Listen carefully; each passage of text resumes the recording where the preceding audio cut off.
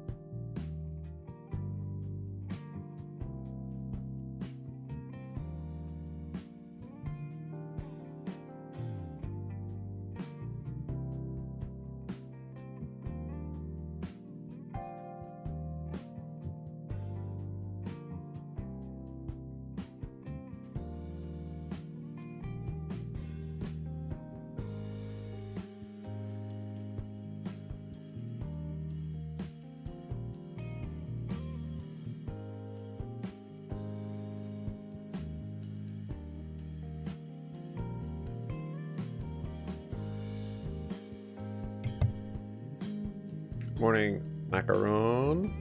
Morning, Buzzin'. Morning, Jack. How was your guys' weekend?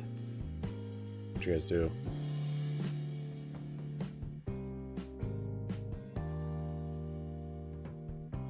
Looks like we've got Jeff Brands up on the pre-market. MMX.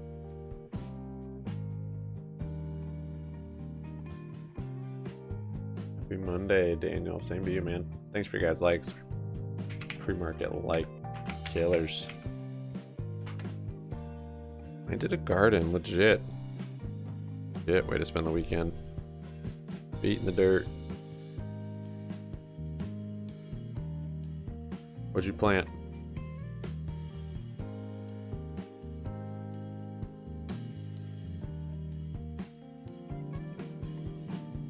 Vegans, I'm not sitting in buildings in my camping waiting for the end.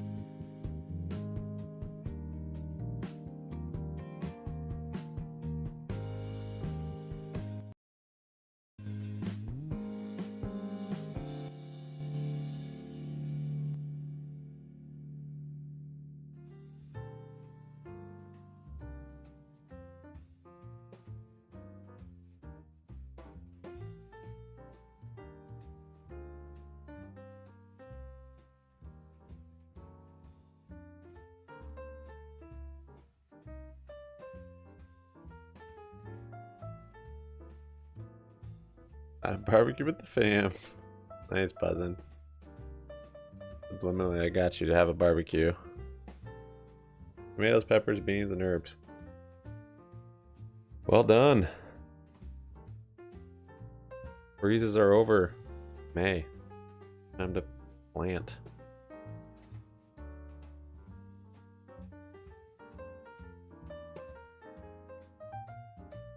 W key is up 3.5%. Bonnie.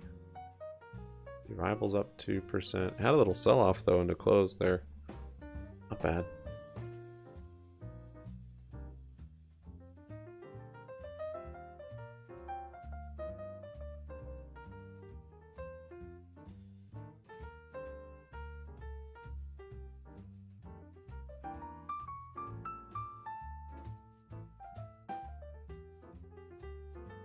Looks like Bullard was speaking.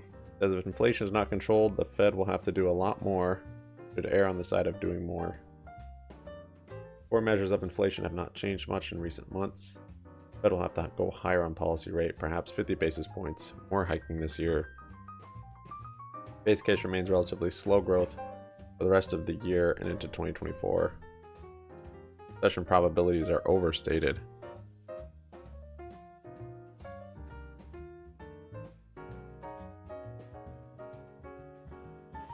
What econ data do we have today? Owls this week. Anything scheduled for today? Tomorrow we have PMI. Services PMI, manufacturing PMI, new home sales. And then Wednesday we have FOMC. That could be the mover. And then Thursday we have jobless claims. Friday's PCE. So a lot of catalysts this week to flip this market around, create some volatility.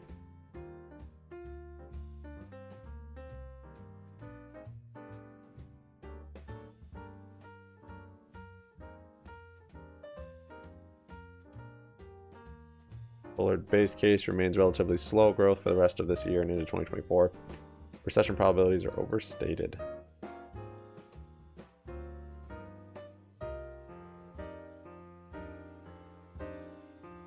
Grow more beets, but I bet the farm.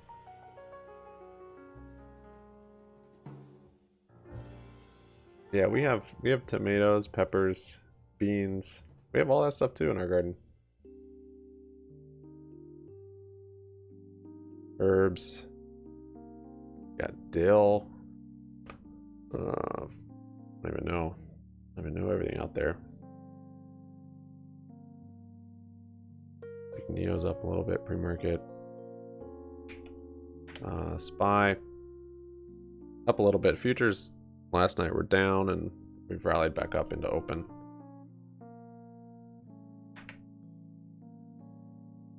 Still holding a barbecue. Yep, I've got barbecue also. Wraith.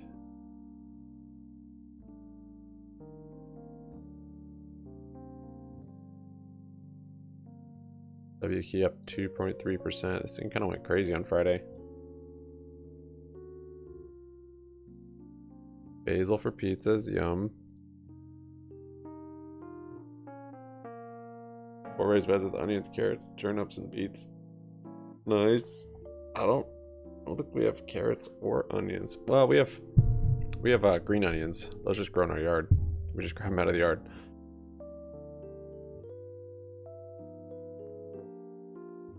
Let's go barbecue. ECJH.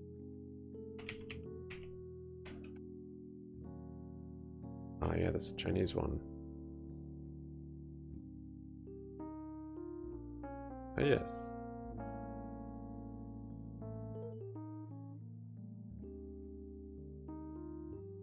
There's definitely some pre-market movers deep in the barbecue bag.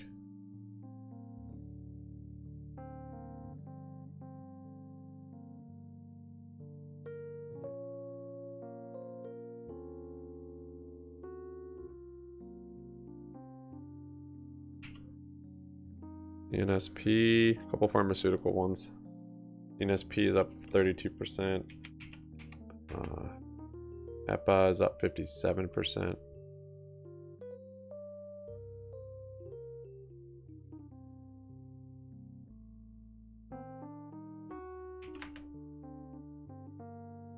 SQL up 44.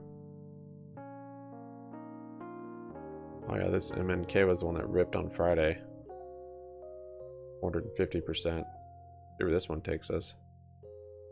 Only down a little bit pre-market, really. 23%.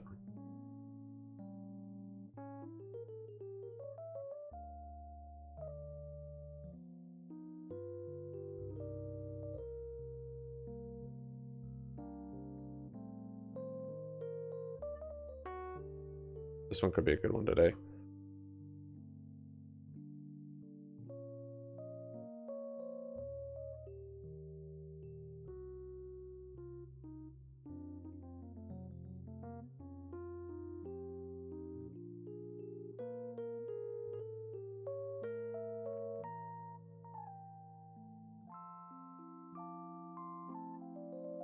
Looks like we've got a little pre-market barbecue.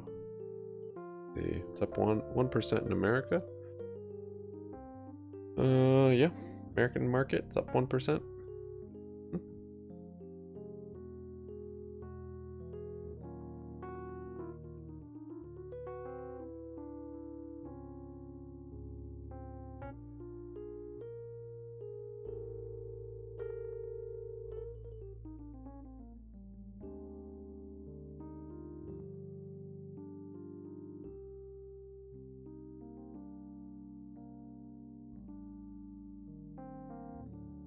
Some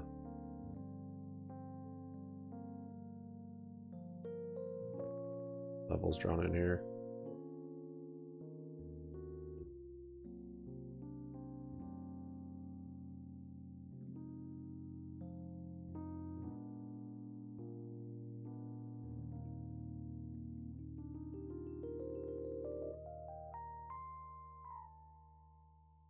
Market might be a little slow till day the next couple days.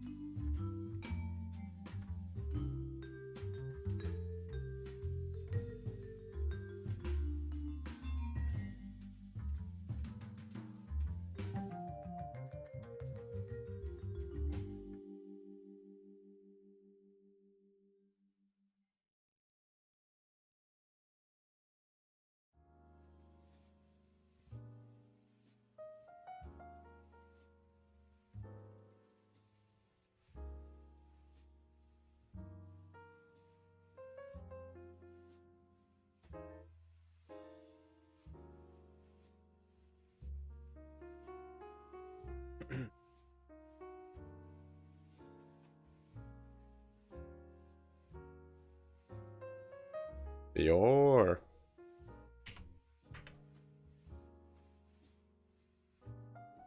Yeah, that's true. This chart looks nice. This like pre-Purdue date run up, or what was the catalyst to start this? Earnings.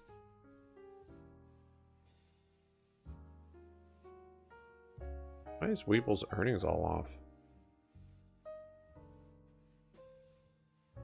Like, it's not been showing the latest earnings.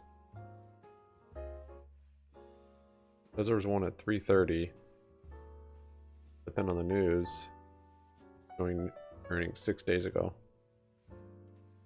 Weird. But yeah, that is a nice uptrend. Nice volume to support it. Nice bull flag. That is neat. Finger a little pre-market. Pre-market funk.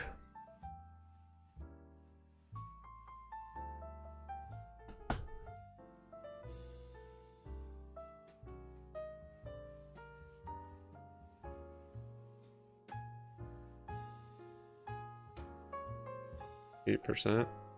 Morning, Tao.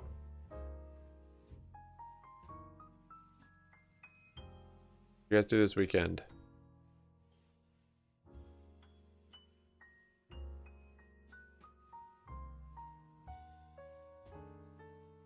Guys, for pre-market likes. All done, legends. 7 likes on the table. I still up a little bit. Barbecues basically flat. Pretty much flat.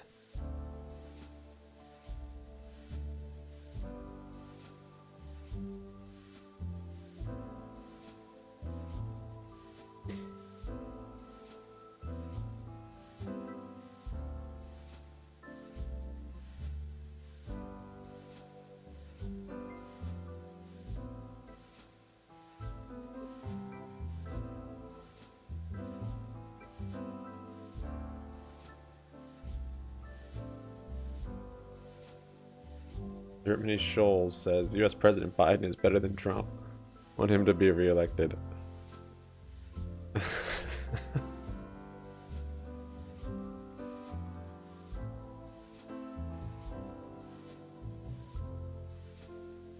The national median existing home price dropped 1.7% to 388,800 last month, the largest year-on-year drop since 2012.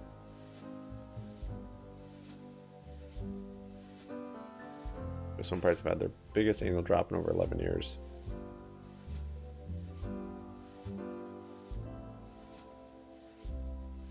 General Motors on Monday confirmed plans to introduce an all-electric Escalade. AI is in a baby bubble that echoes the dot-com era, says Bank of America.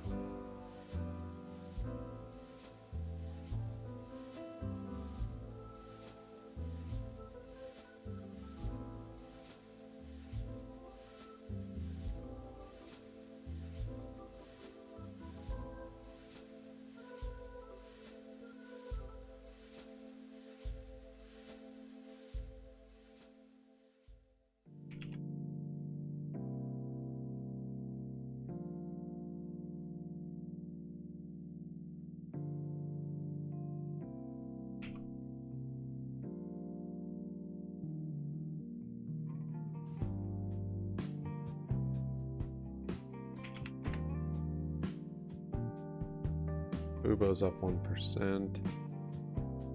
Neo's up 2%. PacWest's up 11%. I guess they had a did some news this morning. I can't remember what it was. Let's see. News bank to sell real estate construction loans worth $2.6 billion. Back in business.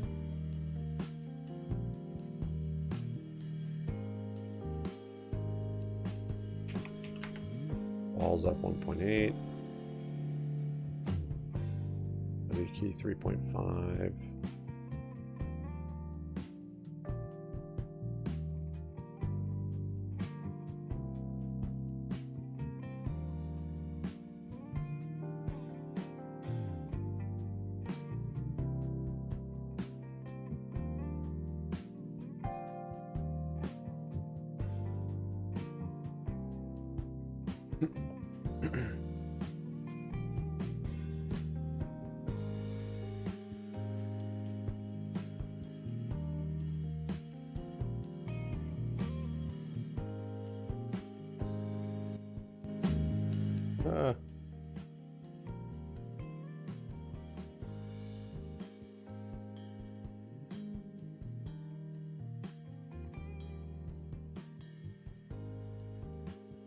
JP Morgan President Daniel Pinto says global economy is doing fine but shows signs of deterioration.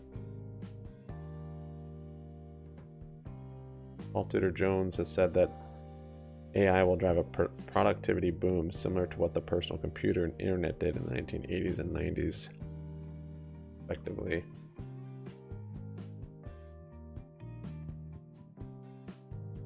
Market has climbed a wall of worry thanks to Wall Street's warriors, who've predicted that the banking and debt ceiling crisis could make their widely expected imminent recession worse. Said Ed Gardeni. Full-blown recession in credit crunch could spur an 8% corporate default rate. Bank of America. Birth rates in the US have dropped more than 20% since 2007.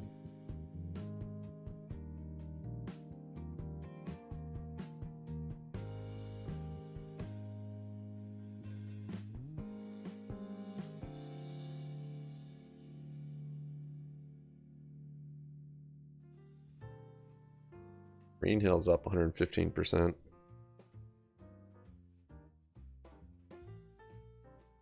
Hold and steady. Cash deal valued at $550 million. Mizuho to acquire premier M&A advisory firm Green Hill for a purchase price of $15 a share. There you get a gap up to 14.6.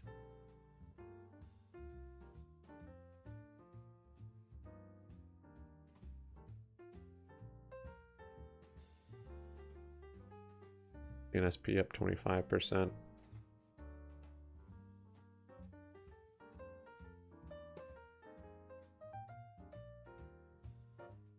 Visa. And on that, wow, look at that chart. ADSE.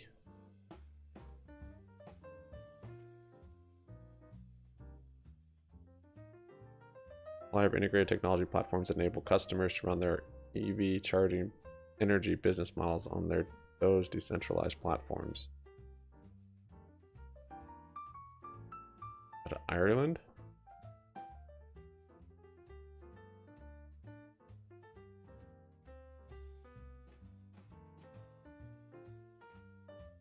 Started this rally.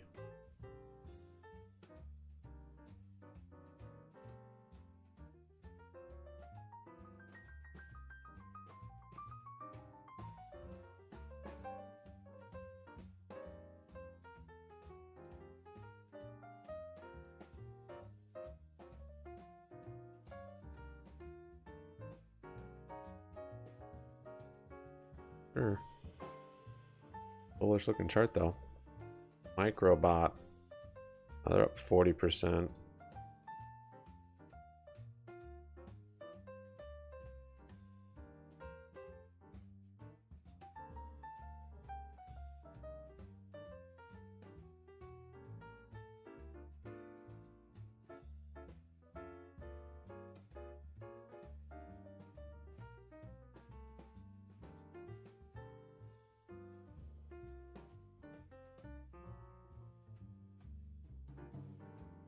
Vect, 35%.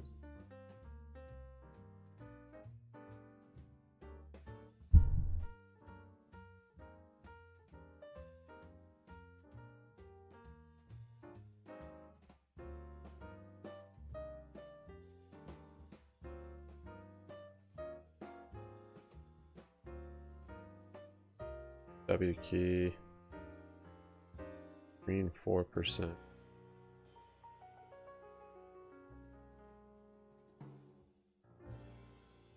PSH is up 10% pre-market.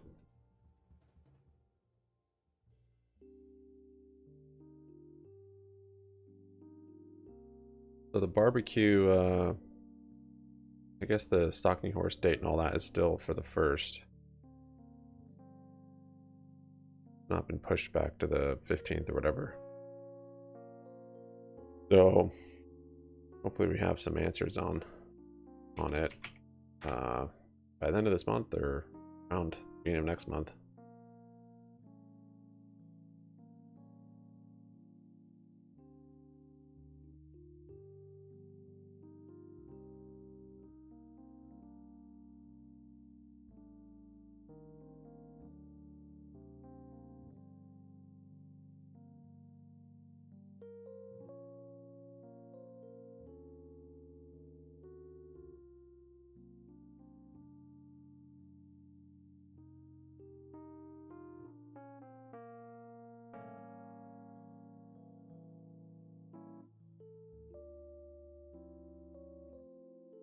Well, Head and Shoulders there on the hourly on barbecue.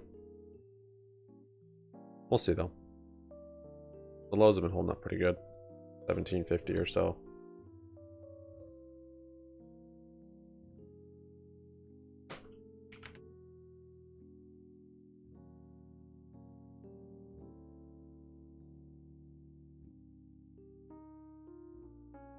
GME also making a bit of a Head and Shoulders.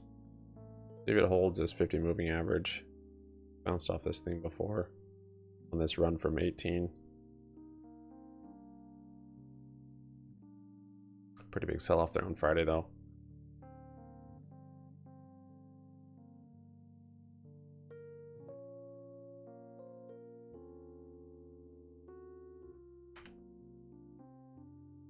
That gas is down 4 1/4.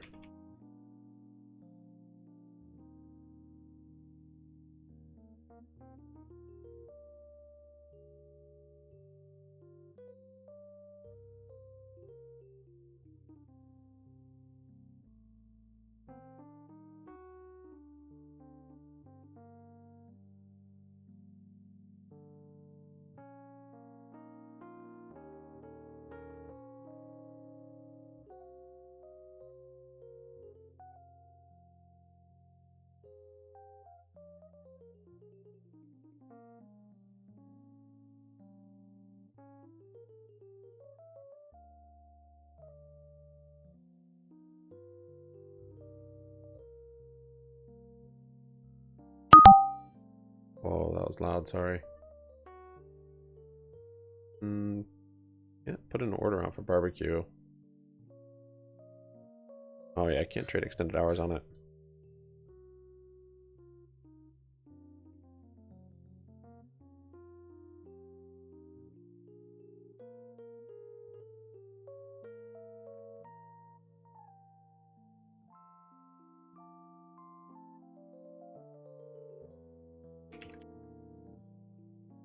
Firm is flat.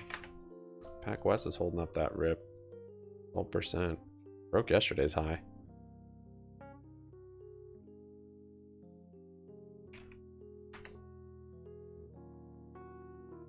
Walls up 2.5. Microvision. This one had a good rally the last like 2 weeks. Very nice. That's cool. Barbecue. Yeah, maybe news about it. I think the major, yeah, we could have news, I guess, before the deadlines. Deadlines aren't till, it seems like most of them aren't until next month. At least the important ones, beginning next month or end of this month. Just the second to last week, yeah. Got kind of a half week next week.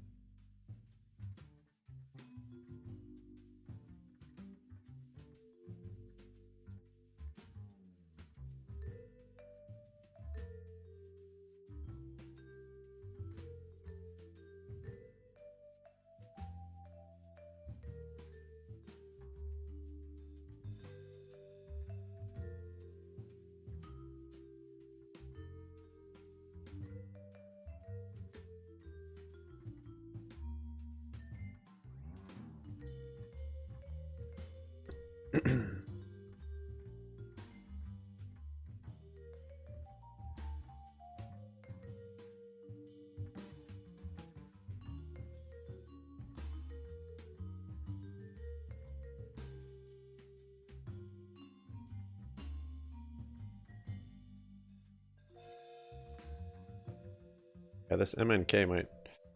This one holding up really well after such a big round on Friday.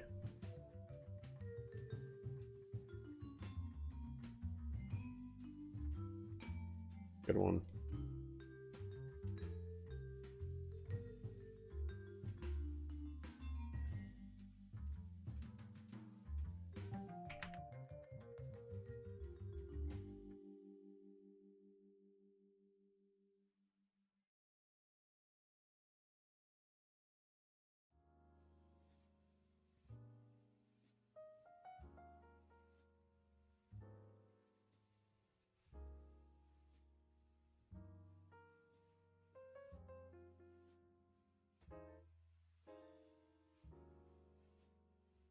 Bullard says not anticipating changes to quantitative tightening anytime soon. Henry says last night's debt limit talks were productive. Obstacles to deal, but people working in good faith.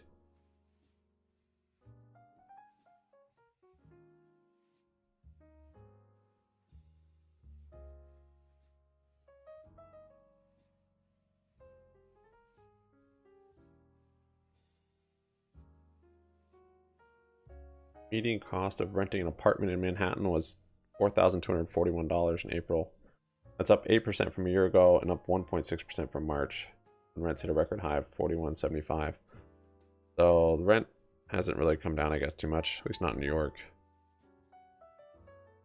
Housing prices come down, and then I think rent usually lags behind.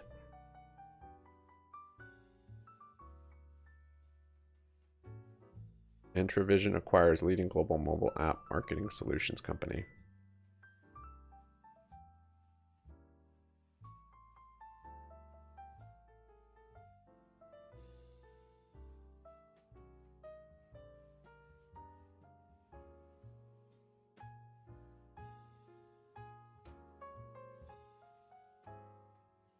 XBIT.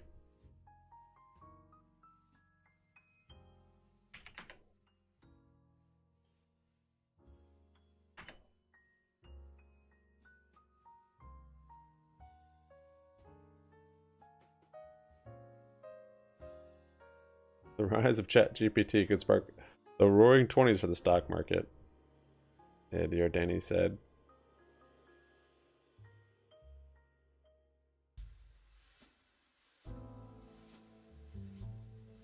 Kashkari said it may be that we have to go north of 6%, but not clear. 2 out of 5 American workers said the retirement savings plan is their only form of emergency savings. Close call. Kashkari says it's a close call in June meeting whether to raise or pause. I think what are the Fed funds futures? Is it like 20-something% that we're going to raise? Changed.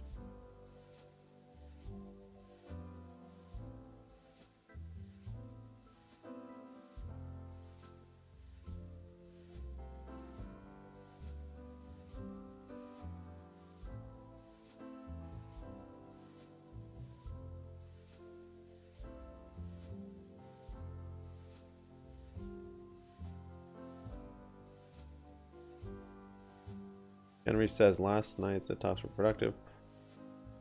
Wait, where do you? Ugh.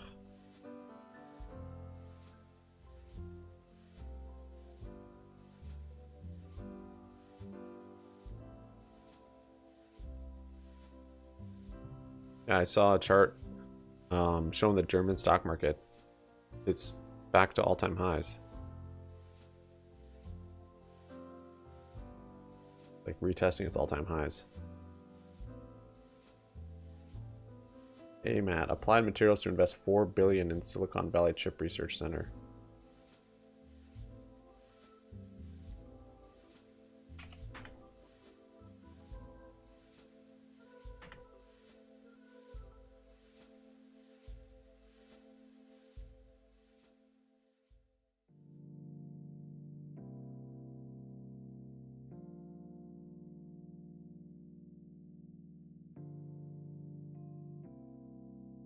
Goldman says Treasury will drop under its cash minimum June 8th through the 9th.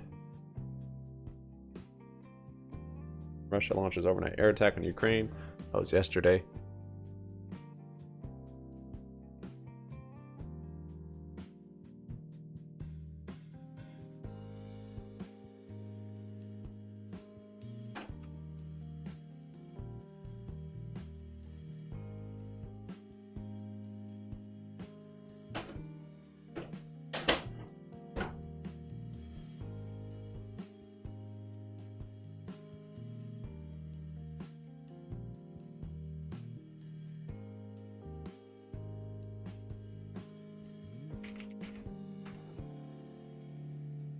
Happy day. Good morning, where? Happy Money Monday. How was your weekend?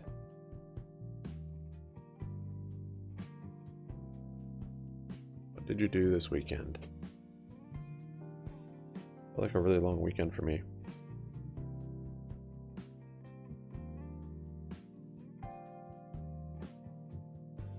Got about 6 minutes to open. I'll be watching SPY, of course. GME, BBBYQ. Maybe some of those pre-market runners.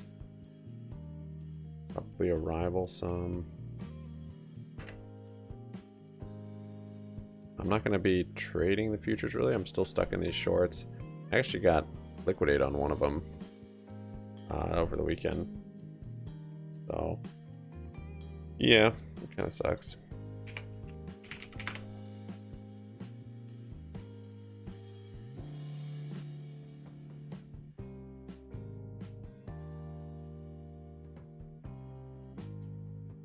Eyes coming down here a little bit into open. 5 minutes left.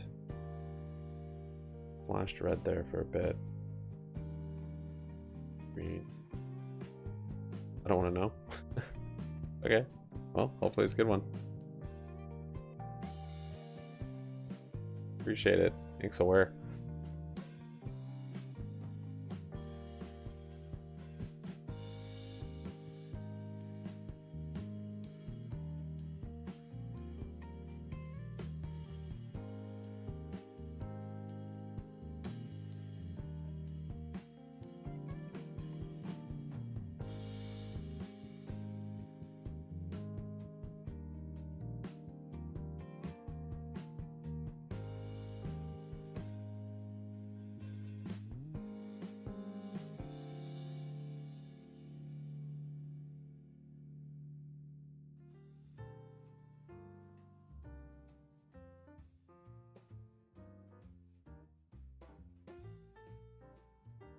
These guys are talking about pre-market. Part of what we've seen over the last year or two, the VIX is very low, but the VIX for rates, which is the MOVE index, is actually quite elevated. So we expect continued rates volatility, and that ultimately to lead to or be the entree for credit volatility. So investors are in for an interesting ride. The good news is we have better yields than we've had in 15 years, and we're seeing opportunities pop up here and there throughout the fixed income asset class.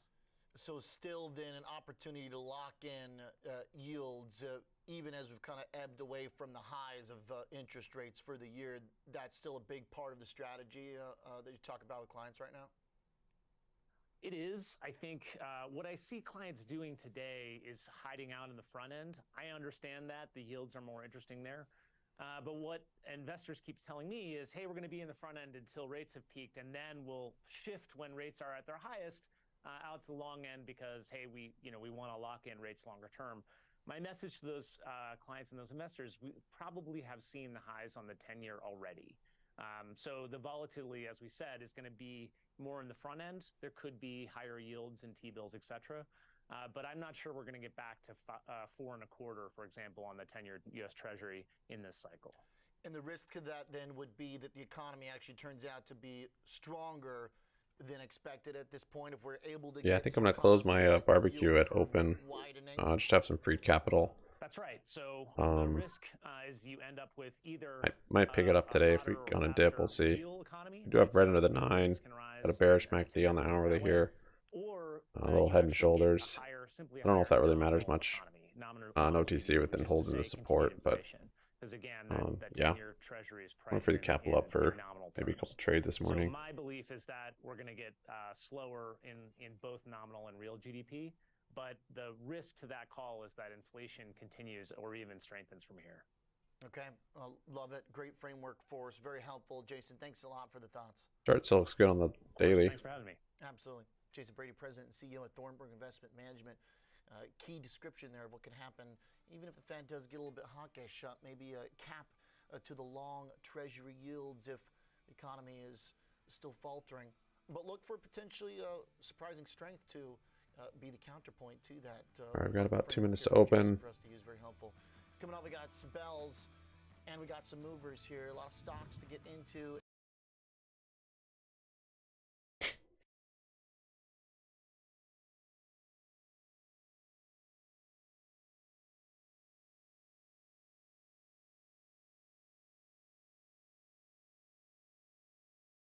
Okay, 1 minute.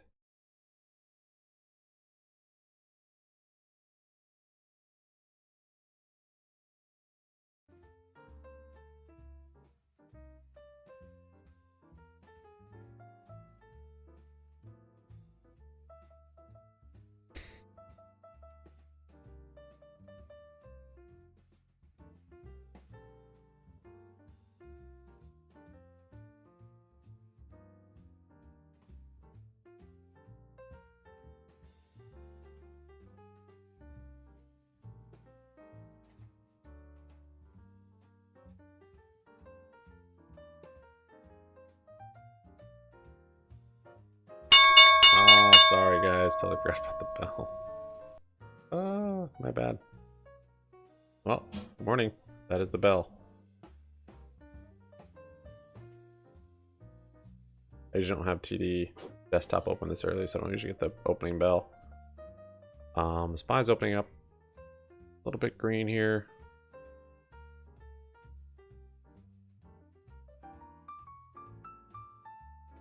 Barbecues down 0.5%.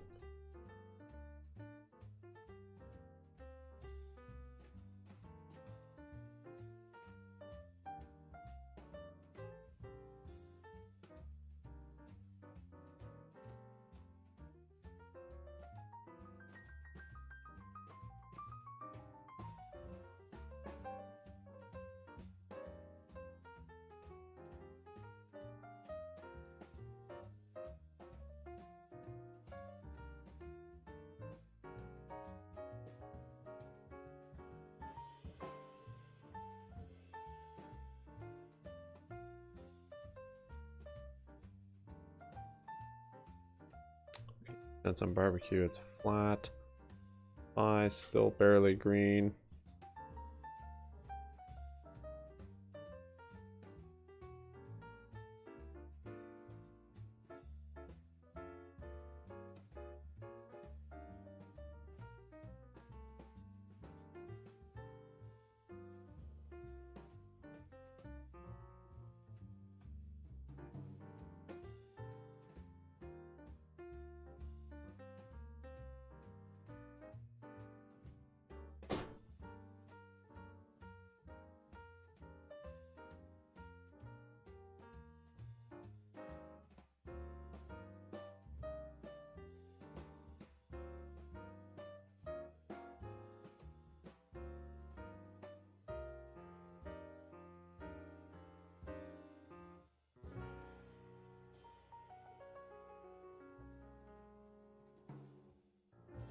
Jeff Brand's up 10.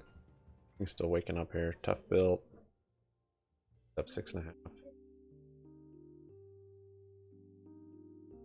Still sleeping.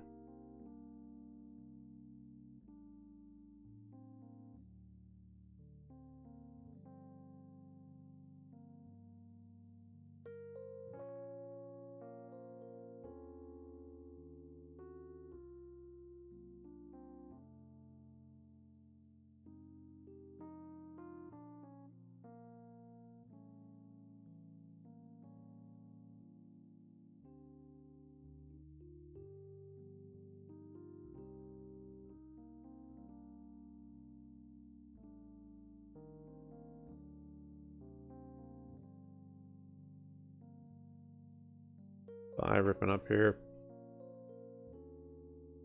419.06. On off from right there. Okay. One levels from yesterday. I built the bear flag there yesterday.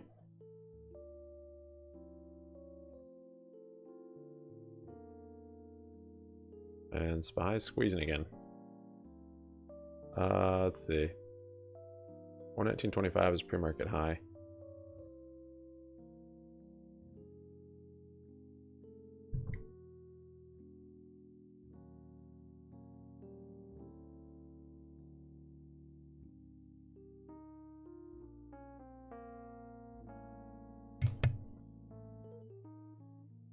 There goes SPY.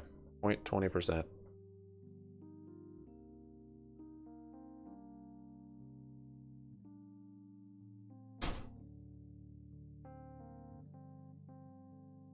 For 1966, just blew past pre-market's high.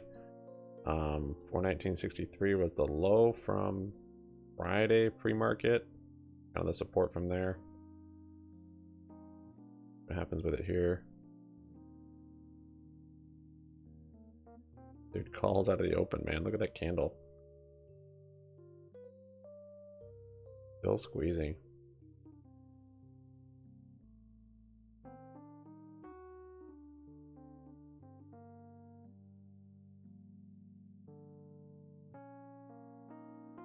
F brand's up 8.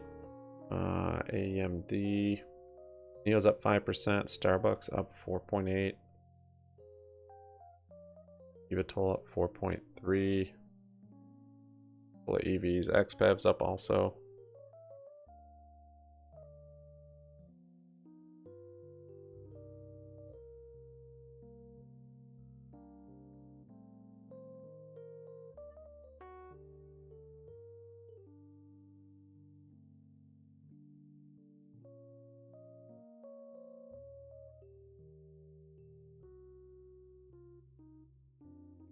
I just right out of the gate.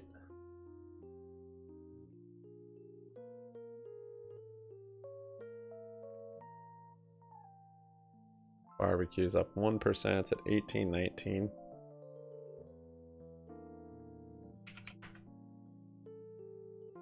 Is at 22.23. 0.77% up. Oh, 6.5. Got a gap fill at 8.7 and then 9.45.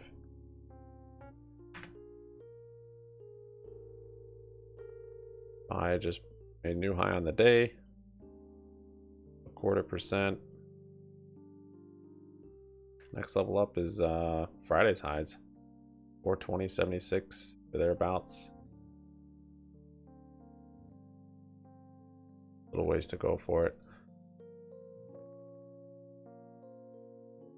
Let's see. Barbecue still up 1. Arrivals down 3. 3.5.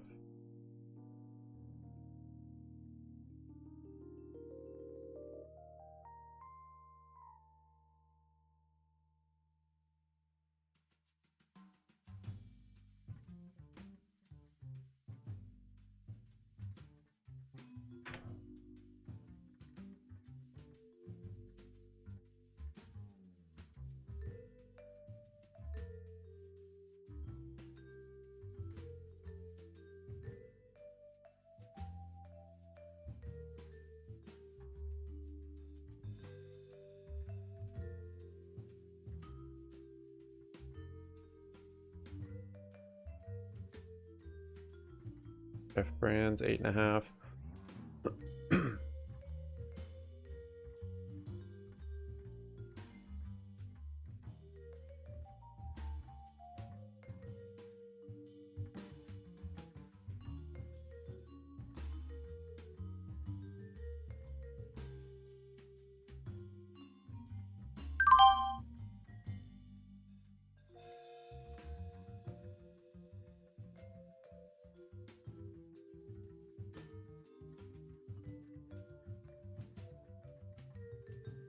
New high of the day.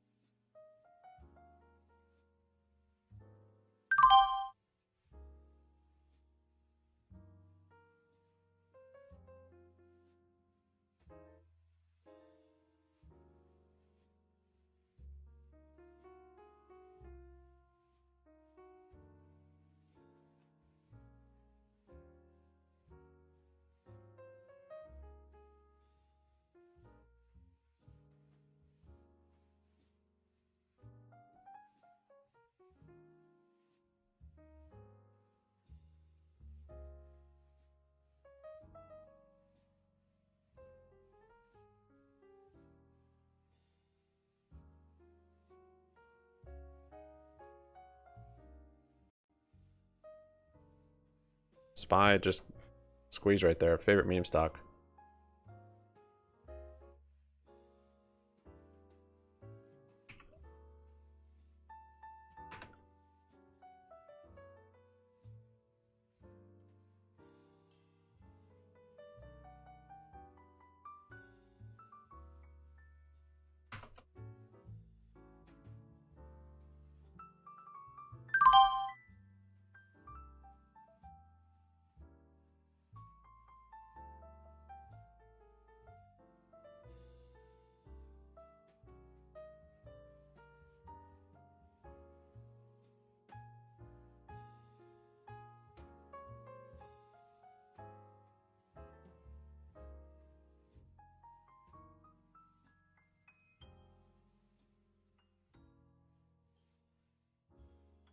This open on SPY, that's insane.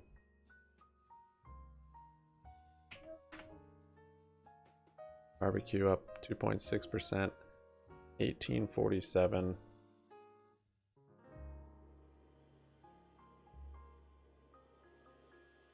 Morning, Christopher.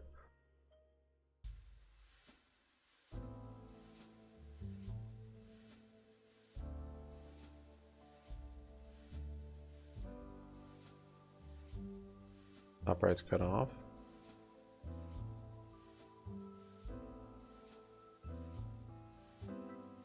Oh.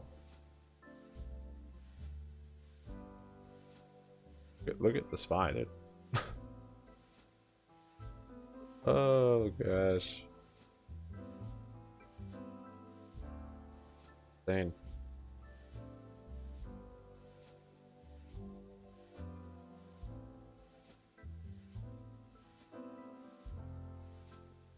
Just made back almost all of Friday's sell-off. The first 10 minutes.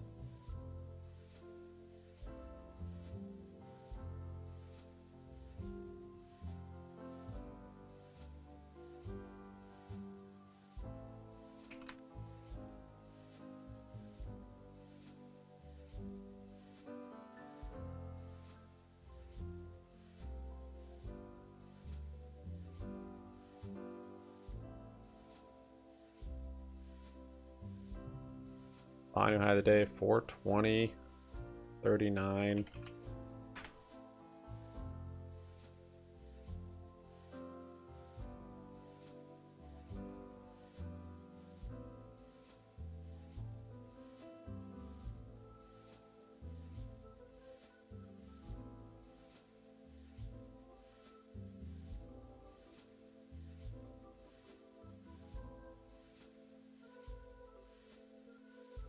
Barbecue 1819 plus 1%.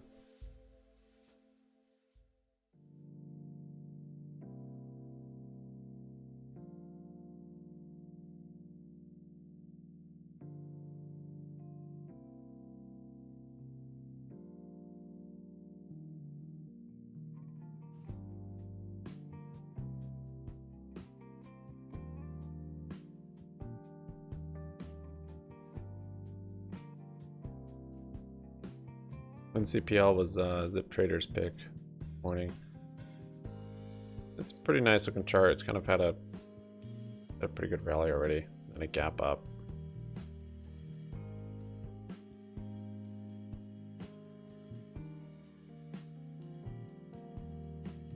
Where this thing goes.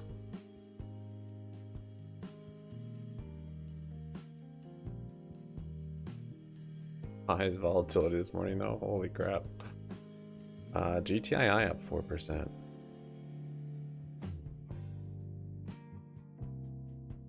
The big red candle, or not red candle, but wick. VWAP's really high though.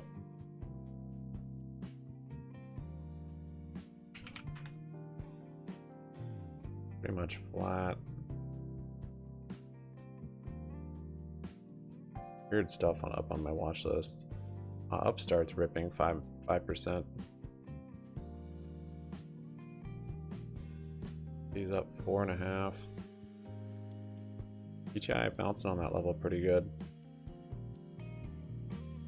The candle down to VWAP on SPY. seminar.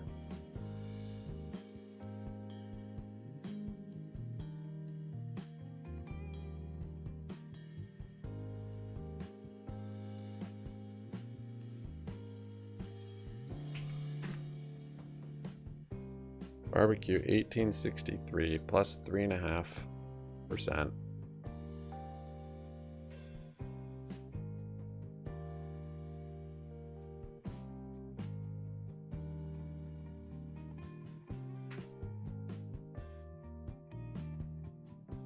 Back to VWAP. Barbecue, there is a real gap? No, it's a fake gap. It's just an intraday gap, I think. Yeah.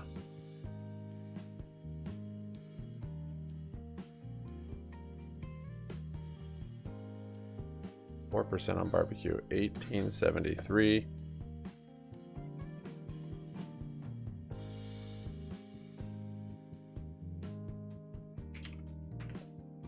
Rivals plus 1%.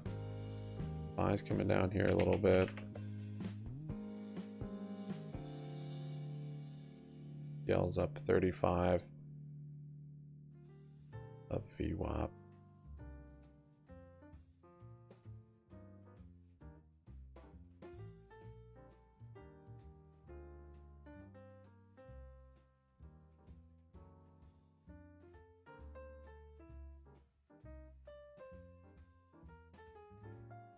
.3 on barbecue, 1878. Spy's coming down now.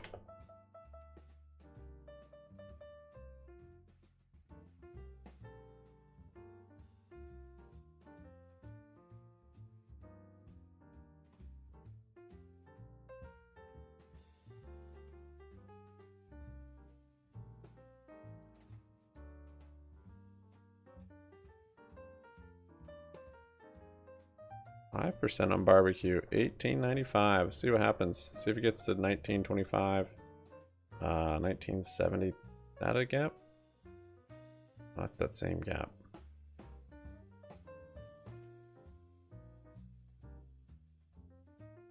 You want a new CEO announced?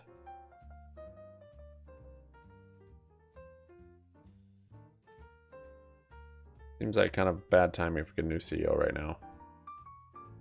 Probably would not be the best news.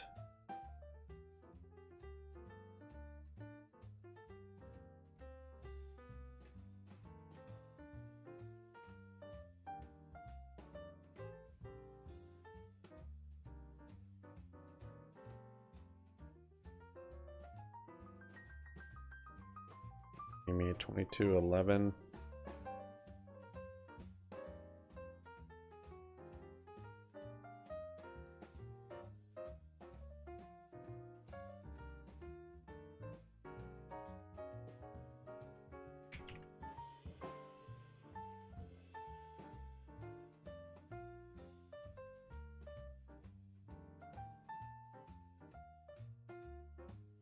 ANC takeover.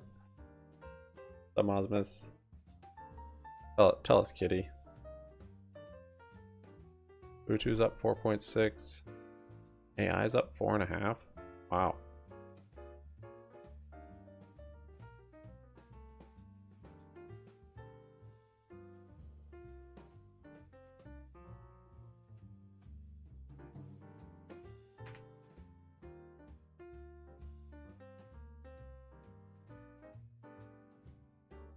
Barbecue kind of rejecting here a little bit. 1870 up 3.8.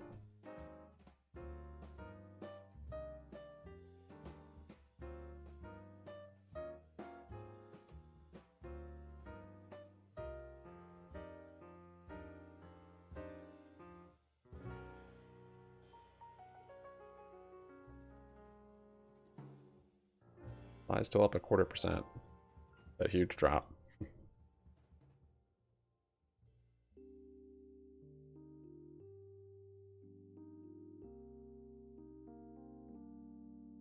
Biden McCarthy meeting will be around 4:30.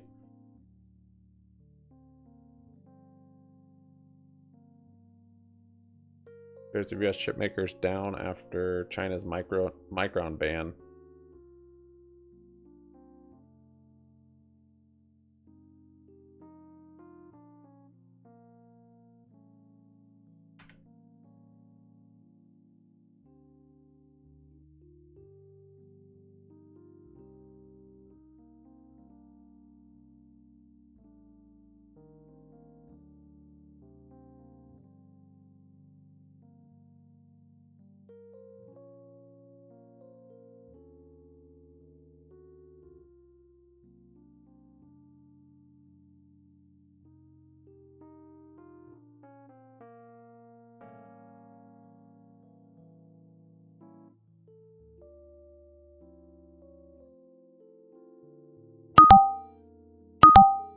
Yeah, that's so loud.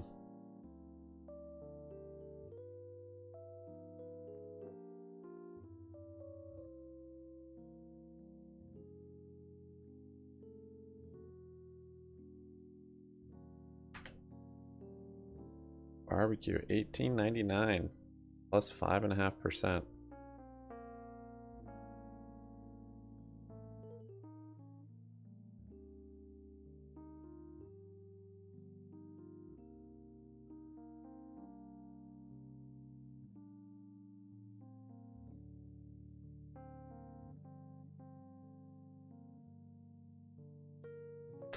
Pretty fired up this morning, John.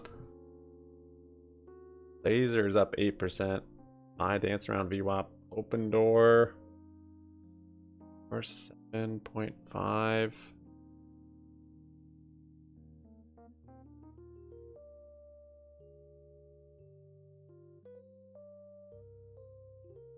Upstart 7.2.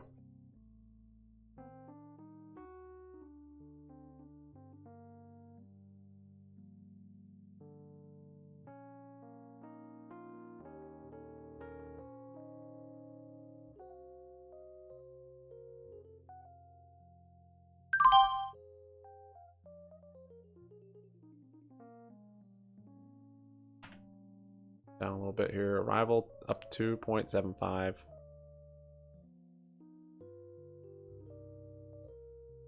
Conspiracy is definitely confirmed. No, I didn't get filled it open.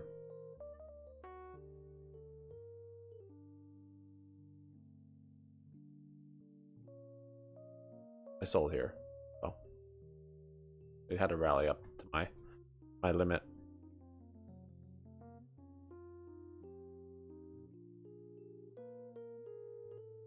Holding for gold.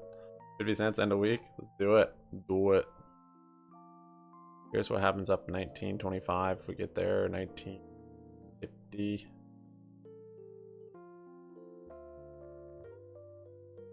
It's kind of the top of that right hand shoulder. And it's OTC.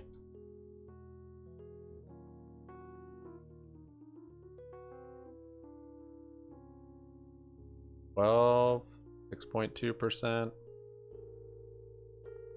Starts up 8%. Open doors up 7%.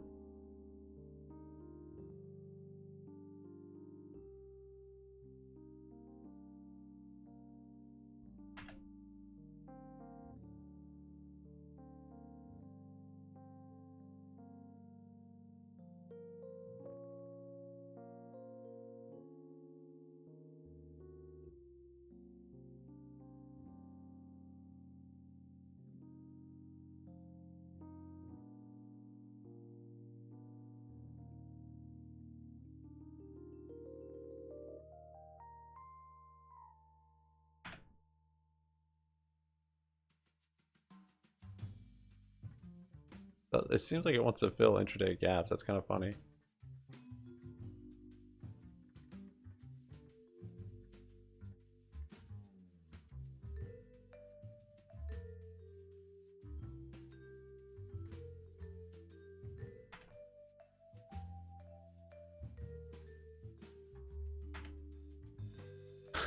Right. 1919 up 6.6% on barbecue.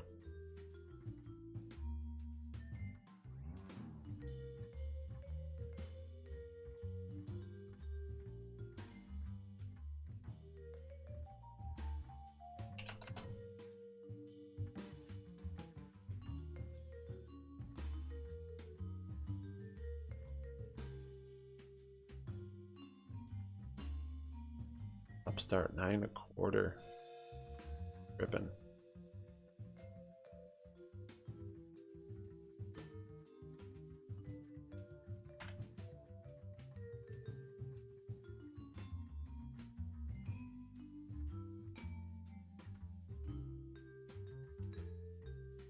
Five below VWAP now. Barbecue holding, let's see, 1920, 6.6%. Oh, there's a little gap, 1940. Oh, 95. I picked up some more shares of Arrival.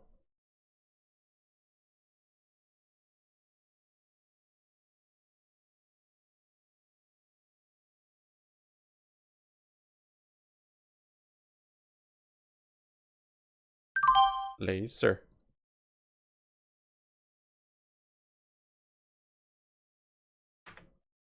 I just setting up a nice early morning bull flag to get you going.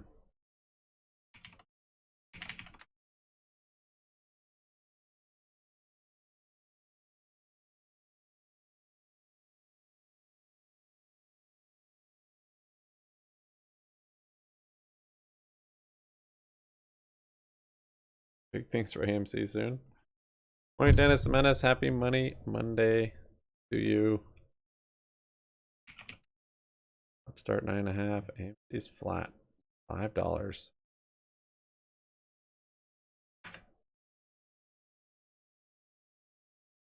It looks like it wants to come down. GME up 0.9.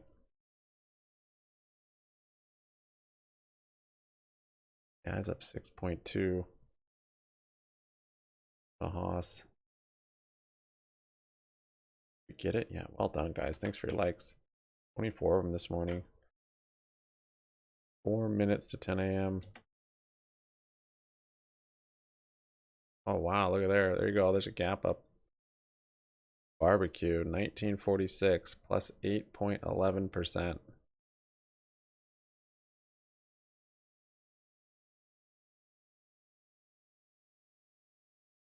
Doing it, man.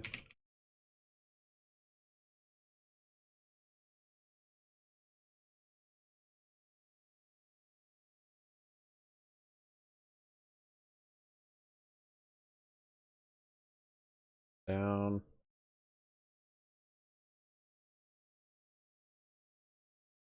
So kind of broke that little head and shoulders, which is good. MACD's bullish now. We'll see if we can get a close that's bullish on the next 30 minutes on this hourly. Getting right up to this resistance here from, I guess that was Thursday. Kind of a little high on Thursday. Break of that, and we're back to 20 cents.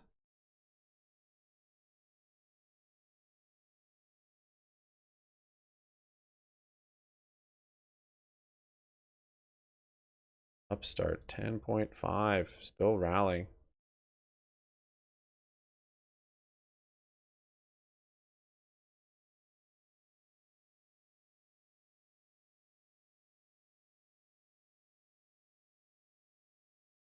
AI 5.5, open door 5.5.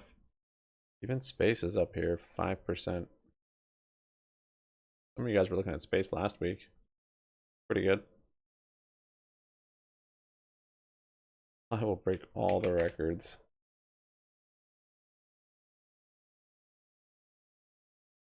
Is coming back down. Wow.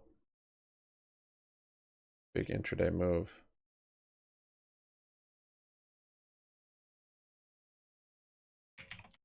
Already. Upstart 11.5. Kind of squeezy.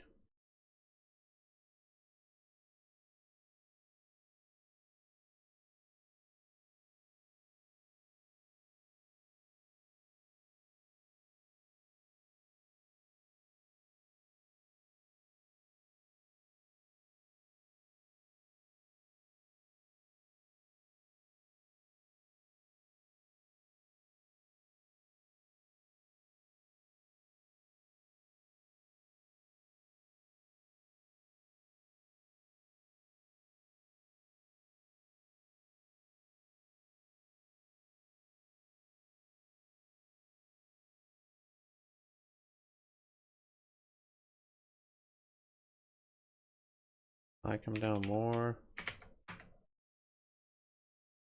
Charge point, finally some green.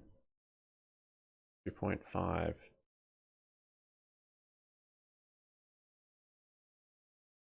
Kubo's up 1. Firm's up 2.5. Goes up 6.5. Back west up almost 10. Walls up 1.6. Upstart 11. 12%. See, 26.35 is the high on this candle over here. But then there's a couple gaps up there. 27 bucks and then 30 bucks.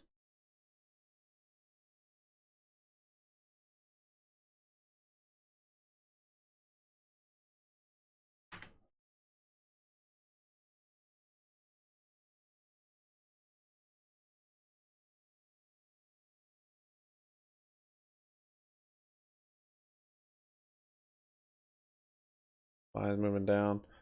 How would should have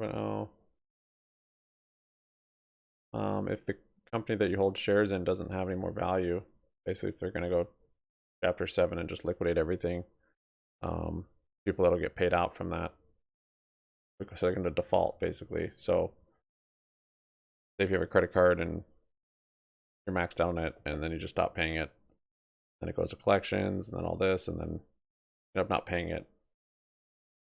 It's like that, just default. So you wouldn't get paid out most likely as a shareholder. Their creditors would be first, you know, those that loan them money, and then bondholders, and of course like executives and stuff will get paid out. So yeah, they would just this.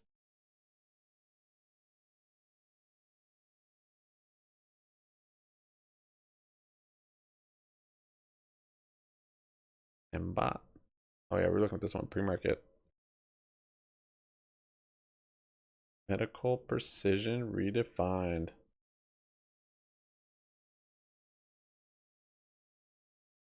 $29 million on this already. DraftKings is up almost 6%. All these like cycle runners are going. Avis, 5.5. Barbecue come down a little bit, 19.15, up 6.3.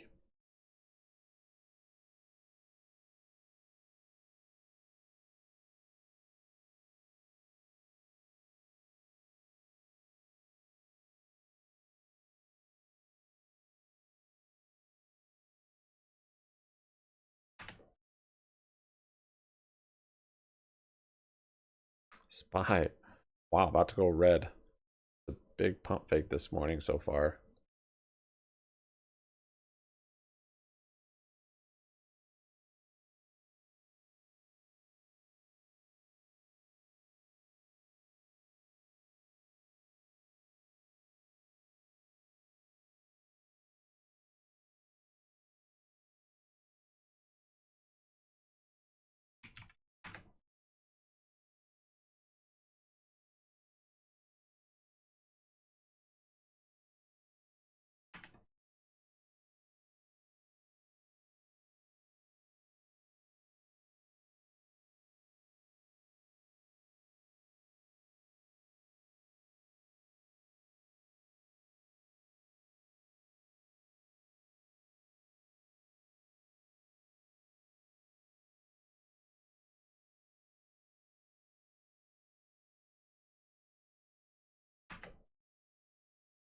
Neo's holding out 7%. Barbecue's still hanging out up here.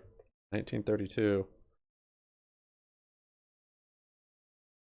Neo, nice bull flag up above VWAP this morning.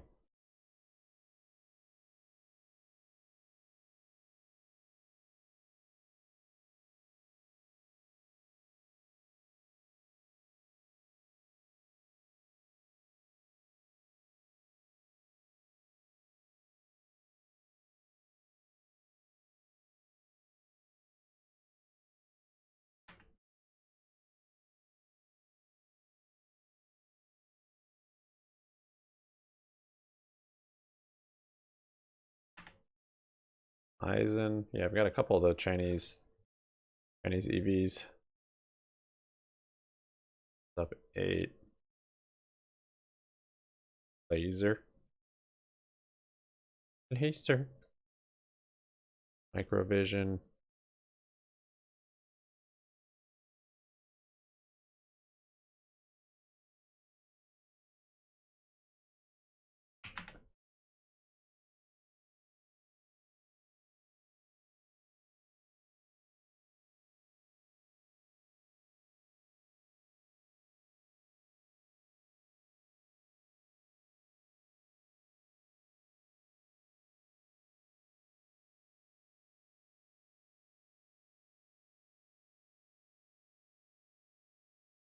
That gas selling off.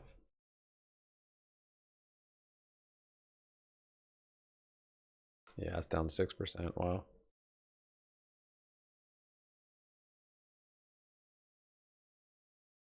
Yo, it's breaking out a little bit. 8.3. Barbecue still hanging out at the highs here. 1933. 7.4%.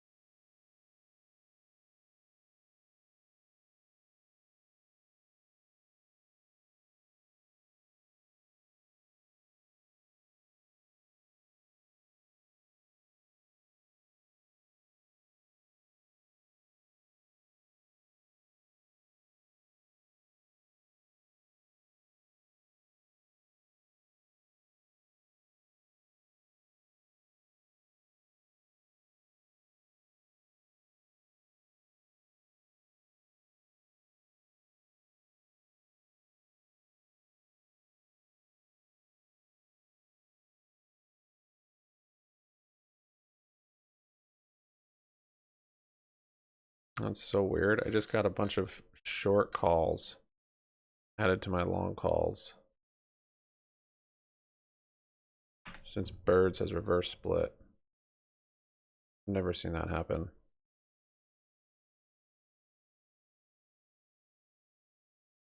Friday, all I had were long calls on Birds. Now they open up a bunch of short calls, turned them into spreads. Make any sense?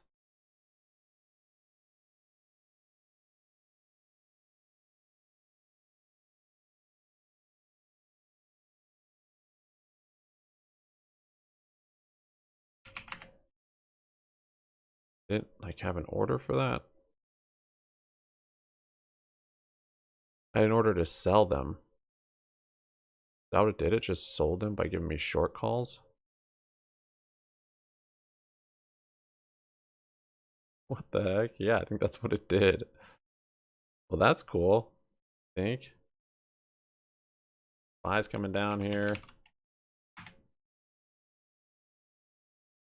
That's really weird though. Yeah, Spy's flushing. Oh. Red to green to red. I mean, it looks like I was able to sell them all. I think the market maker just closed them out for me, basically. For some reason, it didn't close them. It just gave me short legs.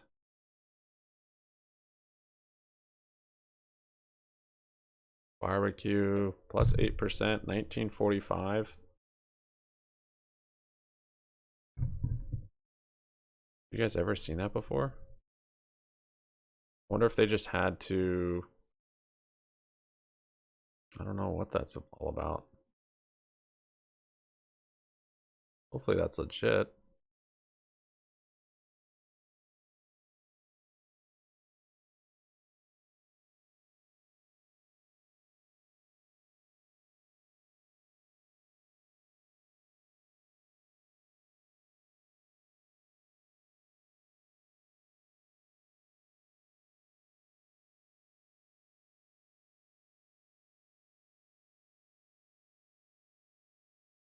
Very strange.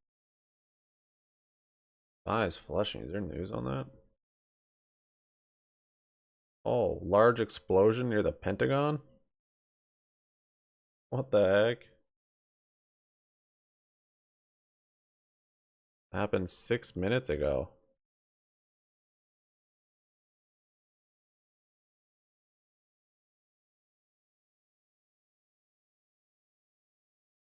Large explosion near the Pentagon.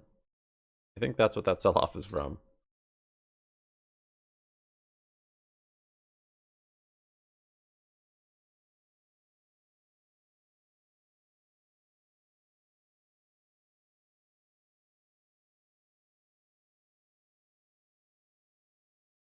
Yeah, that looked like news. Wow, that came in early, man. That was at 10:06. The sell-off literally started after that.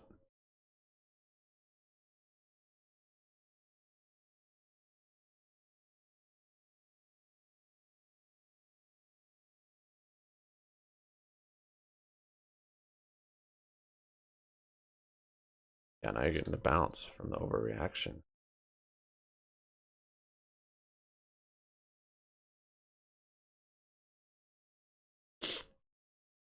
Hmm. You might not care. Maybe not about these just news flushes. I don't know. Almost 12% on Upstart. Oh wow, GME's ripping. What the heck? When did this wake up? 2.8% and some volume.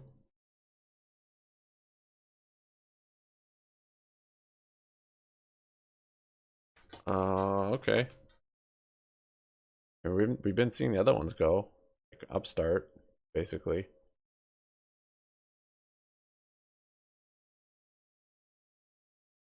Yeah, this is something. This is something with GME. Yeah, because you don't have any SPY push, not nothing.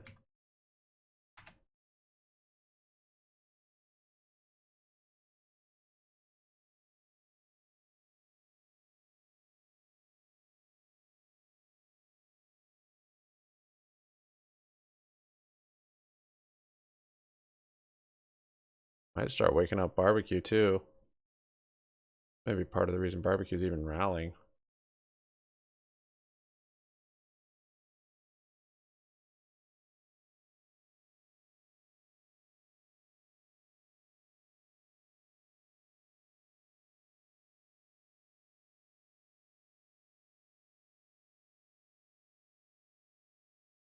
Pretty interesting pump there.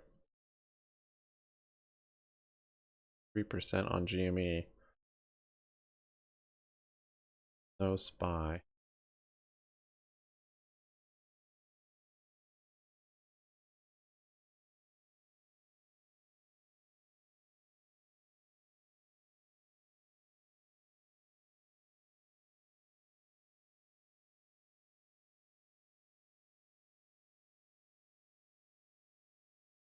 Starts 13%. This volume is it's not great yet. It's not bad, but nothing crazy.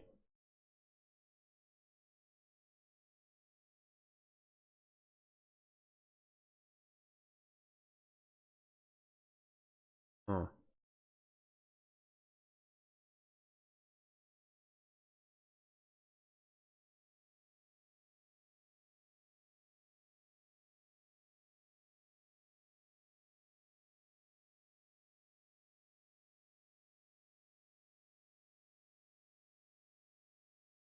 .3%, 2280 on GameStop.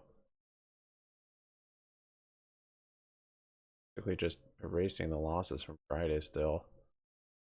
23 bucks is where you'd want to get it back to. Oh, look at that huge candle on SPY. I don't think this is pushing GME, but that is crazy. AI is up 7.25.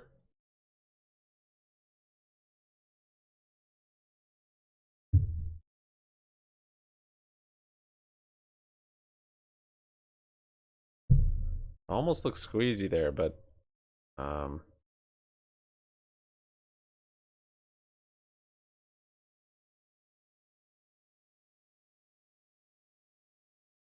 three.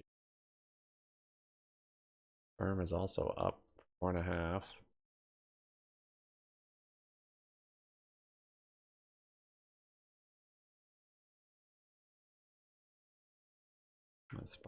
Facilities. Barbecue's still up 8%, 1944.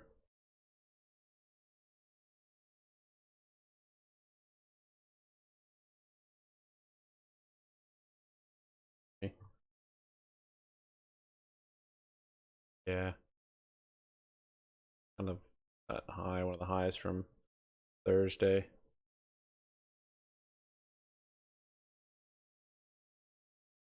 Doesn't trade like it used to, though. Hmm.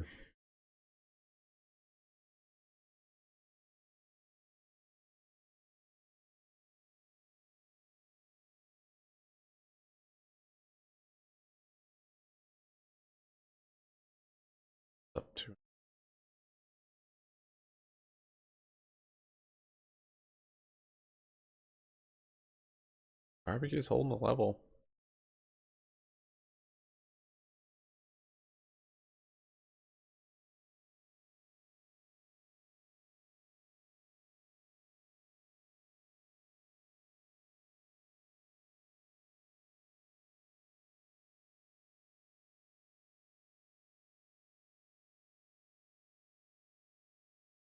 Pump there. It's like the push from SPY from that overreaction, but it wasn't really, was it?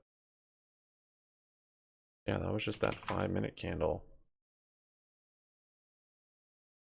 It was already going.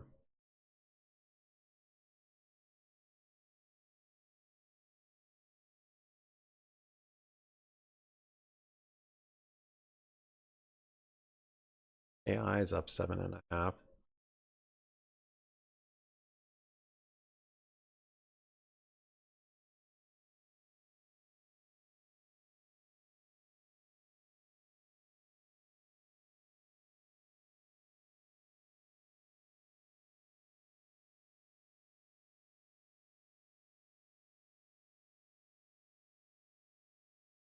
Points up 3/4.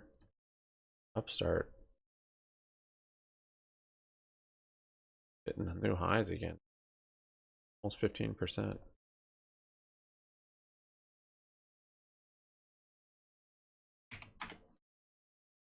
Two and a half.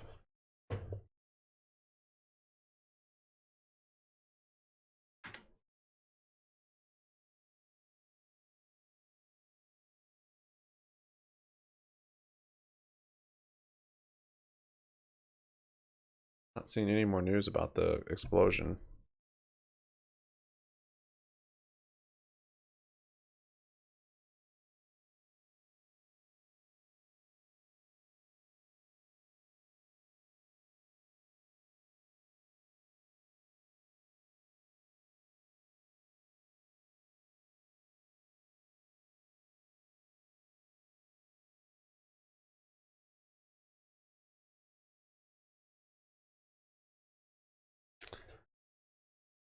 Yeah, I think what it did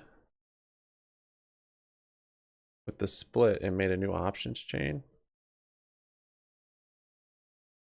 That's what happened. Yeah.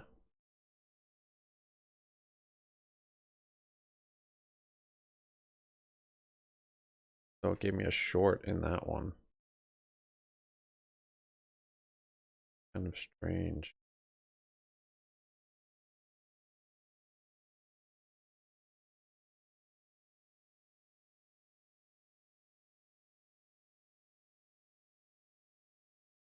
Or that will be fine, just expiring worthless.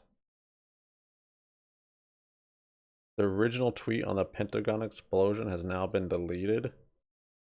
What the heck?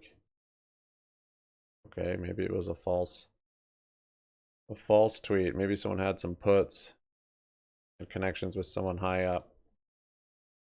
Told them to send out a tweet, hacked their account, send it out themselves. Market's gonna rip now. There's more fuel. AI is up 8.5%. Barbecue 7.7. GME is moving again, 3.8. Not squeezy, but not bad. 22.90. Kind of levels it hits here.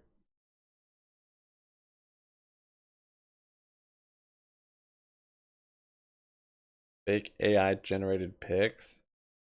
What?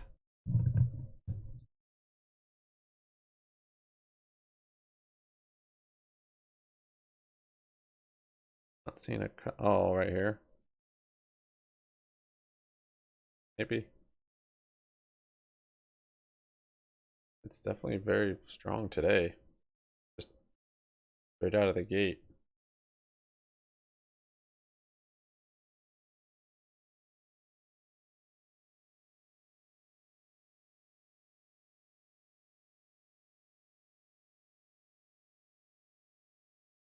Jeez. Oh my gosh. Crazy. From AI generated pics. Let's print.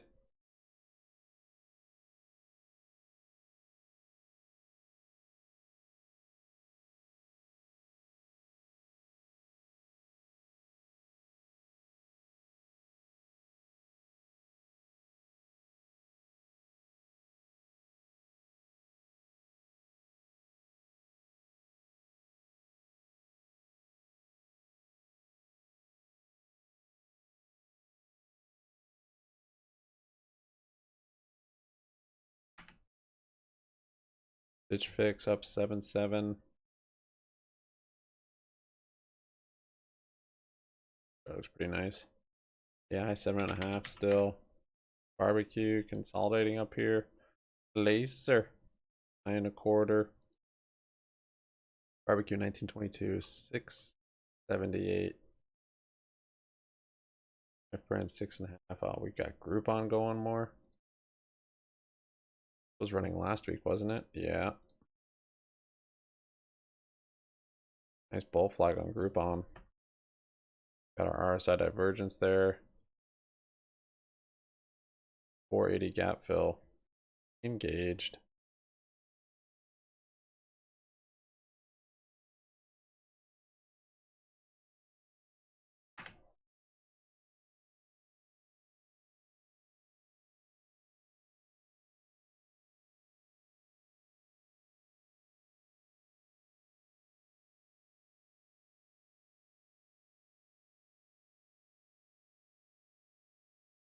Barbecue coming down a little bit.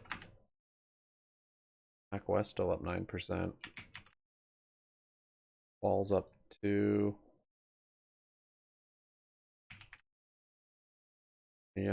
Holding out the highs, 8.5 up.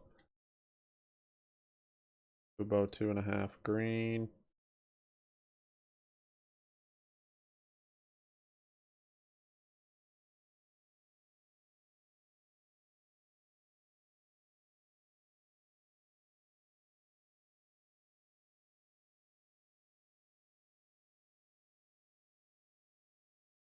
GME joining S&P 500 could be. Yeah, I mean, yeah, all the buying that has to take place for it to come into the S&P.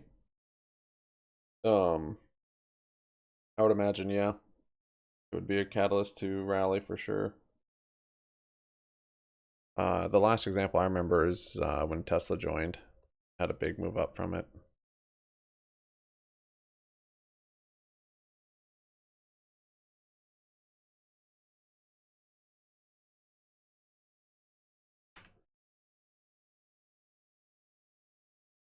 GME still holding, man. Little red wick, but no dice.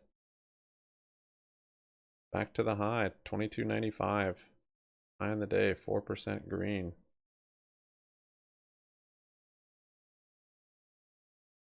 It's a different stock now.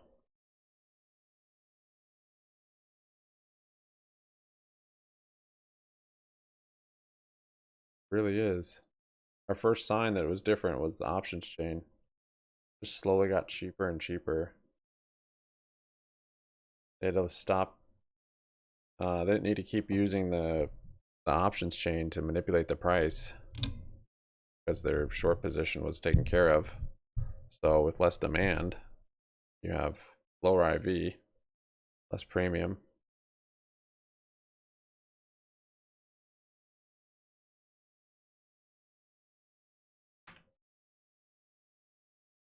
Interesting.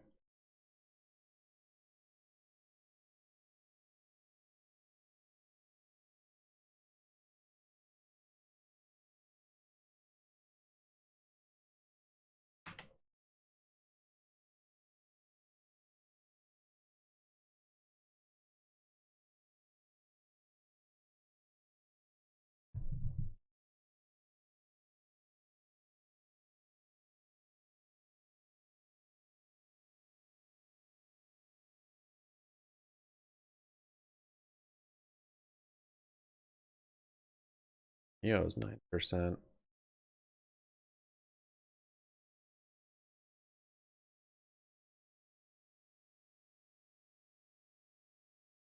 Should have closed out of these cash secured puts on it.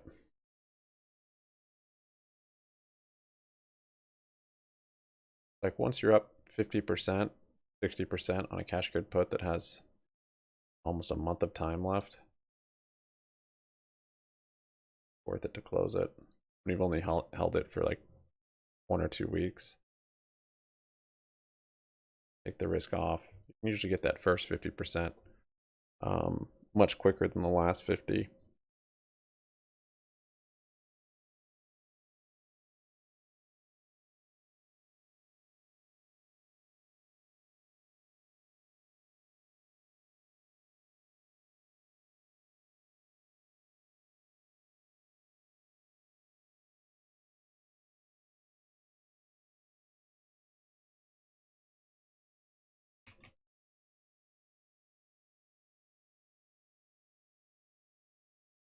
Back west, still a nice little uptrend here.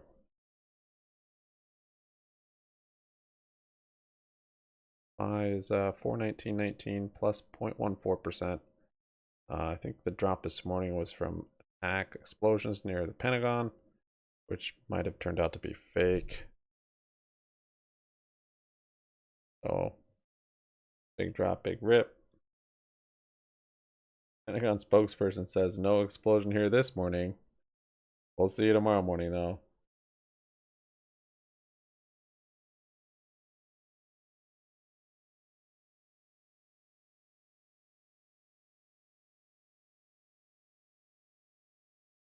Or 12.5.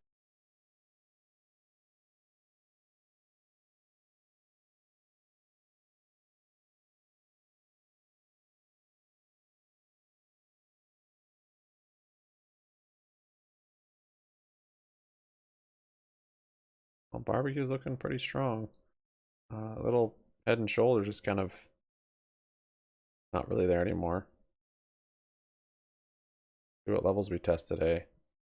Hit that 1750 or hold up above 1832. Or break through this top.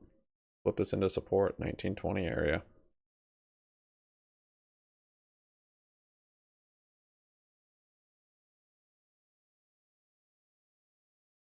Making its way back up. Yeah, fake terrorist news.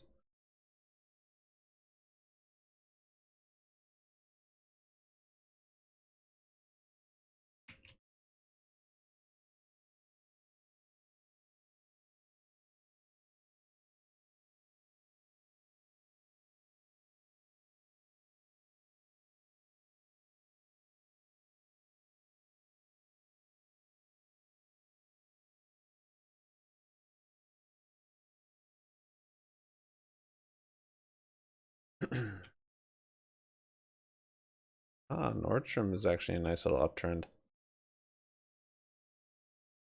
If we get a pre-earnings run up on this thing. Got some contracts on here I'd still like to sell. I'll just hold them through earnings.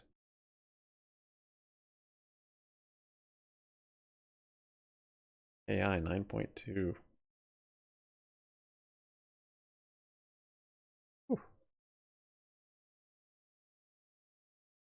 That bounce on the 9 moving average. Like it's getting a pre-earnings run up too.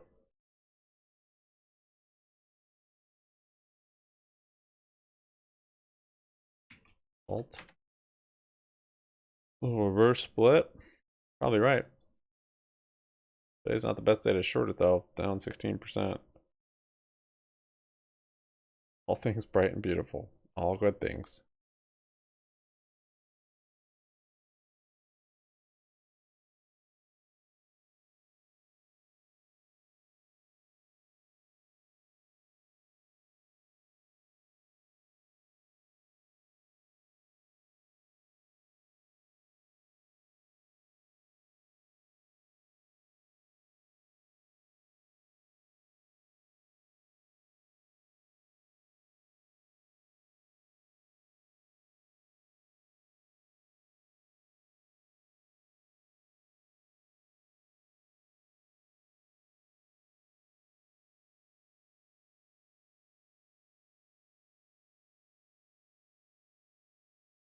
I don't know what happens with this option chain, man. This is really weird.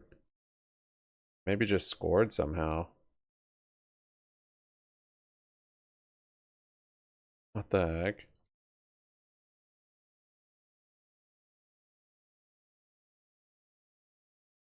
GME is like just holding out the highs. Not even moving back to VWAP. Barbecue bounced back up a little bit. Oh yeah, there you go. 7.67% up 1938.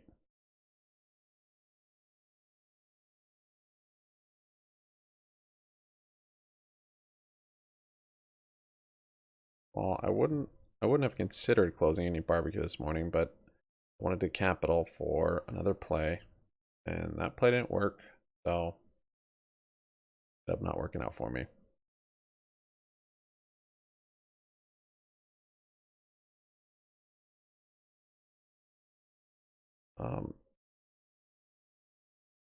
Still have it. Still have some, but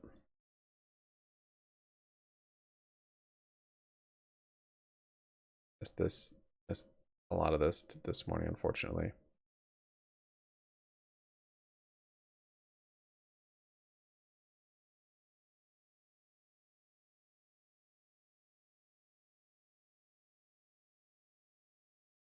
But maybe this option hack making up for it.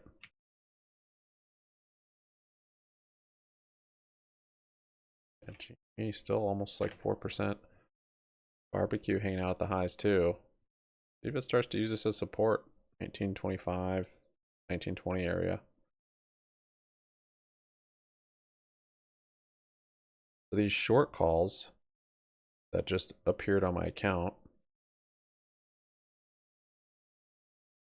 looks like they were shorted for 40 cents. Oh, let me look at this options chain.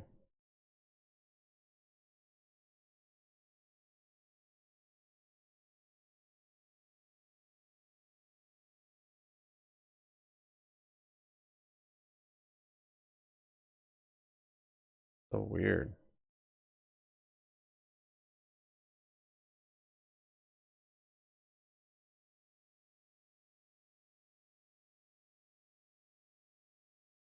Yeah, it looks like they shorted these calls for me for 40 cents. I I don't know.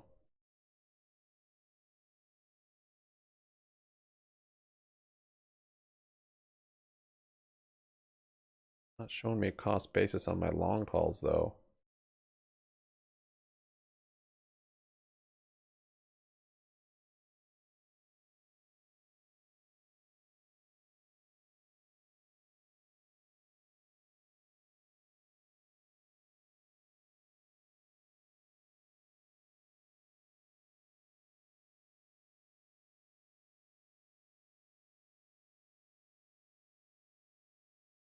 I don't know what's going on with that.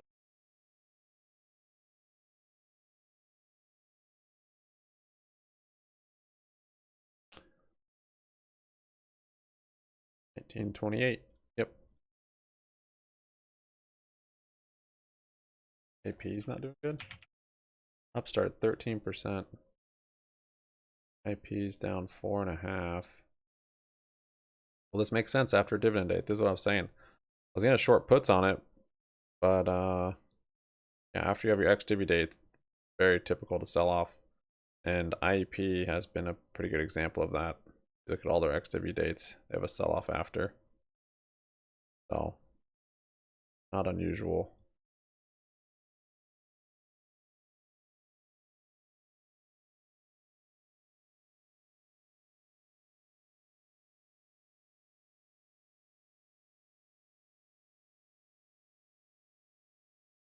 Give it like a couple days, then maybe I'll do some cash secured puts on it again.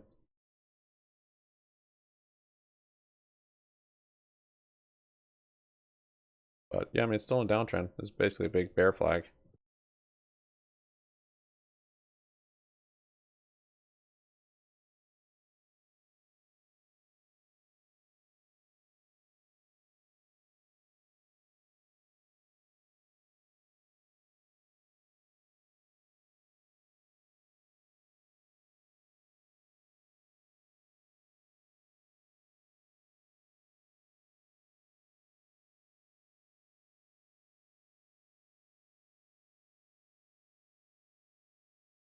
.30 area should be somewhat of a support though on it.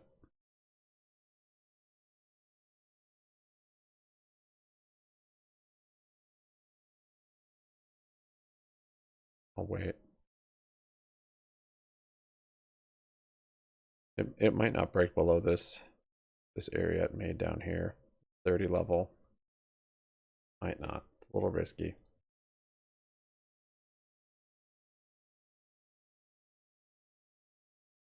Yep, 3.7, 3.8, 22.91.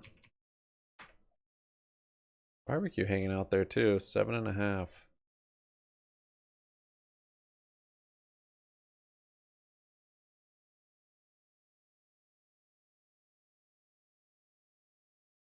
Look at the IEP options chain. The June 27.5 is a 27 delta. 25 17 delta.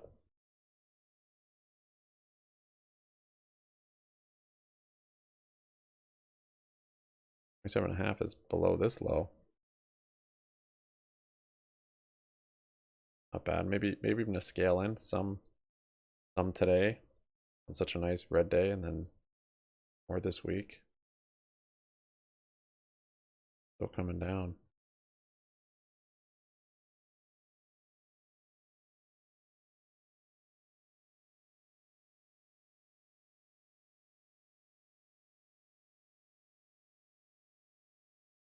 Start AI 10.5. Jeez. The heck? Is this no, I don't even know what this is from. Just still going. It's moving down a little bit.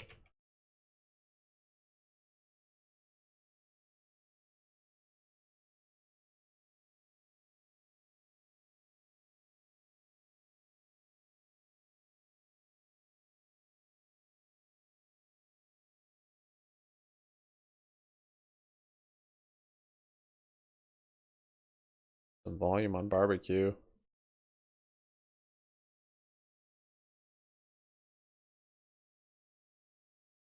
Base is up 8.2.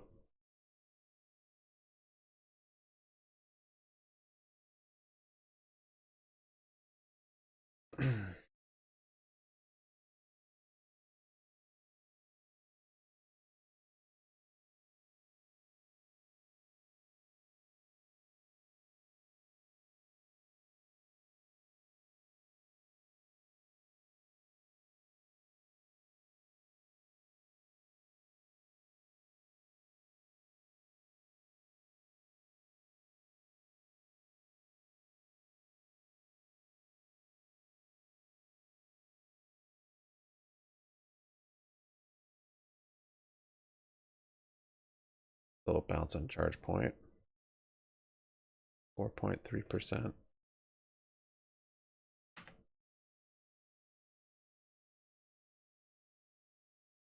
Barbecue down.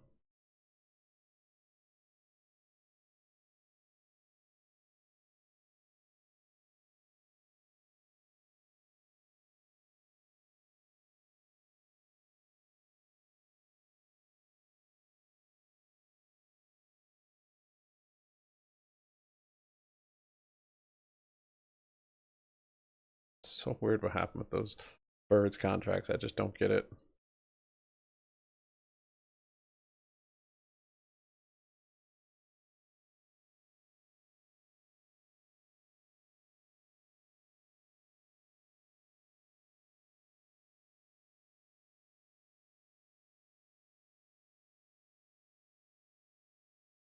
Showing up weird.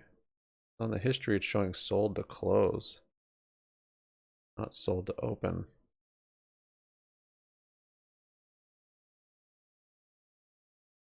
The heck? How did it get me?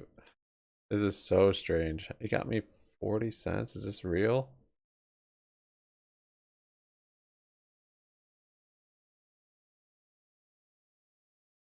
I don't want to call and ask him about it. I feel like this is a mistake.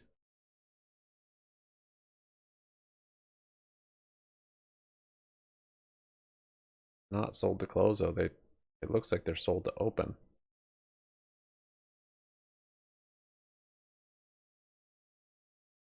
Okay. Hey Julian, happy Money Monday to you.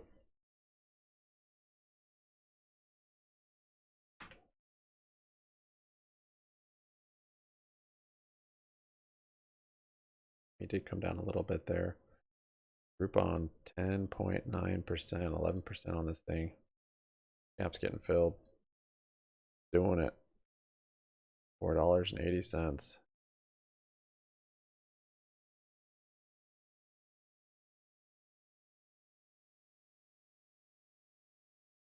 The options actually have a little bit of liquidity.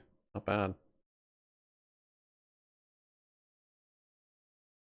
Just monthlies, I guess.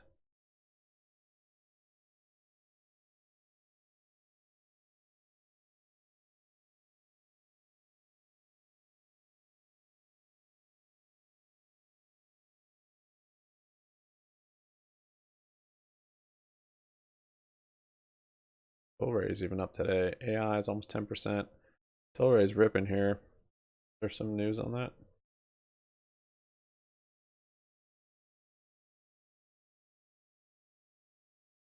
U.S. households report decline in financial well-being. Federal Reserve survey. 1/3 of households cited inflation as their main financial challenge. 73% of respondents say they were doing at least okay financially in 2022 versus 78% in 2021. Price come down a little bit. 63% of respondents said they could cover a $400 emergency expense with cash, down from record high of 68% in 2021. A DEI executive at Uber was placed on leave after hosting an event about white women who don't like being called Karen.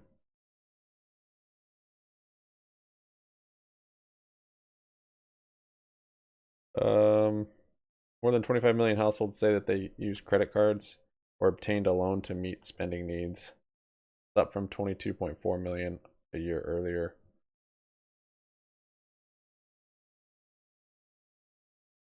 Yeah, we saw MBOT.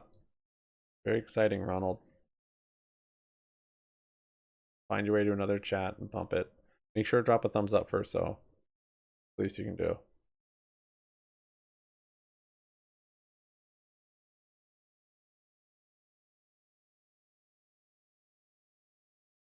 Upstart's coming back to VWAP. Stitch Fix still going. 10.5% on this thing too. FAI is awake. 7.25. 9.25.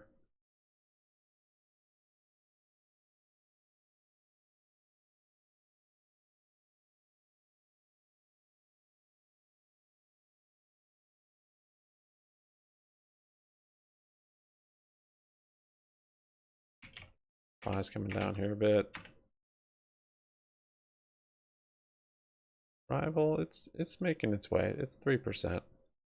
Nice and easy. Easy does it. Got all the time in the world to make it back up to $7. Take it easy. No problem.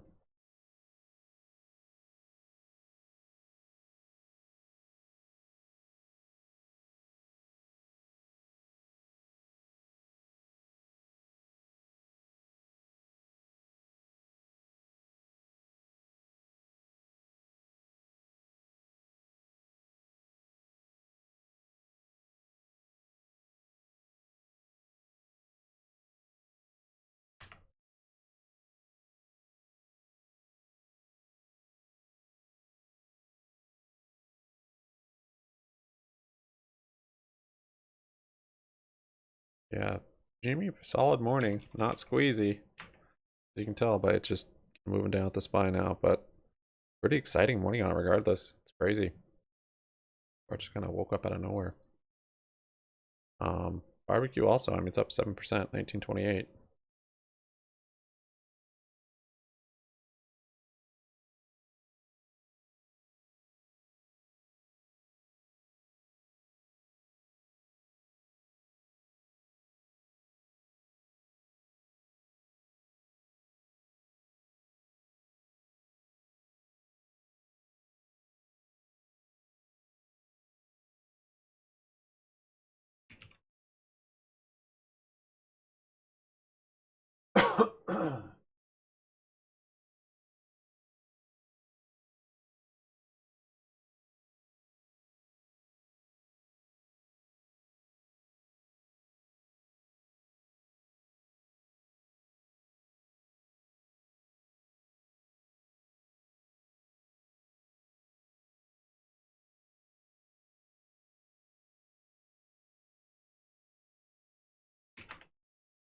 Ron is up 2.8. AMC's up 1.5. And then OX, that's a nice looking chart. Oh, they had earnings? After hours? Oh no, they had it this morning. Bad. Might be forming a little head and shoulders here though.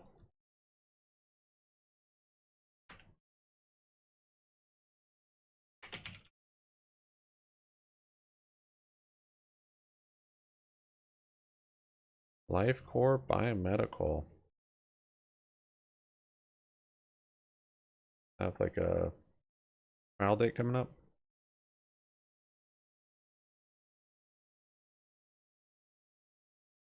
6.2 million shorts shares available. Yeah, the data we get is very limited and skewed, but that is interesting. It's not a whole lot really during the float. Yeah, I see that. I see that on iBarrow desk. Looks like there was a 250,000 on Friday. Or no, yeah, you're right. That was on Thursday. Appeared on Friday. What's the deal with Lifecore? I think you guys mentioned this before. I don't want to do cash grip puts on this. I'm sketchy.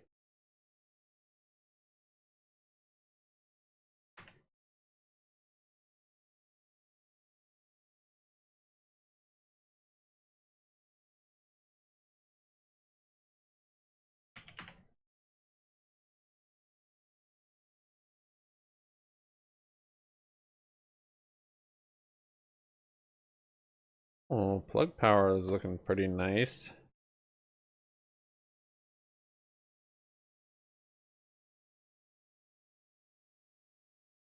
Helbiz is MCOM now.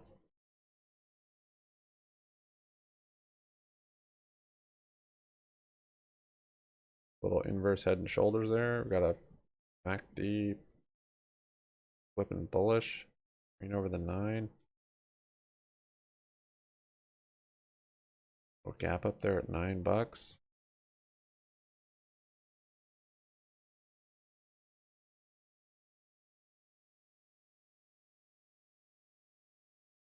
Today, but bad. Firm still looking good, up 2.25.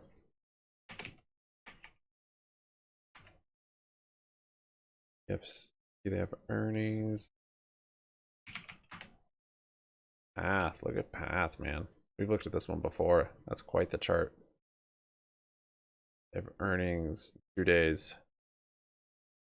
Solid bounce off of 12.3 though.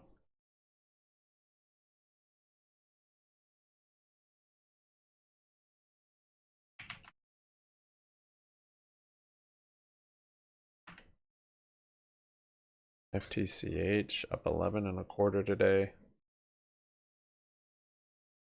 The gap to fill. That looks strong. Might be setting up an engulfing candle. XPEV has earnings coming up. I don't know why this one pops up on the cash carried put here. REIT. Like it should have shouldn't have very high IV. IP hit 30.26. It's down 5%. Kind of a support level here from earlier this month. It holds.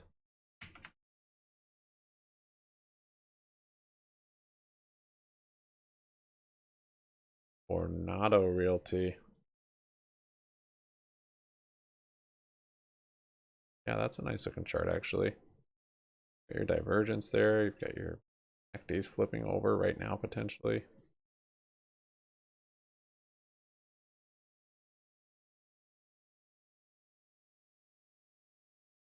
Daily. Oh.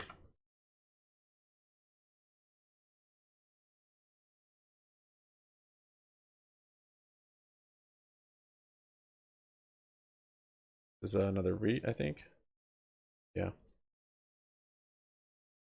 Not have high IV.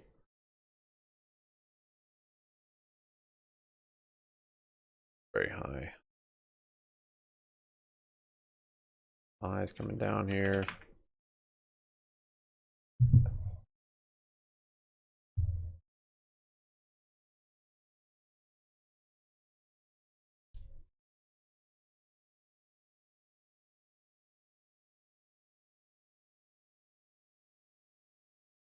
Really consolidating well up here. IP consolidating, yeah.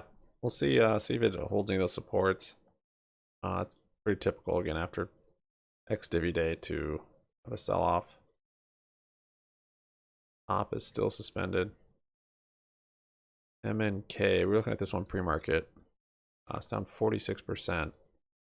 However, I think it was like, was it 300% on Friday? See, keep an eye on this one if it holds any levels. Vulcan's down 35. Jeez, what is that about? Offering? Ugh. Party City down 14. Zim is down 13. All bad earnings. Yeah, they didn't like the earnings. Zim is one I think I want to do some cash secured puts on. Wheeling.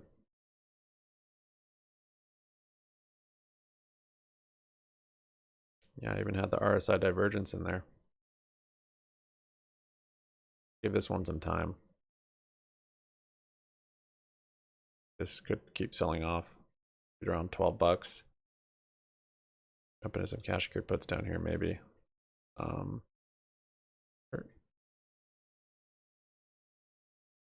Oh, I don't know where that sends an alert to.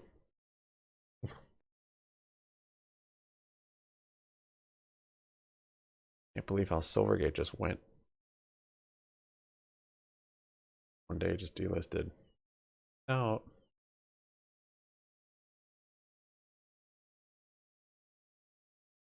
We go.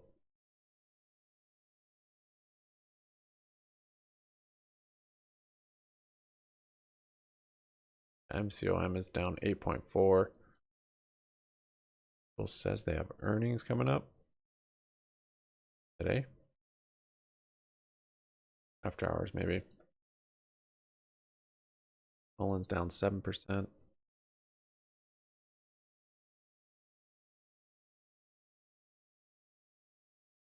don't know, I'm kind of tempted on IEP. This thing could just have a big flush here. Looking at the chart.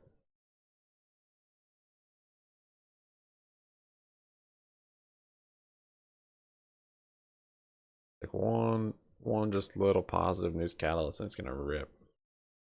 Morning Tree. How was your weekend, sir?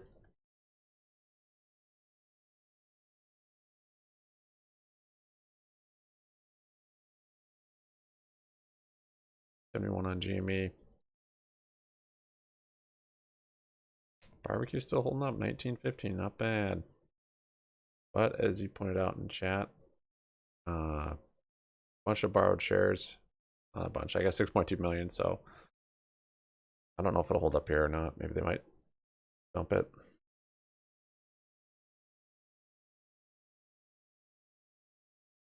Yeah, barbecue's up. Barbecue had a rip up to Thursday's high.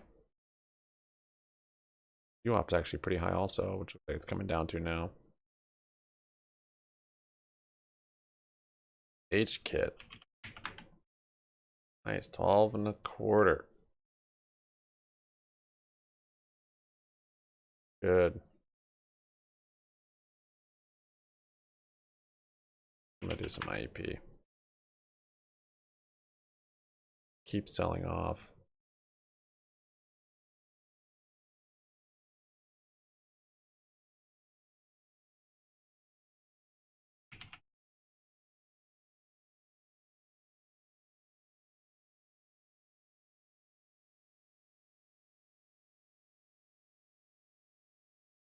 Oh, they have earnings August 2nd.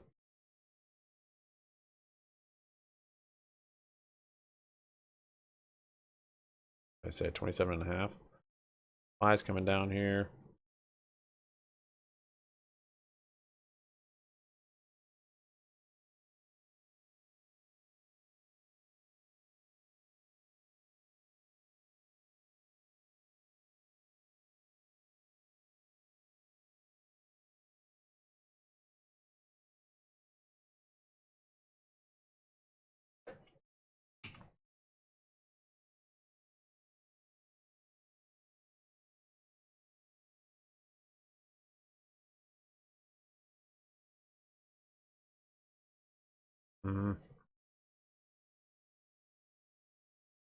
The ego on you. Ow. Ace Ventura with the gifted membership to Tree. Pow, pow, got him. Thank you, Ace. Appreciate it, homie. Sniped him right out of the air. Right out of the tree, actually. Probably it looked like an owl, I would imagine. And you just had to take him out. There's no escaping him. Thanks, Ace. Appreciate it, man. You had a good weekend. I bouncing on that 418.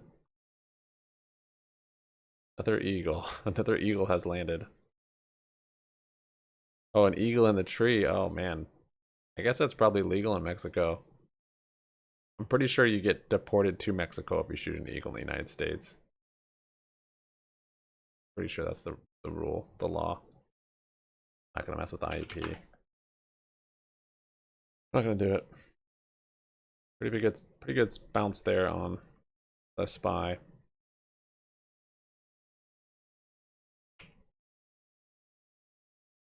Barbecue coming down.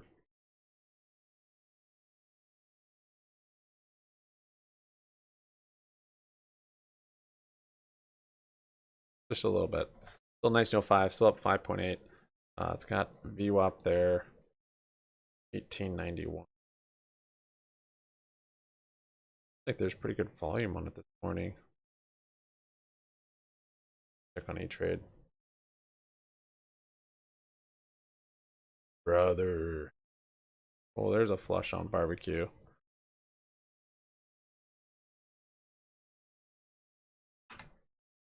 The volume's like on it today.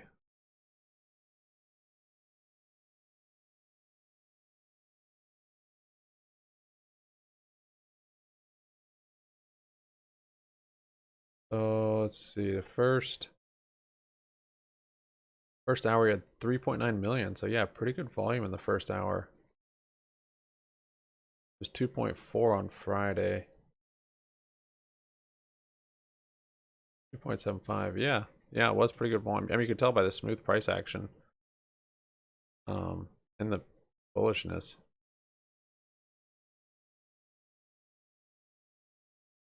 Pretty solid volume.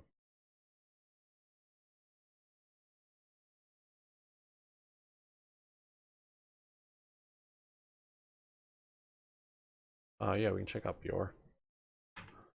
Bjorn? Your chart looks beautiful. What is this at $4.09? It's up 11%. Not what I'd necessarily get into right now.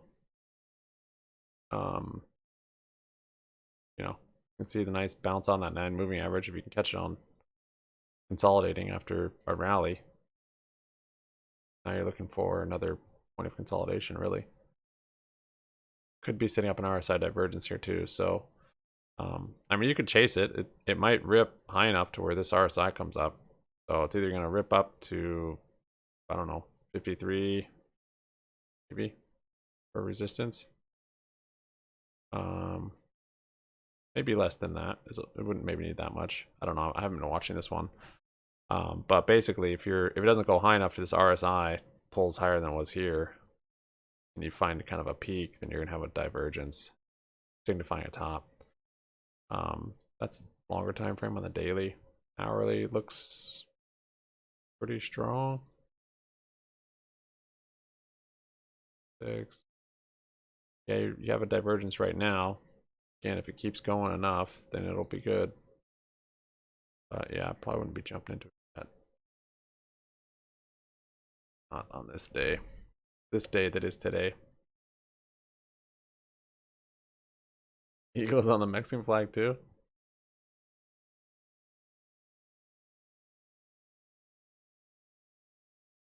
Yeah, I mean, unless if you're trying to scalp it, I usually wouldn't jump into something that's up 10.8%. You know, if you're trying to intraday scalp it, then sure, yeah, whatever. It's right now specifically, it's actually pretty high. Anyways, just for a scalp. I look for a pullback to VWAP, but that's on you. HK, yeah, nice, 15%. SPY back to VWAP and going up.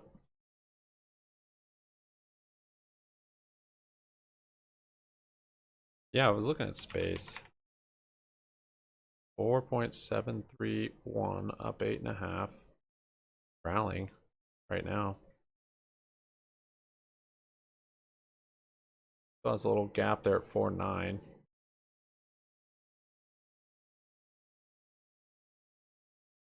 Pretty solid looking chart. Got an RSI divergence here.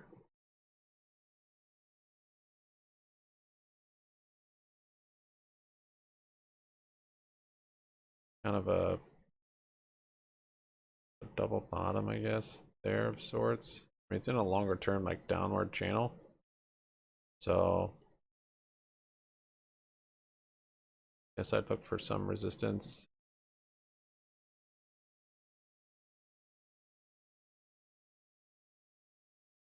It kind of keeps respecting that. Some resistance around here, maybe.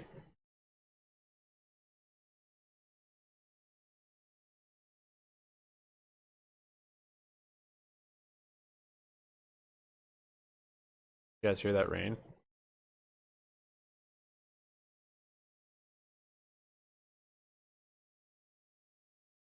Here.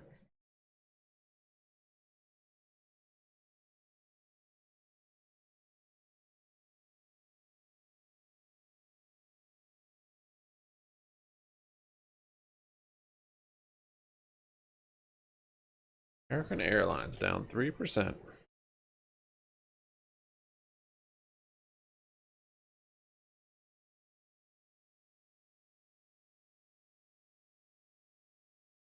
So here's another one. Walgreens just had their ex-divvy day, and now it's kind of selling off.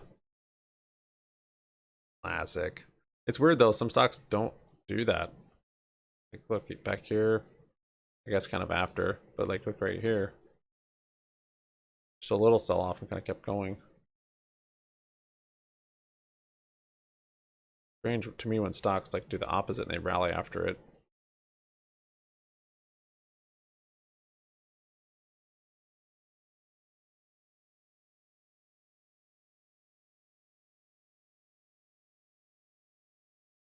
Oh yeah, WQ was a mover. Ooh, UWMC did not like their earnings. But I got out of that.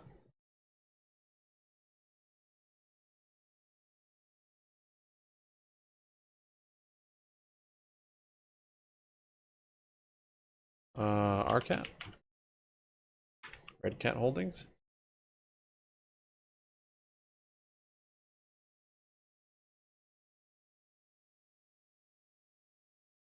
Yeah, looks pretty good.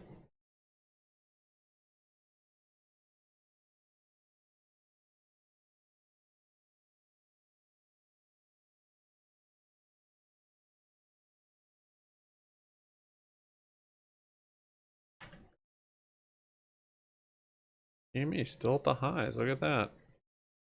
3.89, 22.92. There's a little gap there at 23 cents or $23. Maybe that'll get filled today. Looks like it will. I mean, that's a bull flag on GME for sure. Barbecue kind of bounced, consolidating really on that 50 moving average where it sold off to.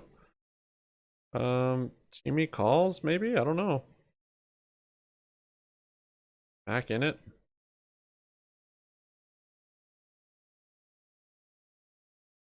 Could have held those longer.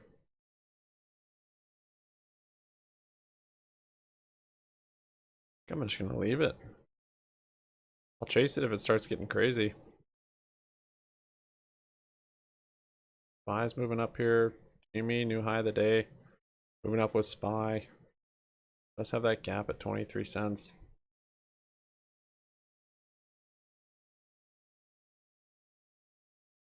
Barbecue still up 5%, 18.89.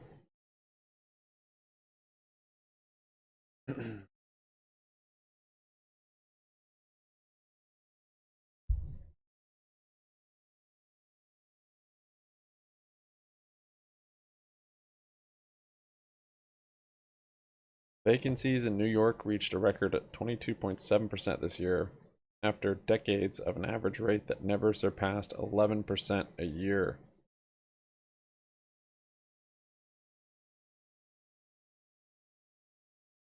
New York City public schools have lifted a ban on artificial intelligence tool ChatGPT after initially banning the technology.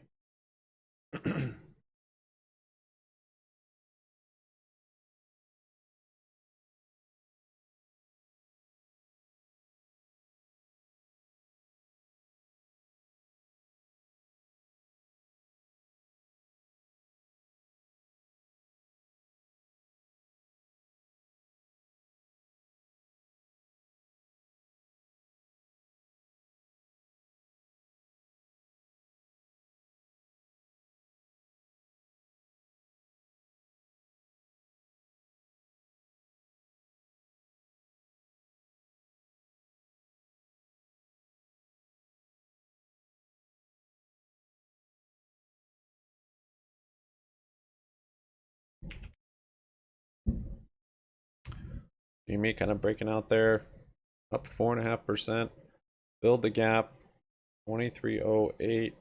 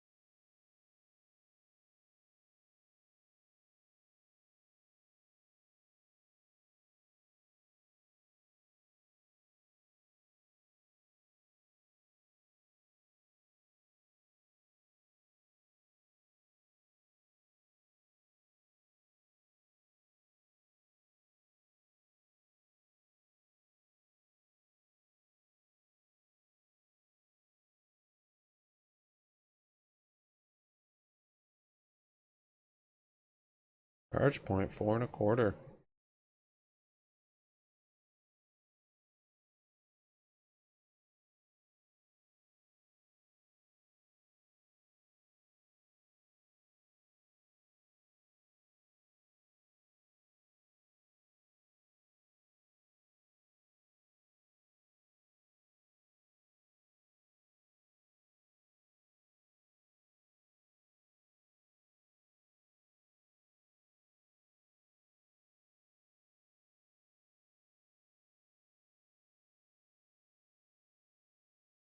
Yo, 8.3.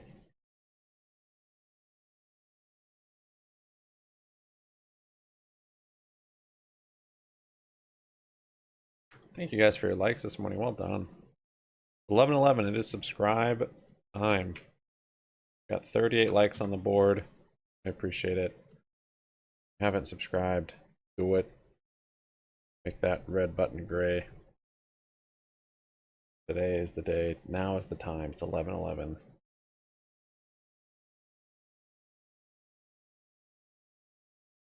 I really just chopping around today.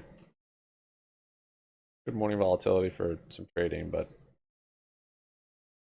pretty sketchy other than that. Yeah, AI's earnings is coming up. That's right.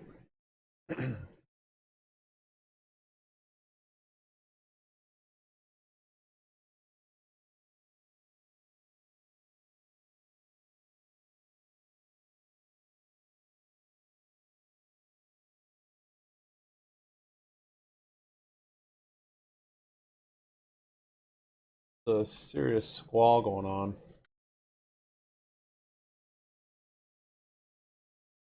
Proper cyclone.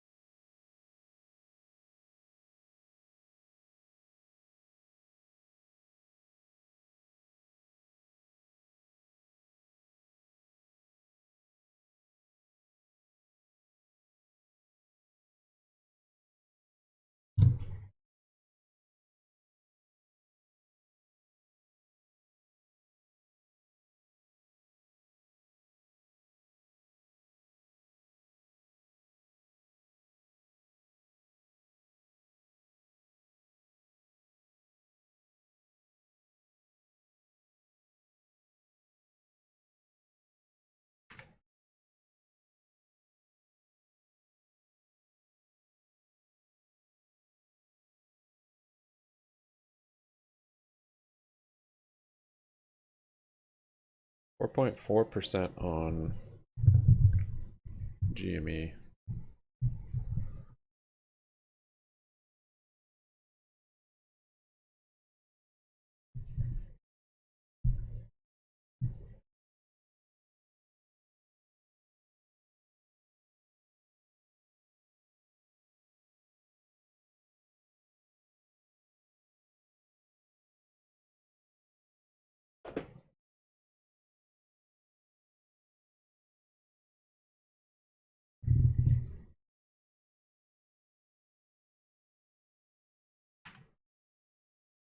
Barbecue 1863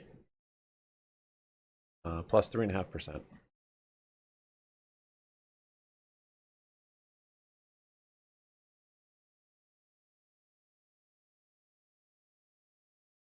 We'll be right back.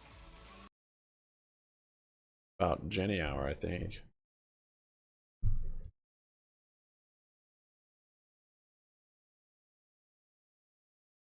Paul Krugman thinks the Federal Reserve can bring down inflation without a massive spike in unemployment.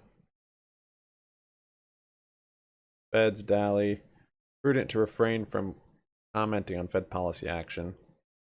Declines to say what Fed should do at June meeting.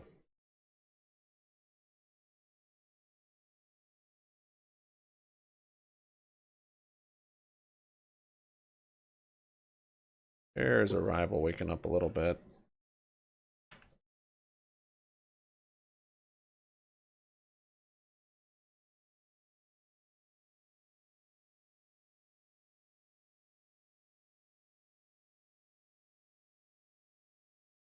Barbecue with the transaction at 19 cents. Yeah, rival 7.5. 7.5 on it. Not bad, not bad. I added quite a bit to it this morning. I closed out of my barbecue.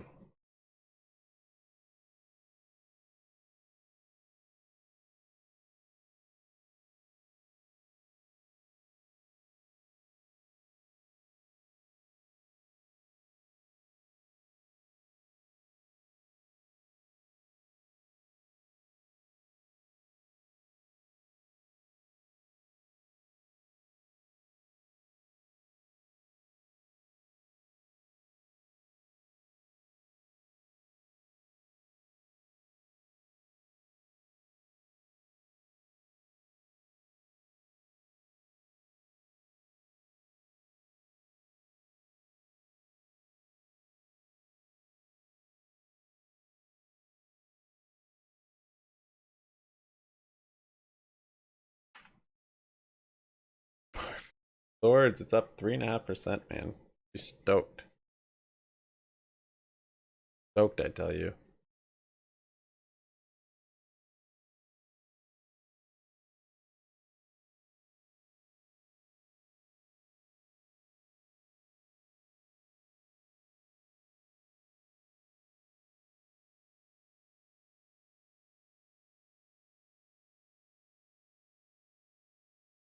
Upstart bull flagging up here, 12.5. Groupon.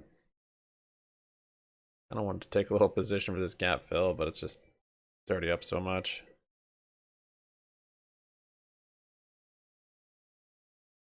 Less than a year ago, so it's had a really good chart. What I really like, just technically, after the last week earnings, we saw buyers just come right in and scoop it up. It touched 30 for just a second, and then, of course, rebounded all the way back up to 40. I think there's a lot of momentum in this area, this automated driverless area. You know, some of the car companies are building it themselves. Most of them aren't. They're going to be looking for the tech companies like Mobileye to come in and fill that gap for them. And I think this is the future. More and more cars in the future will be using systems like this. So I think there's a big future for this company. I think this is a leader in this space, and this is just a smaller company that has a niche in this futuristic technology that I want to be a part of for the long haul. All right, so Ben, Joe says that it's the future is looking bright for Mobileye. What's the chart showing you? Well, I'd have to agree with that in terms of the longer term. Now, Caroline, I'm excited about these two examples, Joe, because Normally we talk a lot about value, migration of, and trend established through the lens of auction market theories and principles and concepts.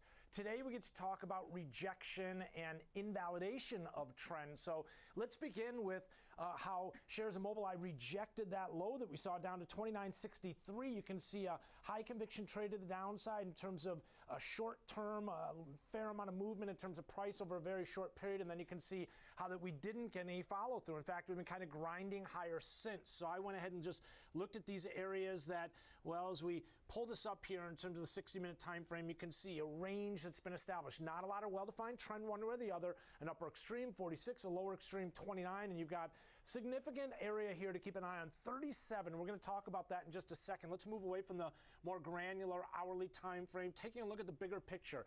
This is why I'm kind of giving the benefit of the doubt to the bulls here in this instance, because you've got a longer-term trend playing out here. You've got that recent dip that we saw, again, down to that 26 level. You can see the spike lower there on the screen, but also look here how we had a bit of a double bottom that formed here. And let me just show you, because, again, around this, well, we'll call it $30, $32 level, that spike happened. You can see, again, longer-term trend up to 48, more so sideways consolidation.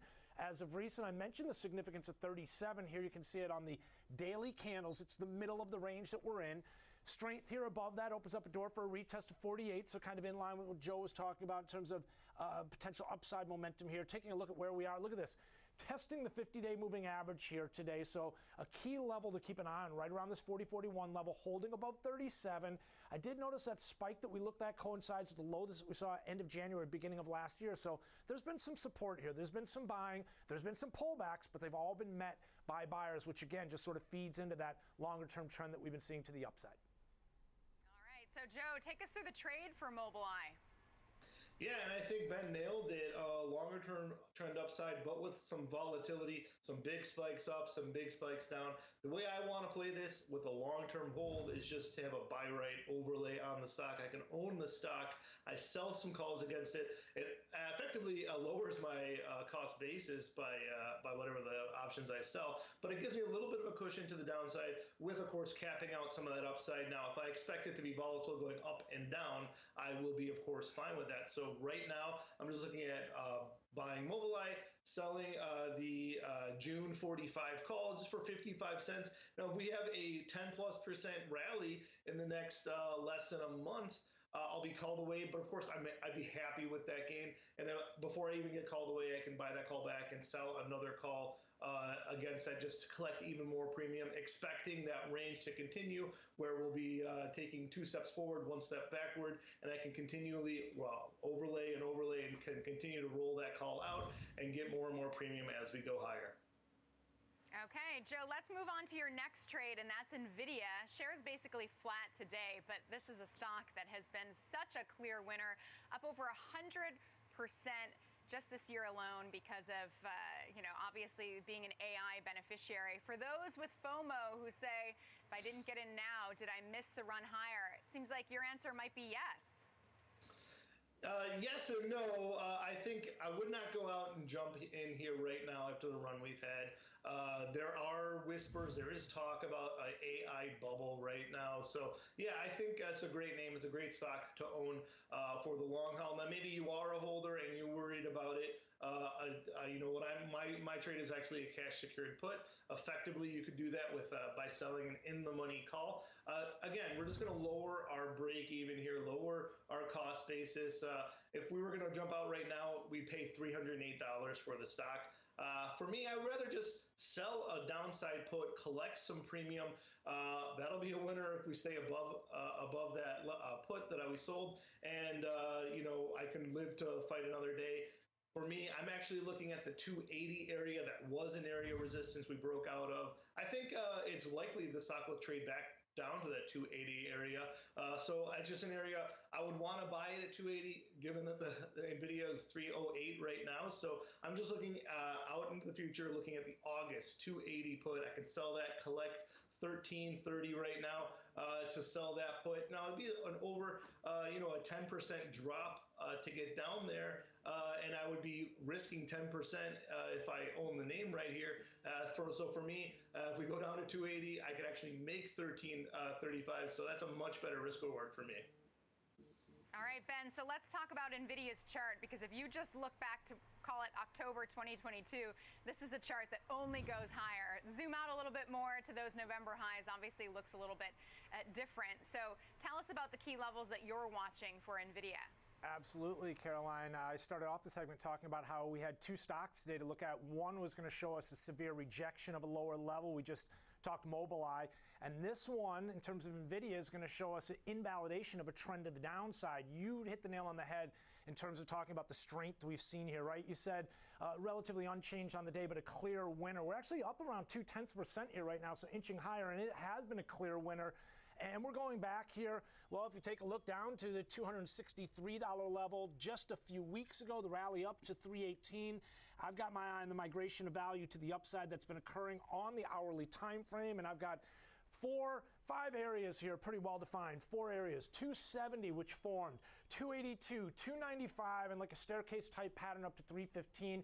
Remember, while we're in this balance area around 315, we're constantly referencing 295, the past area that formed, because we're looking for a new area to form at a higher level. And until that happens, we're kind of random, but 295 is the line in the sand where that would invalidate the working assumption that we're trending higher. So let's move away from the more intermediate time frame, because even as you take a look at the longer term 4-hour candle, you're going to see a very similar pattern playing out in terms of the staircase type, well-defined depiction of a trend environment to the upside. And in this instance, 6 areas of consolidation here, sort of supportive of that narrative. Each time we form a new area balance above the prior area, and retracements are limited. Now, let's step away, because this is where you got a well-defined trend up here, but let me show you what happened on the daily after a very well-defined trend to the downside. We started to take out key areas that were established on the way down. First and foremost, the upper extreme of this range that we were in spring of last year into February of this year. 200 was the first flag to fly. Then you had 240, another key area that we took that out, and after that, to the races here. So 240 was really the key area. Everything above that, anyone who's bearish, this has just been kind of holding on to a hope and a prayer and really paying dearly for it. So you can see some of the strength in terms of that more intermediate time frame, the 4-hour, and then again, the rejection of that longer term trend that we had been seeing. This is a stock that's done well amidst that longer term tech rally we've seen with the NASDAQ, a good reflection of that. Hope and a prayer. I was just taking a look at the median price target on Wall Street, so obviously a little bit longer term. It's at 300, so obviously NVIDIA trading about $14 higher than that. All right, Joe, so let's talk about your final trade, and that's DraftKings. Shares actually a big winner today, up about 8.6%. Tell us why you're looking at this one. Yeah, it's just been a company that's been able to find some success the past year or so. Of course, it was a COVID darling, and it's absolutely hammered in 2022. But this has been a great year for it. It's been able to cut some costs, and I just think heading into football season, heading into you know, a busy time of the year, I think it's going to continue this momentum. It seems to me, for better or for worse, a bigger and bigger part of a lot of America's lives right now is this online sports betting. So I think for the short term, for me, I think it's a trade to the upside. I do like it in the short term. If the worst case scenario comes true about the economy, I think this type of stock will get hit very hard. But as long as the economy has a soft landing or no recession, I think this will do quite well. And I'm just looking in very short term, the July 25-30 call spread, just $1.50 outlay. This is something I can reduce my risk, have a risk-defined trade, turn that $1.50 into $5 if all goes well. All right, so Ben, Joe mentioned that it was a COVID darling. So if you look, it's up about 130% year to date, but nowhere near those COVID highs. What specifically stands out to you in terms of the technicals for DraftKings? Well, Caroline, I like this one because it's kind of a combination of the two discussions we just had. A rejection of a lower level in terms of Mobileye. We talked about rejection or invalidation of a existing trend in terms of NVIDIA. Taking a look at what's going on with DraftKings, it has both of those with a twist of initiative move, a breakout out of balance. So let's just begin with the bigger picture, or the more intermediate 15-minute time frame. And over the last few days, you can see a well-defined trend stacking up. You can see the right side of your screen is really I might lose power. right now, breaking above It's this pretty short-lived squally balance out there. in an initiative type fashion. Yeah, Rivals moving up though, Higher highs 10% there. parallels with That high is neat. conviction associated with this move. Stepping away from this 15-minute candle chart into the I mean, 4-hour, we've got time though. We don't have to rush it. Arrival, like migration of value to the easy, upside, a breakout easy, again, easy, nice steady climb up to 7.5. This is going all the way back to the It's end of all December, GME beginning of this popping year. up there. You can see about 6 areas of value that have Nice, formed at higher and higher levels. nice Again, breakout on limited GME. retracement in terms of 23.25. Now, here's what I want to take a look Pretty at good the volume, but bigger really picture, not because this is significant. Let's first start not with the old left side of old this school screen GME here, yet. where we did see a bit of a head and shoulders form around. We're talking around 65. That I also had a little move up there. and then we started to see areas of value form at lower The and Tesla's lower pushing. levels. Now we're currently retesting. Look at this around that. What's $30 Liechtenstein level. talking about? 30 starts to Wow, look at invalidate that this pump on long-term Tesla. trend that we've seen to the downside. Last If we 4 roll over here, days. though, it bears Been an going up opportunity with this to try short and squeeze in the sell, whole break market. down, add a key upper extreme in Crazy. terms of resistance. Lots to keep an eye on here. A key level being 30. If we fail Don't short the squeeze. 16's that first target, opening up a door for the downside. If that gives way, back down to 977. So yeah, a darling in terms of COVID, but things have changed clearly, and I think this chart. Yeah, that's crazy. I saw the gap fill here. Didn't know we were gonna make it that far Walk us past through it. the trade a little bit more for We had a head and DraftKings, shoulders on because there I for a know little you say bit. you look at it more of a trade than an investment. So explain why. MVIS running again too. Primarily, I think the economy is strong now. It will stay strong for the next few months. Should the economy slow down, 8% on this, MVIS. gambling is not recession-proof. It's actually How smooth that one of the hourly things that gets chart hardest is. during recession. So I do expect this to be Nirvana one of the harder hit, 7.4. names if the economy does slow down. So I also worry potentially regulatory issues going forward. But AI for the almost time being 10%. right now, just in my world, a lot of my friends talk about what they're doing on these apps. So it's very prevalent. People, with the NBA playoffs going on right now, people are looking at that, and of course, into football GME's season, 5% people up. will be really expecting them to have a great fourth quarter. So I'm just looking for the next couple of months as a trade. And again, it's got really good momentum. Technically, I think breaking through this 25 area is significant. So I just want to see it rise for the next month and a half and just take my profits and get out. All right, and then TBD in terms of the economy. Joe Tigay, Rational Equity Armor Fund, and of course Ben Lichtenstein. Thanks so much. Liechtenstein. Coming up next, we're going to spotlight Micron. Big news this morning after China banned purchases of chips from the company. We'll find out what it means for the chip space overall next on Trading 360. Stay with us. We'll be right back.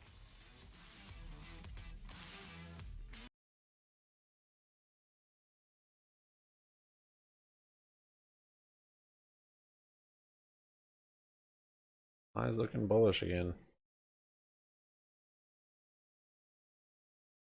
I've killed that bear flag.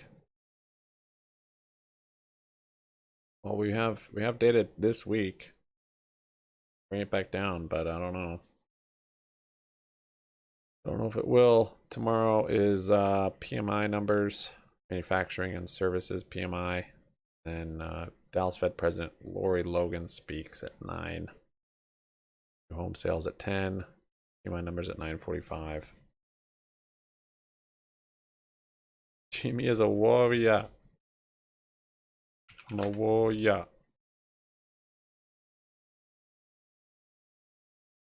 $21.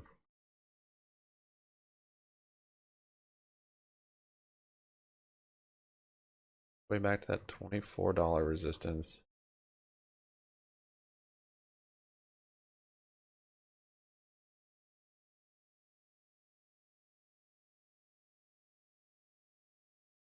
Rival 10.5.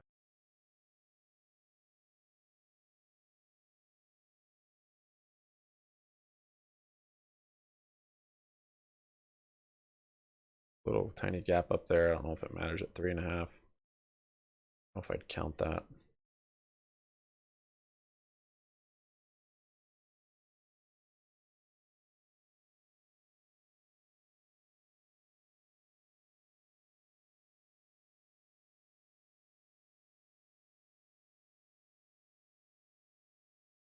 IP flush, yeah. It's just looking so bearish, it's sketchy. I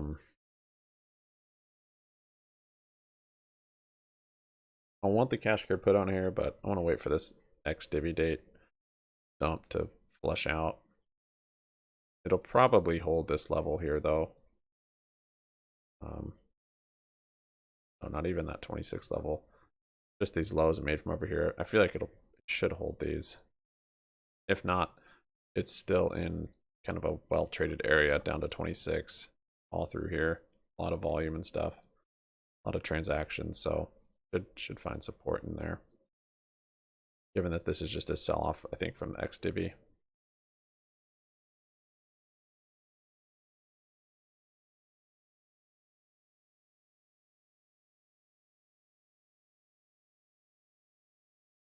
I know, I never went to 16. Well, that's why you can't. You gotta be nimble. Gotta be nimble. You don't know if it's gonna make it to a certain spot. I mean, we kind of called it like 2 days after the bottom, saying this looks like it's a bottom. That's when I went long on calls. I don't really care to have shares, but it'll come back down. It's gonna come down with the market. Streets have been raining. I'm starting to hear the FOMO monster creep up in you, Ace. Starting to hear it.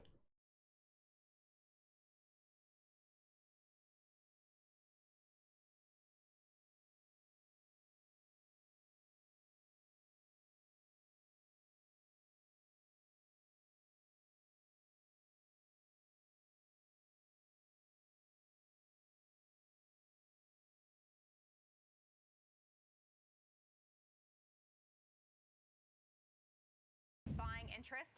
Shares up about 3.5%. Tell us what the latest is there. What's sending shares higher?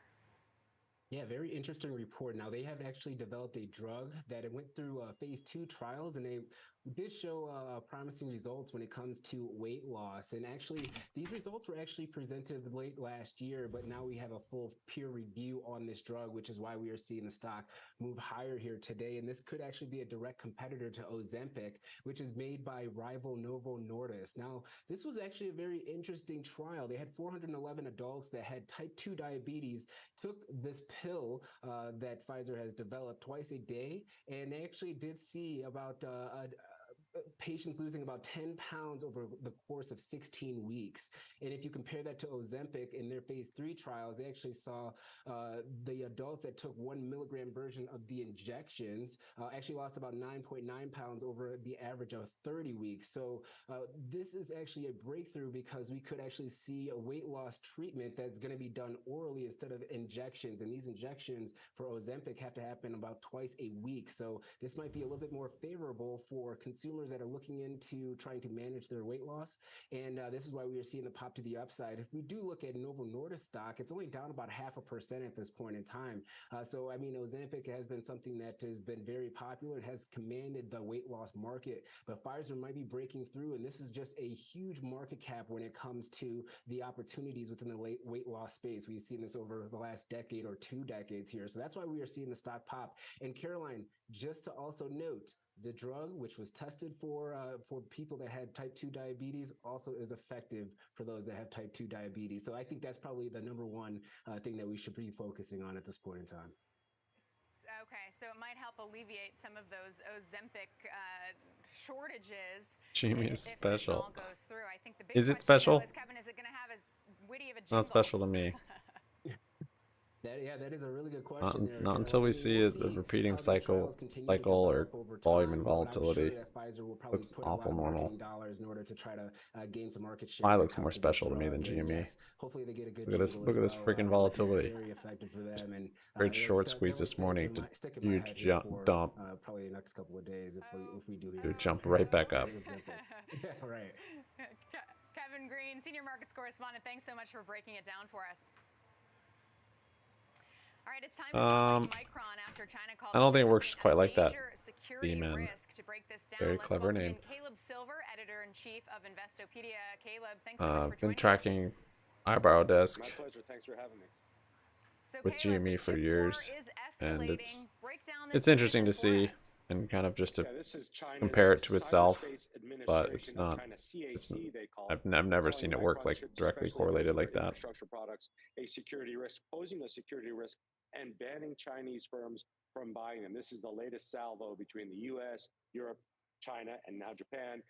involving chips. And what That's poses pretty much all you have to do to some win, industry Russ. risk. By far out the We're in money. middle of this now. Micron saying it's going to 0-day work with calls Chinese for SPY. authorities to sort this out, because this is a lot of business potentially. But remember, this started way back in the Huawei days during the Trump administration, where the Trump administration and the U.S. Commerce Department banning That's up Huawei 11.5. products and Look at this chips thing from round. being used in the United States because they pose a security risk. China now firing back with Micron here, and shares are on down about 3%.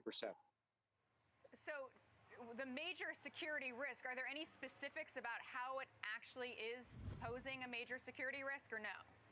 No major details there, and they're not releasing any details because that in itself would be a security risk. Just a very bland statement from the CAC saying Chinese companies are not allowed to purchase these products until there's a further review. We don't know what that further review means. We know a lot of this is ratcheted up because of the tensions between China and Taiwan and the U.S. QuantumScape's going here. There.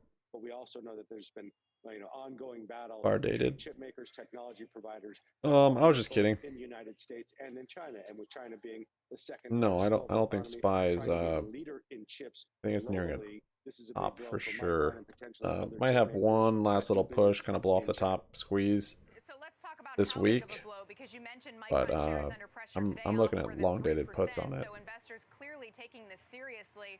What could this Maybe mean in even terms leap, of lost like revenue leap for puts. Micron? Well, Micron does about 10% or so of its business in China. That's where a lot of its revenue comes from. But only 10%.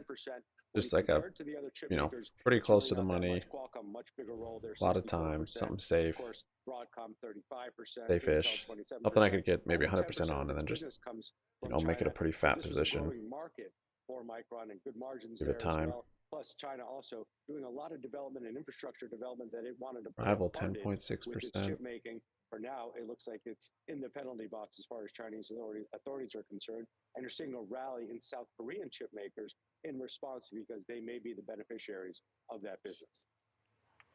So South Korea, or China is South Korea's largest trade partner, but what could this mean for South Korea if the U.S. puts pressure on South Korea to maybe avoid doing business with China?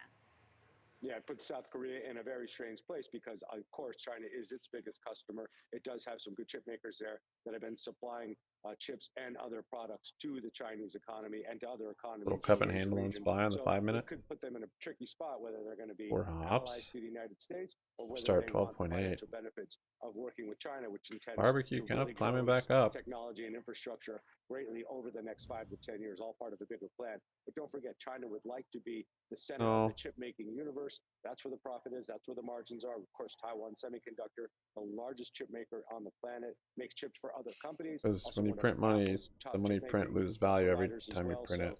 This is a very tricky battle right now. You got Taiwan, you got South Korea, the U.S. and China in a standoff here, and Europe and Japan also in the balance because they're doing it all business with blows all up in your countries. face.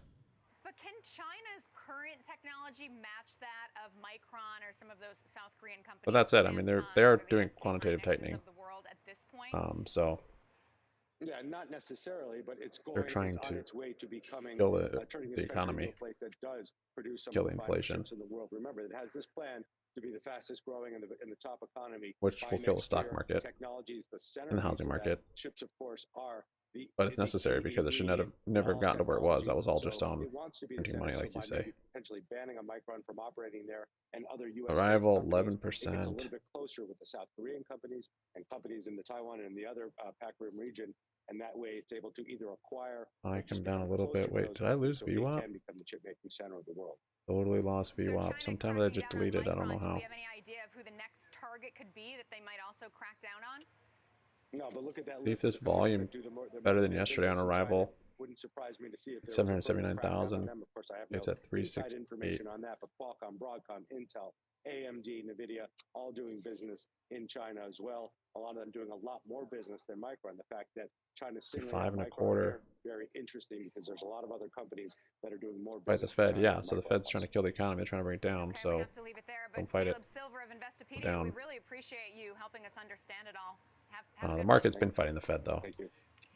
Upstart 13 1/4 because the Fed and the president, the administration, are fighting each other because he's trying to pump the economy because he's president. He wants it to be good. So He's printing money, and the Fed's trying to quantitative tighten, so they're opposing forces.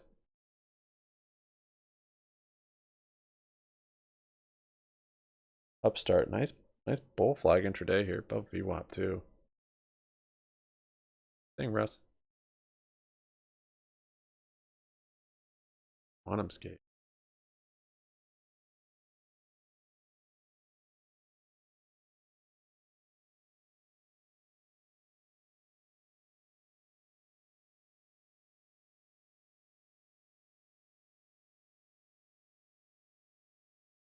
I was actually thinking about some long dated SPY plays this weekend.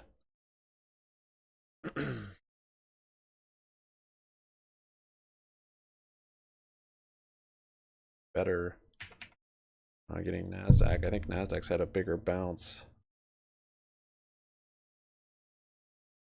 Yeah, it has. Yeah, look at that. It's broken that high from back here. Wait, is that this high? Oh, that's that other one. Yeah, it's this high. So NASDAQ's broken this high. SPY hasn't really. So maybe some QQQ puts.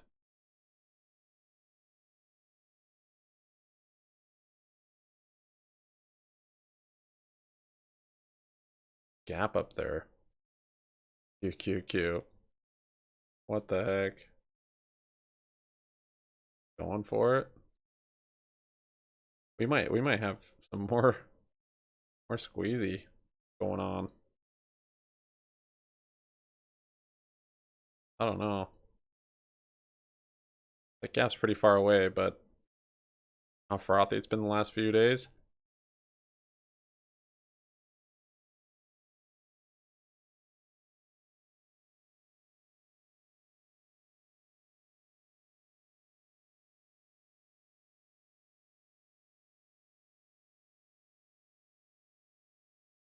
Yeah, Carmageddon.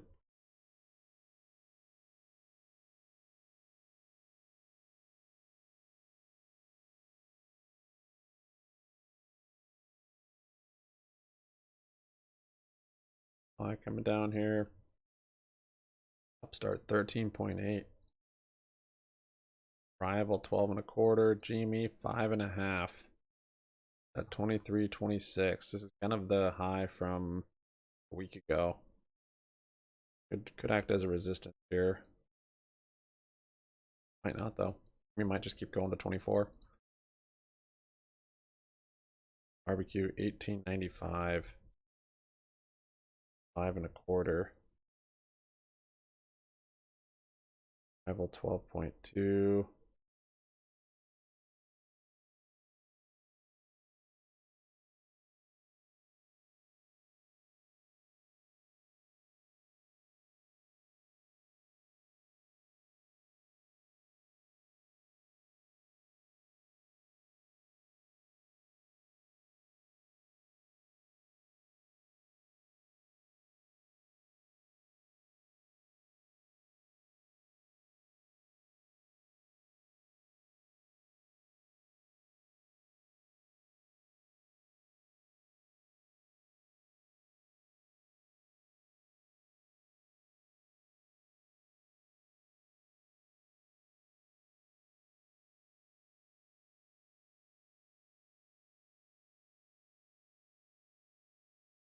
Yeah, Jimmy, it's looking good.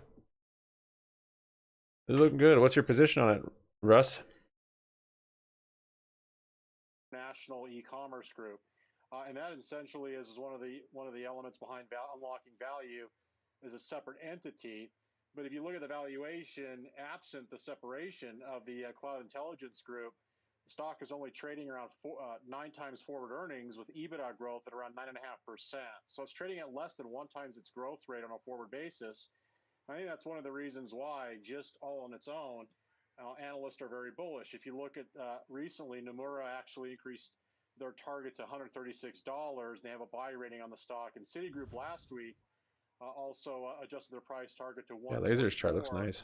They also maintain a buy rating. And these two analysts alone, respectively, have oh, you added shares last week. Or price targets. Are you trading those, or what's your plan with them? Price. So I think it's starting to look interesting here. I think overall, with interest rates in the United States now maintaining essentially a pause in monetary policy, that alleviates a lot of pressure for China, because one of the risks of China's monetary policy with their currency sort of in a floating range of the U.S. dollar is that they have to match U.S. interest rates. If interest rates rise in the United States, China either has to follow that, or they effectively have to risk devaluing their currency or restrict capital flights. So with interest rates now stabilizing the United States, I think this is potentially an opportunity in the Chinese equities.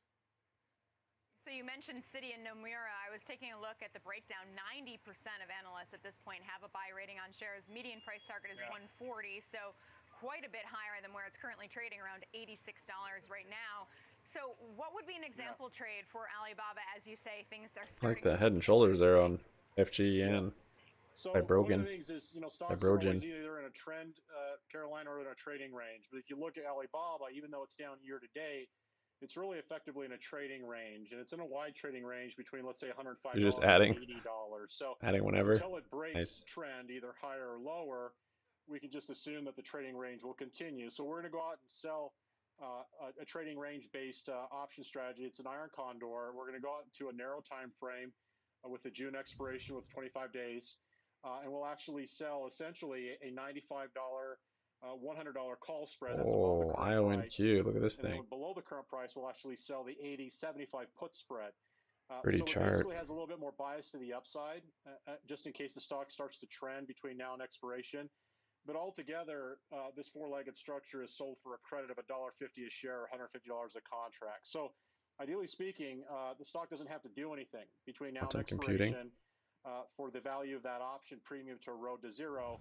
We just need the stock to stay within the range of $95 and $80. And again, the return on this trade is $1.50. The risk is, of course, the difference between the spread of $5 and which is $3.50.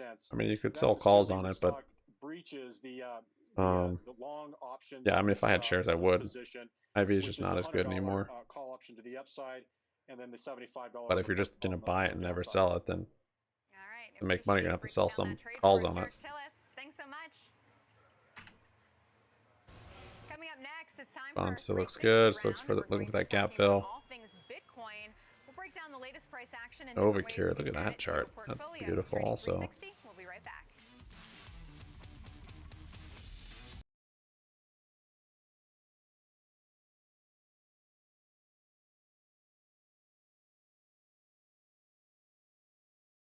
I just dancing around VWAP again. Yeah, eyes up 9.25. MC's up 1.8. Bank of Hawaii. Thought about doing cash grid puts on here.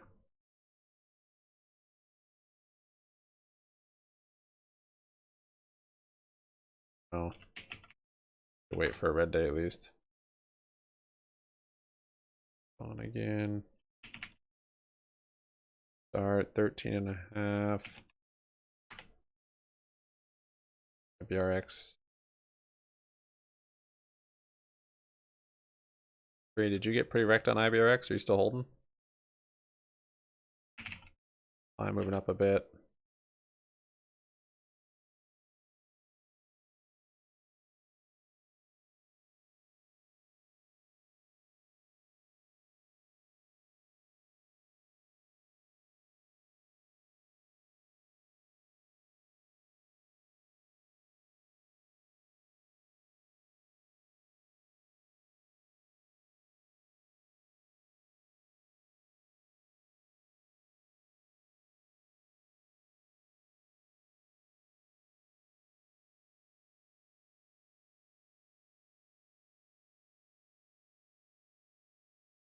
The head and shoulders on CIFR.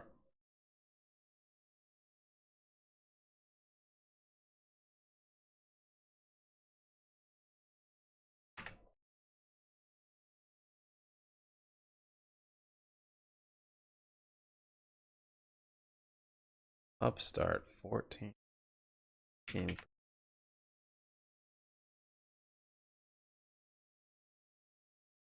GME still climbing up, man. Yeah, from the breakouts, done pretty well. 5.6%. Breaking the resistance from that last week. Yeah.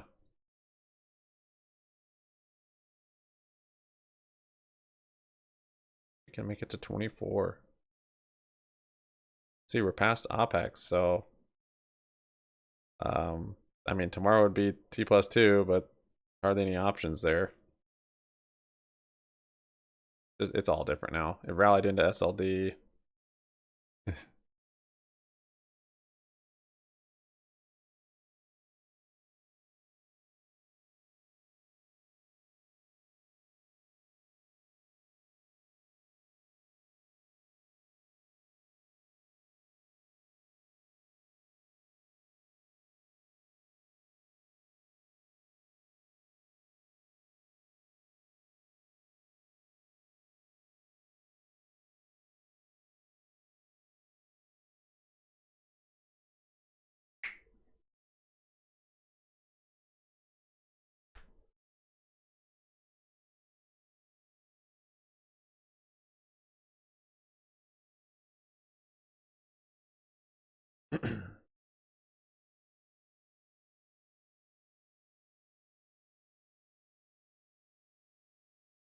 QuantumScape still going 13.25.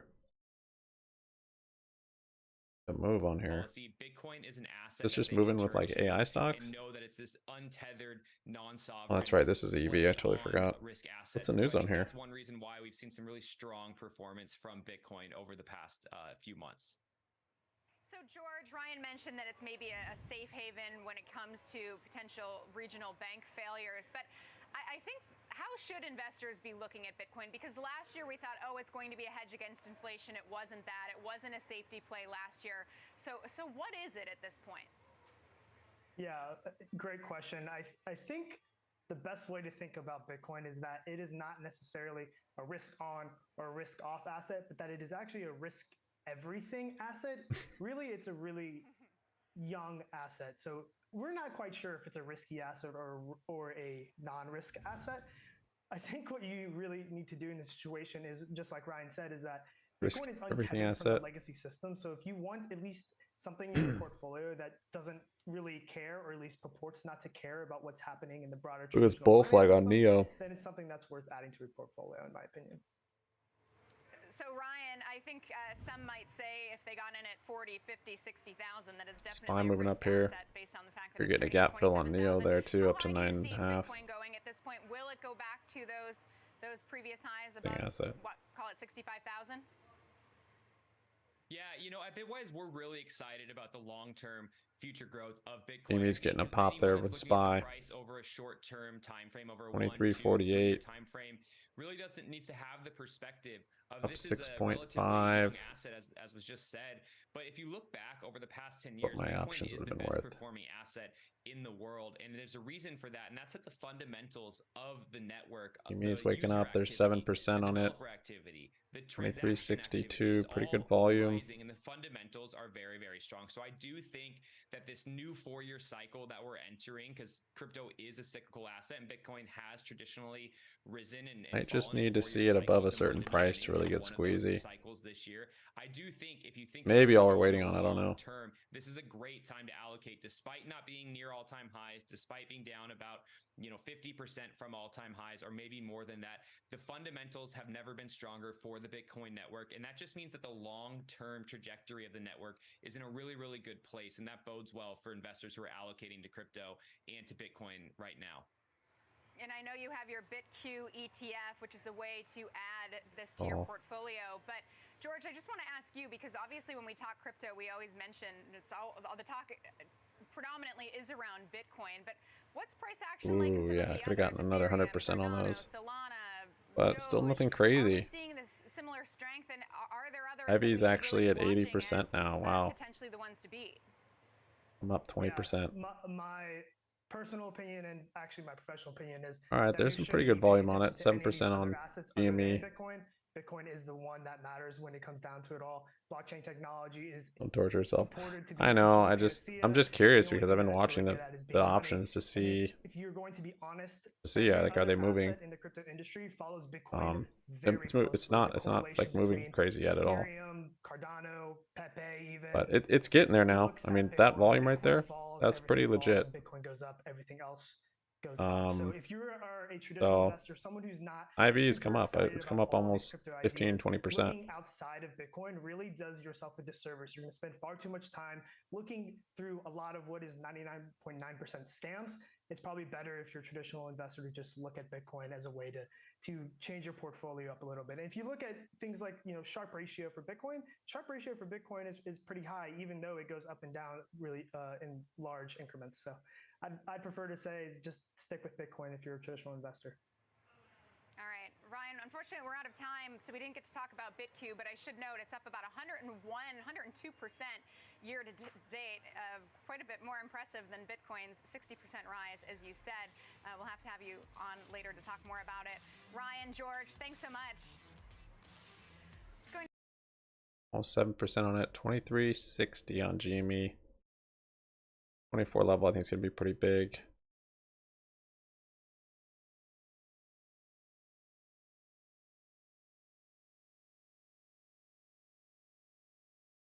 What strange GME price action. That volume picking up there though on that 5-minute looks like it wants to.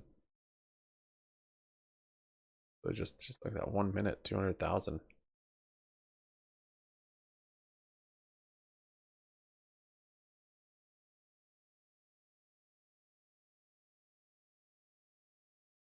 It might be dollar based and not necessarily cyclically anymore. QuantumScape 14.5% still going, almost $7. Rivals out at the high 12.4% up. Laser breaking out here 12%. AI bounced off of VWAP. Upstart 15%.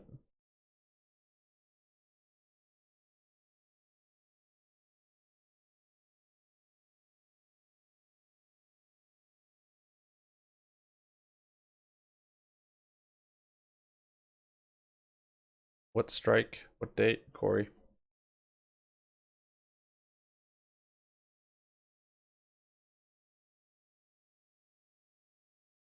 I control made it down.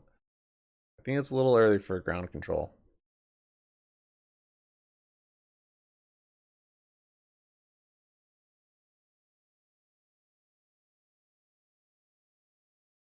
A little early for ground control.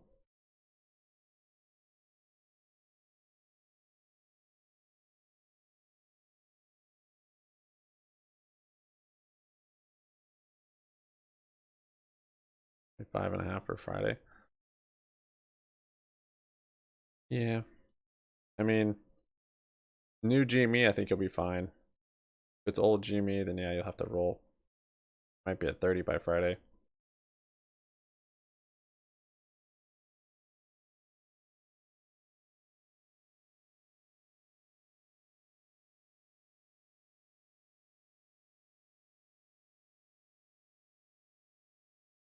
We've got few catalysts this week to shut down the SPY and GME. So unless if it's gonna make its way on its own, which it doesn't need the push from SPY, but if SPY's volatile to the downside, that's what shuts down GME. Even old GME. Oh, maybe we have a rally until there. Maybe that's a $30 strike. I don't know. 24. 24 will be a big break. We can break that.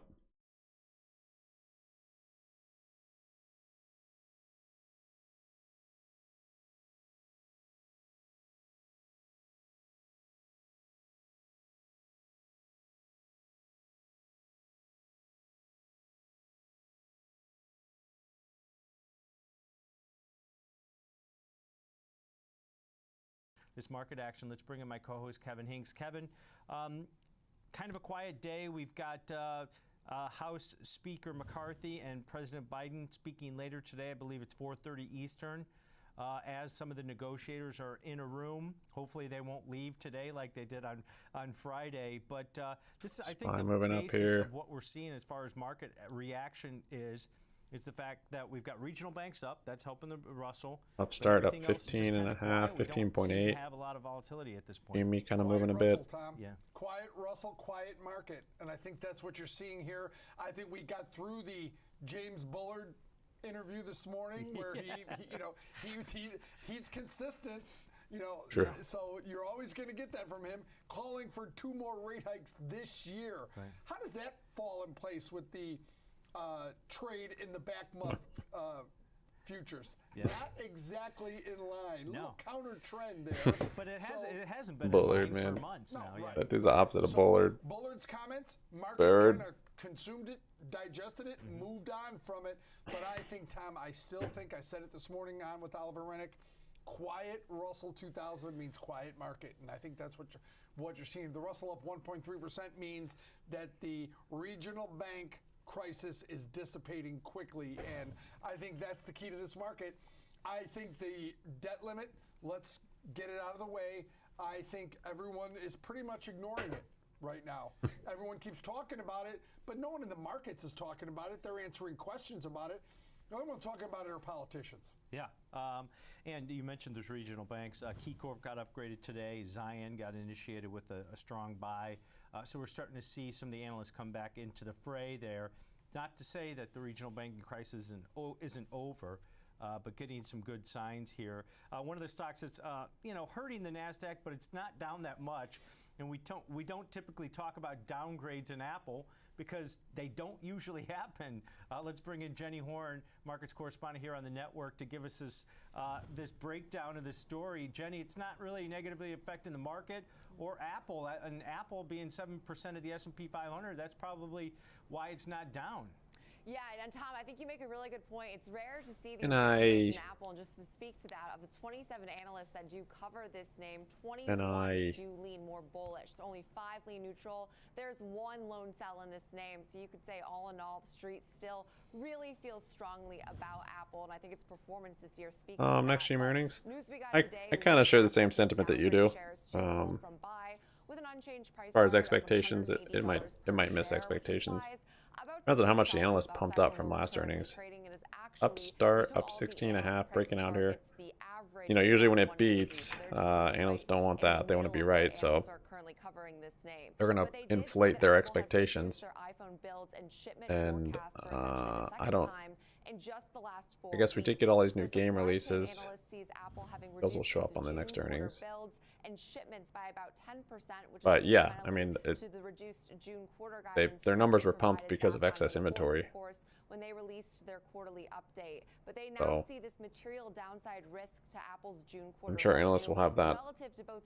We'll see that, so maybe they won't pump it too much. Oh yeah, I'm not too optimistic about it. Positive EPS, maybe still. Yeah, we might still have another positive EPS. I don't know if it'll be as good as last quarter though. I'm assuming it won't be. Also, last quarter or last earnings that's historically the best quarter. So GME actually had positive EPS for Q4 a year or two ago. It wasn't that long ago actually. They were having positive EPS for that quarter, the Christmas quarter. So with that in mind too, I don't know if this next EPS will still be positive. It might be negative. I think cash flow could still be positive.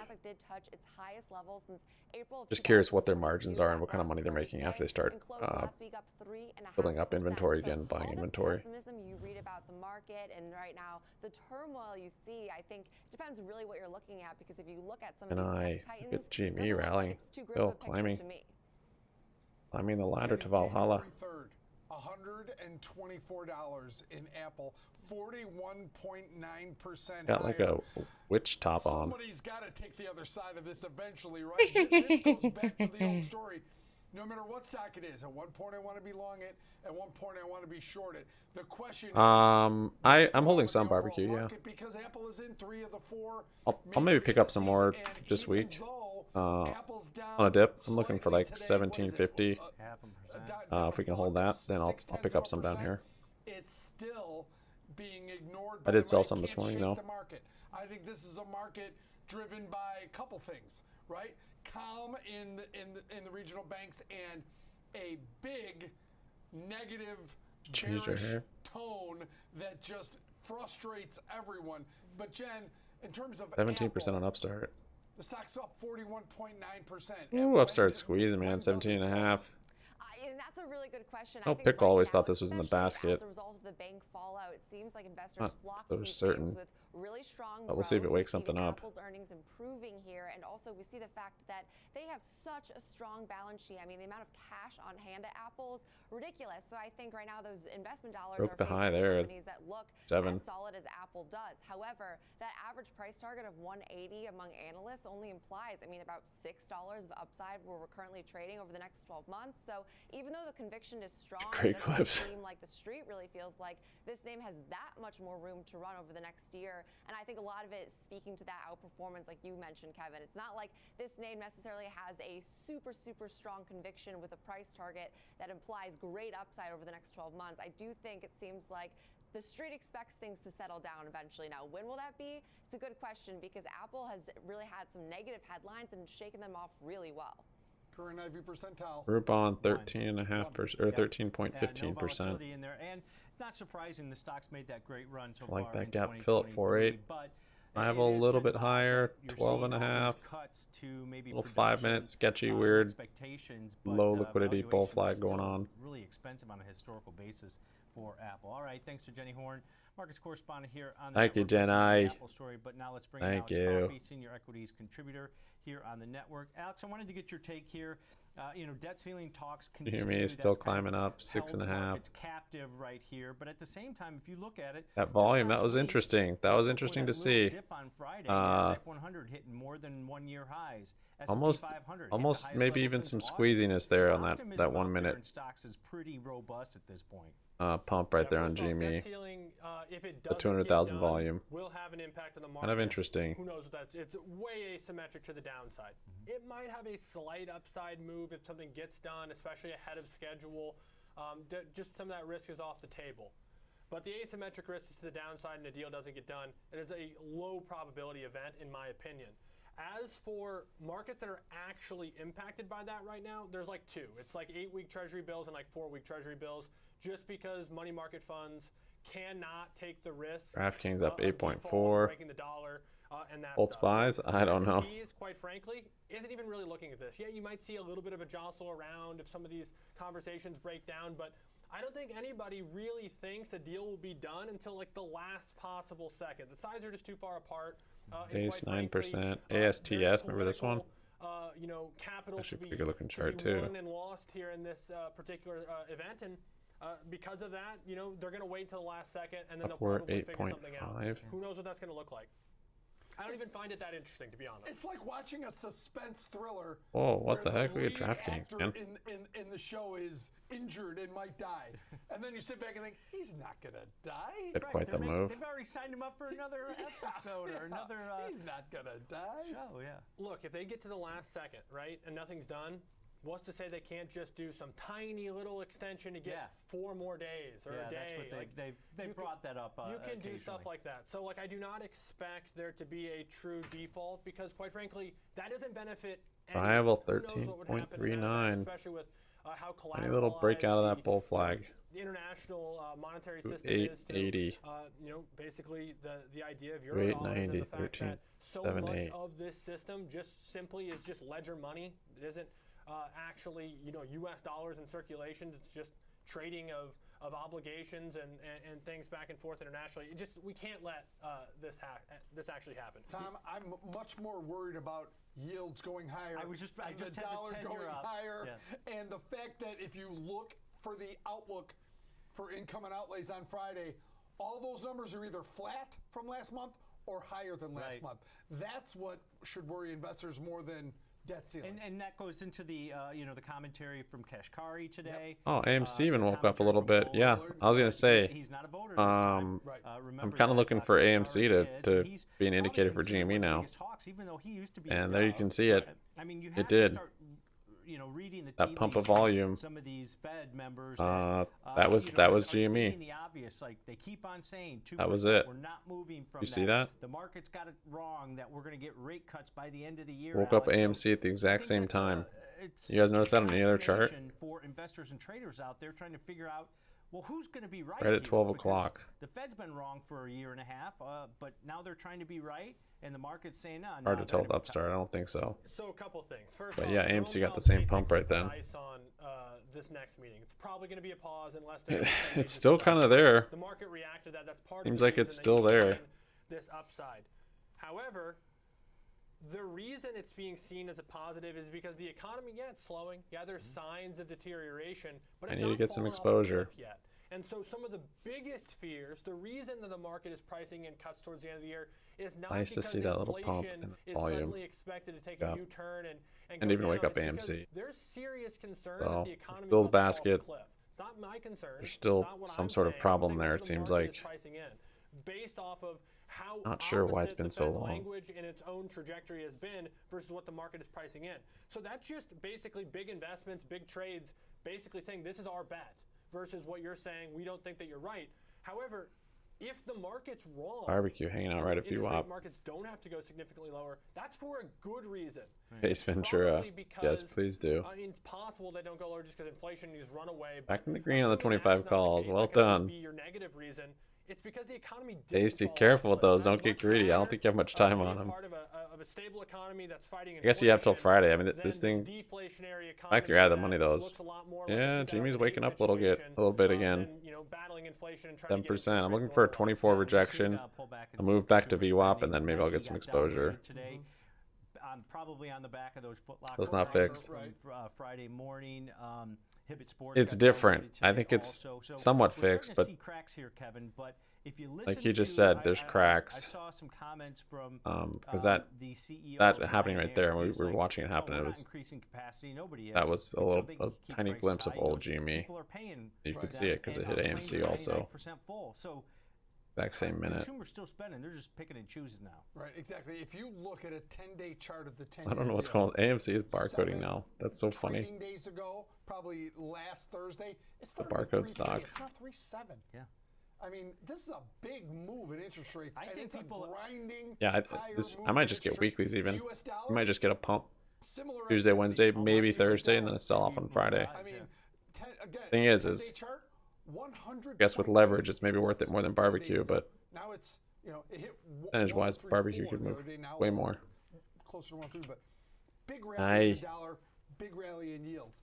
That should be shaking stocks, but it isn't. I think because of the Russell 2000. Yeah, I don't have buying power on there. About Bugger. the 10th of March at this point. Stupid. So we're seeing that. But Alex, I wanted to get your take here real quick. Mike Stanley from Morgan Stanley, Futures Mike Wilson stuck in. says sees signal of panic buying in the S&P 500, ongoing rally, a head fake. He's saying basically you're going to be wrong and the market's going to go down. He's basically, you know, he's held I'm gonna that get on. weeklies, He did say about but a month ago that we could see do think this a near-term rally. We've gotten that probably rally, might but end now he's this saying this is week. going to be a head fake and it's going to be a pain trade to the downside. He's been notoriously more bearish than his peers, and it really stands Rival out because many of his 15%. peers are, quite frankly, never bearish Nice. and tend to be very optimistic. Right. But we'll see. I mean, I think that you could make that argument, but a lot of it relies on this recession that has been predicted, anticipated, and somewhat an inevitability, depending on who you talk to actually happen. And there actually to be a downturn in the economy. And for you know, a lot of these concerns that have been See sitting there these in terms of 25 credit strike tightening, for in terms of June. inflation remains sticky. All these risk factors For that $1.50 they're not they were hiding at. anywhere. They're in plain sight. They need to actually be risks. They need to actually On Friday they happen. were at And $1, so quite they're up frankly, they need to happen maybe worse than big from anticipated then. because again, they're not hiding. These aren't black swan events. They're right in front of us. Yeah, and Kashkari made some comments Not about that that. far But to the Kev, money, we got though. GDP, second read on GDP coming up on 1.1 are the expectations, but, I mean, it's but not 3.7 negative. on consumption. Did they add strikes? Yeah.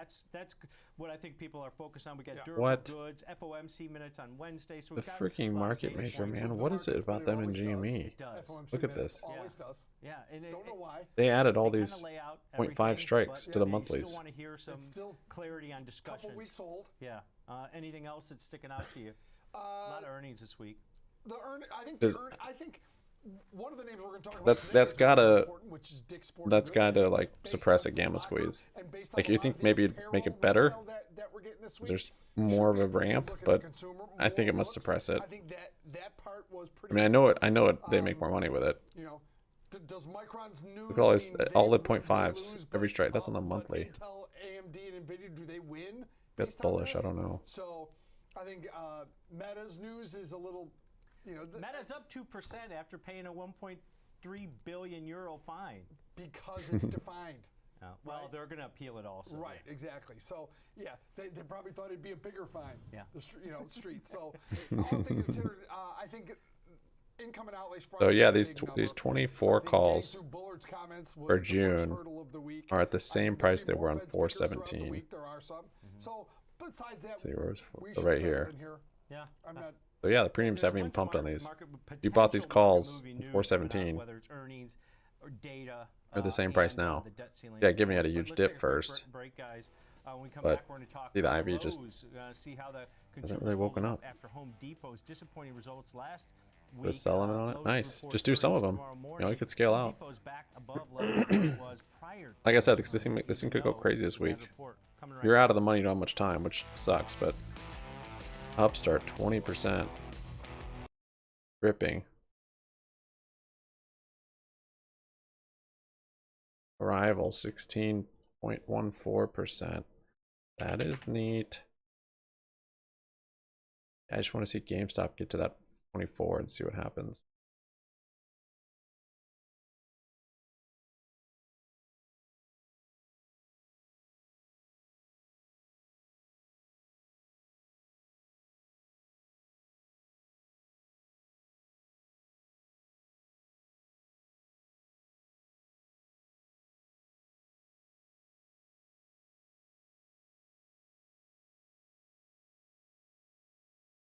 No, it's not ripping. It's up 6%. But it's doing well. And it did show signs of still being some sort of problem with the basket. Just for literally 1 minute. So I think as the price increases, I think it will become more obvious. And most likely there's still some kind of level, like maybe it is $30. Like we saw before on it.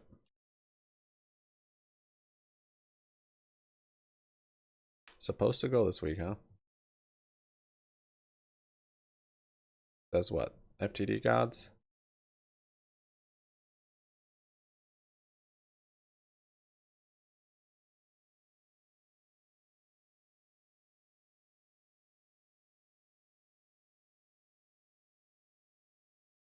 Lasers up 12.12.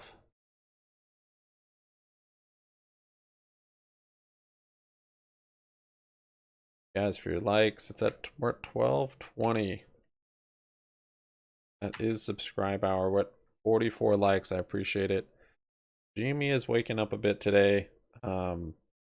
First time in quite a while, I think, that I've seen volume and price action and kind of get shut down even.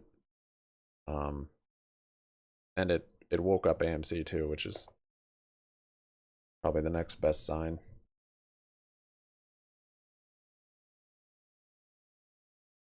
If out of spite, I'll just play AMC instead.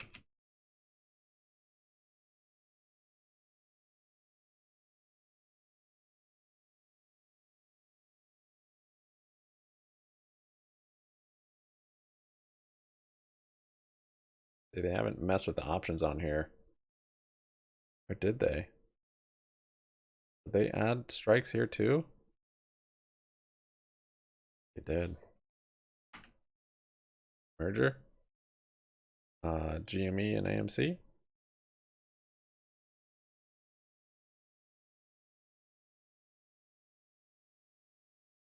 Okay, yeah, shouldn't have sold those 22s.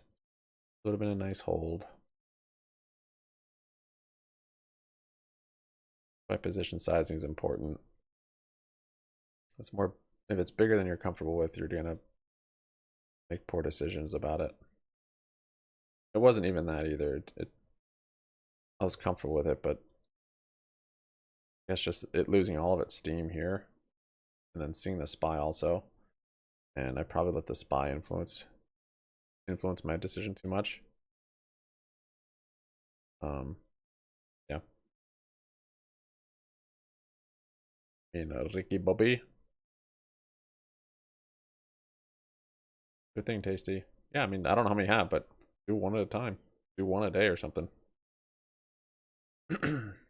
Trying to time the top and the bottom is dumb.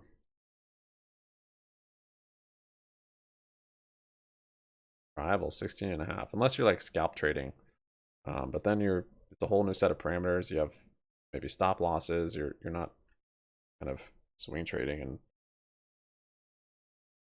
trying to look for like all tiny moves. You can afford to not time the top and the bottom. Arrival 17.72. Very neat. Maybe Arrival's in the basket. 14. Yeah. So you could do literally one a day. I guess you don't have till next week, so you do 2 a day. I would wait probably until we hit 24. This thing's not slowing up yet. But the price from here to here might not really change where you get filled at. Buy's coming down to VWAP there. A little bigger flush on SPY.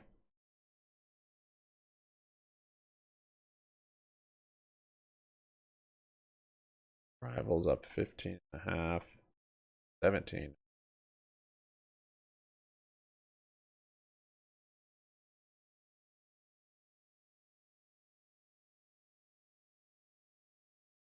Popping right now.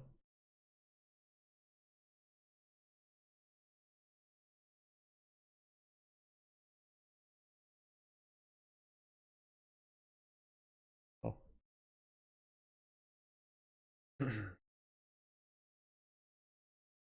Barbecue had a little wake up there. Still at VWAP. Hey, sir.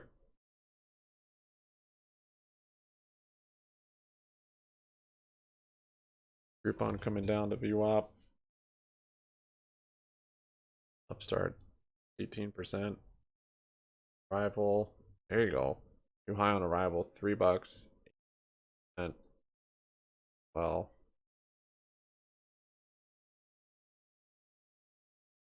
let's arrive at $7.40. Option.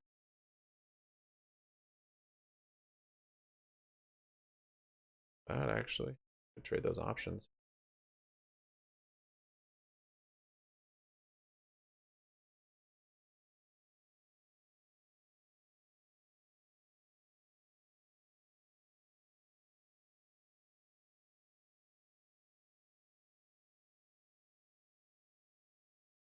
GME still just melting up.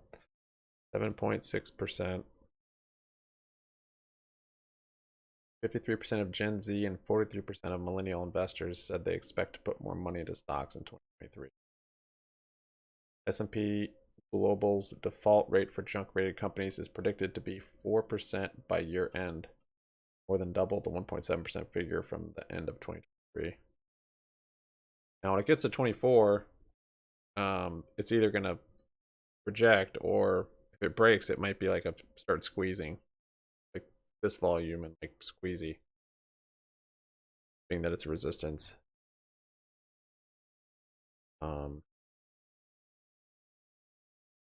So I don't know which it'll do, but I do see that as maybe a scenario. Arrival. Arriving.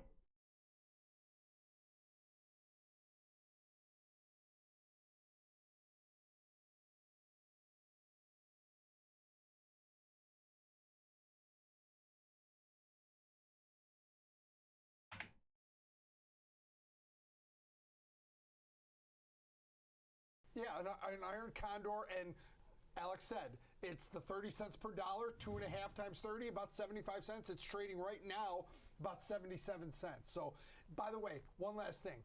People talk all the time that it's hard to get these on sometimes as a four-way package. Do one vertical and then another vertical.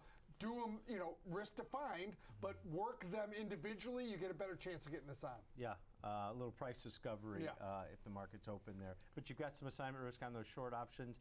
4-day trade example that we looked at here, but neutral strategy there, taking advantage of the higher implied volatility into the earnings for Lowe's. All right, thanks to Alex Coffey, senior equities contributor here on the network, helping us break down markets and Lowe's.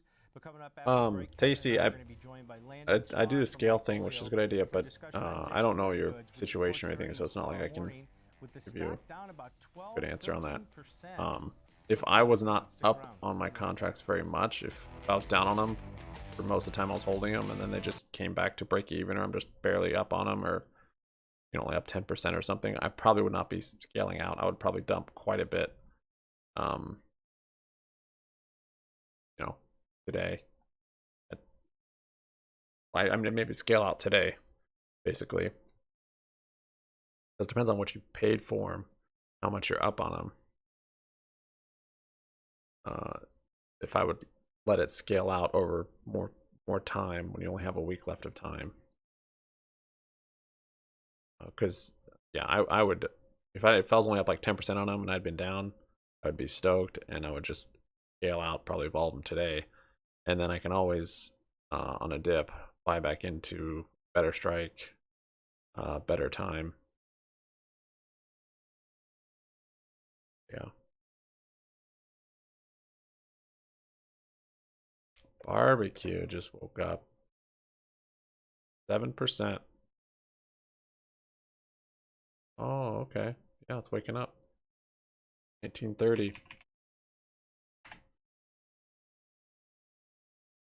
Suck again. No, it's okay. My rival, I'm happy I've averaged into that.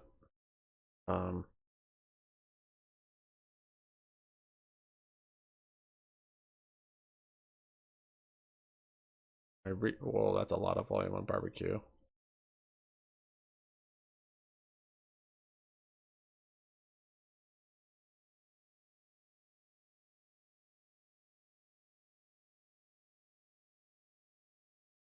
What to do here?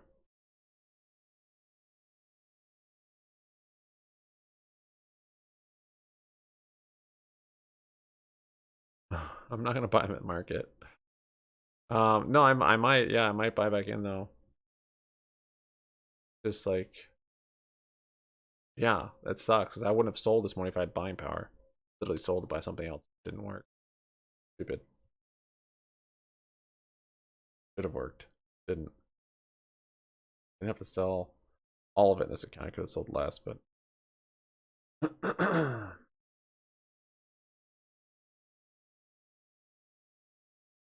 we'll see. We'll see what it does up there. That's a lot of volume on BBBYQ though.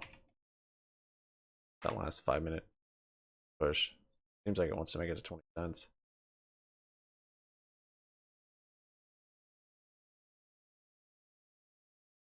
Rival 20.87.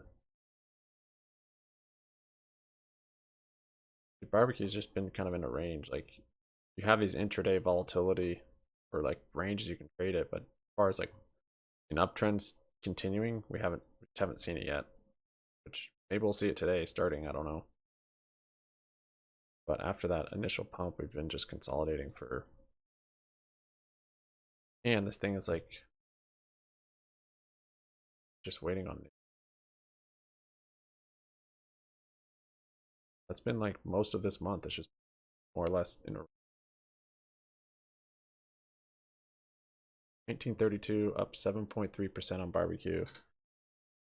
No, I don't think they're gonna release their earnings.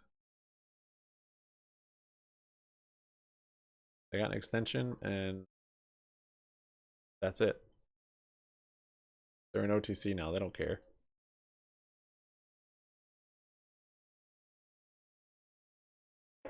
%13 on QuantumScape.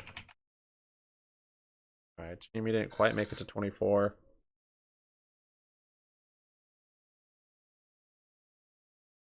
Back to. Okay. Yeah, 23.86.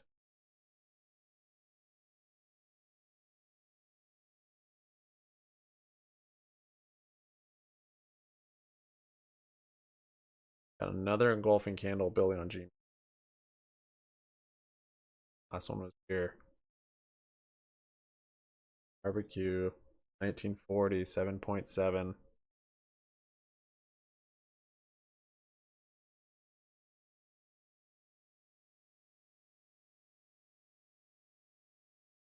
Barbecue 8%. Don't break it now.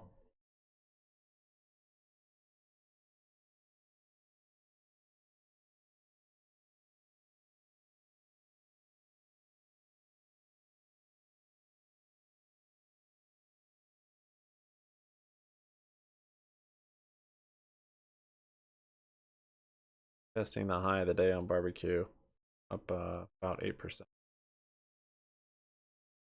Did pull back a little bit. VWAP down at 23. At 23.57, up 7, 6.8.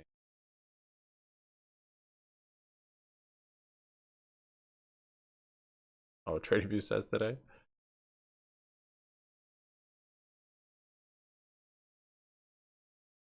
They've been guessing for like a month. All the brokerages. Rival shut down there too. That is kind of interesting.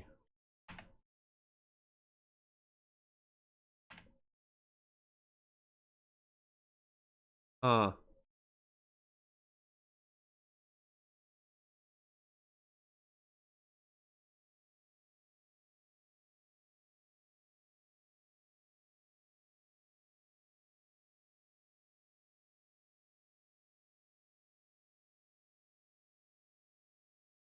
$45 on barbecue.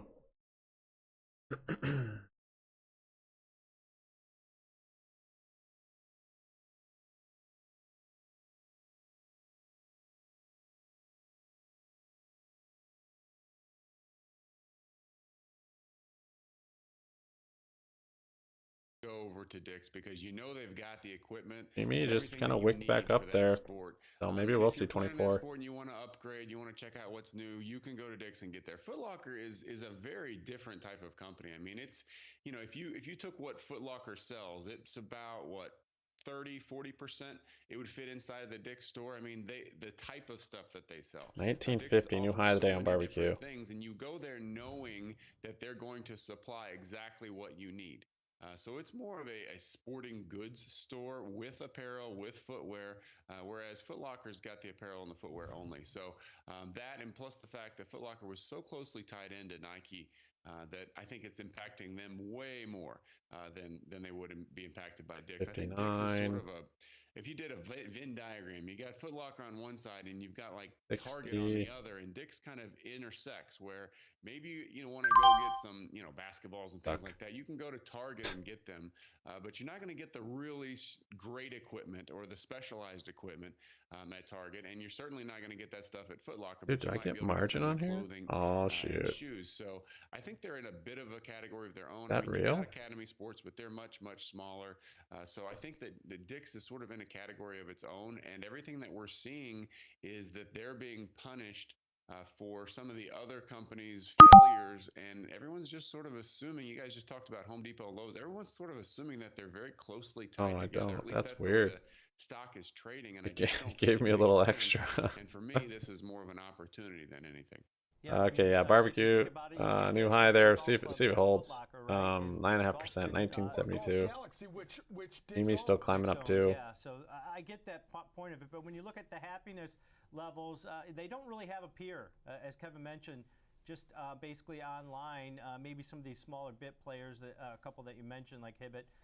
But when you look at the happiness levels here, Landon, and I see your 90-day average as far as consumer purchase mentions. Oh, it didn't is doing fill. well. Is that the reason because happiness levels are so elevated?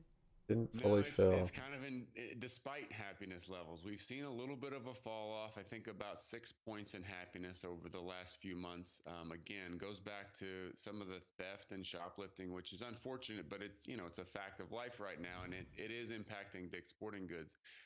It just like it impacted Target. They had very similar type of numbers. So we'll see if that comes to play.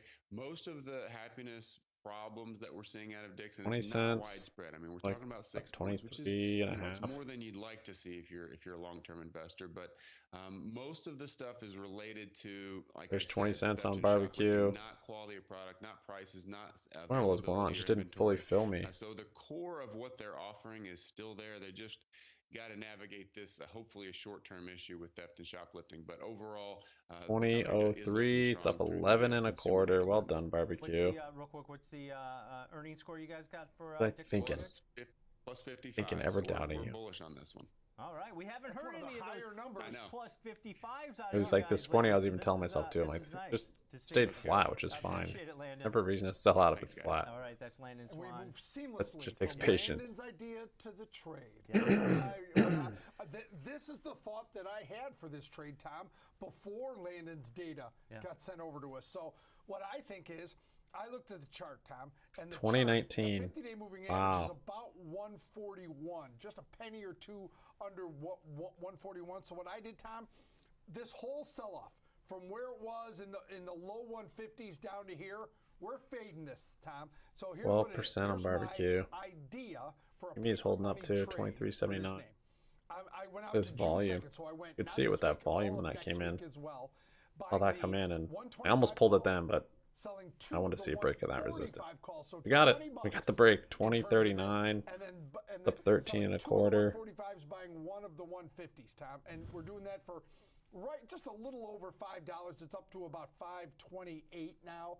But this is one that gives I think you it's room probably on the safe to upside assume if that it breaks out. 1925 will You be don't have to worry support. about it, and If we it can goes get back further, there and there. you're 2042, insulated from, 2048. losses on the upside. Yeah, let's look at this unbalanced call butterfly to the upside, buying basically the at the money 125 strike call one time, selling two of the 145 strike calls, buying one of the 150 Whoa, strike 2090. calls, roughly about a Holy crap. $5.30 debit. So there's your risk, $530. Did you see that candle? That was insane. About one. All right, we're going. $150 and about 50. 2350 is kind of that next level. That was a 30 crazy cents, you candle. add that debit to the 125 strike. Thing Anything just above gapped. that profitability, Kevin, even if it goes above 150, it explodes to the upside. It's still a double on this. Yeah, type of Webull. position. No, Webull's not behind. But You have to this is sign up definitely for a bullish OTC trade. trading. Option market's pricing at about You have to try and trade it on Webull. $9.5 move in 21 the cents. So my spread, my shorts are double the expected move, Tom. So what did I do to match that? I put it out another week. I went 11 NBC is days live and shows instead of 2042. just 4. NBC not late. a pure earnings play. That's a good Come point down. there. 11 days See. till expiration, but you see there on the risk profile, just above 150.30, But, and the sets up are 130.30. Oh. I think I said 150, but the break Oh, even. yeah, this is right. This is accurate. $30.30 on this. So make sure that's noted. But anything above that 118. is profitability with the apex profitability being at or near that 145 strike. On this unbalanced call butterfly to the upside. All right, good look at that example trade. But coming up after That the break, we're sucks. going to take a look at Zoom Video, which is up only about 3% so far this year ahead of their earnings after the close. Fast Markets coming right back.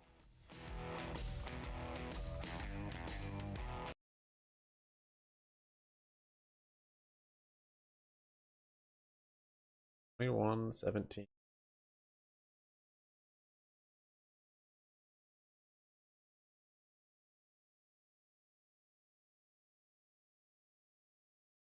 $118. Up 17.67.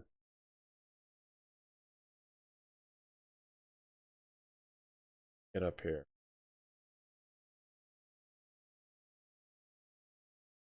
We just get a full 30-cent gap fill today.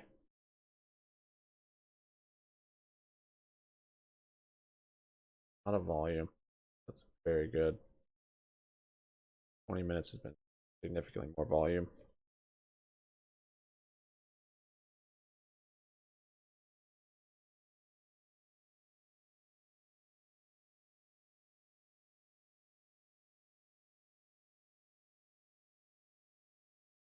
That's it, kitty. What a nice surprise indeed.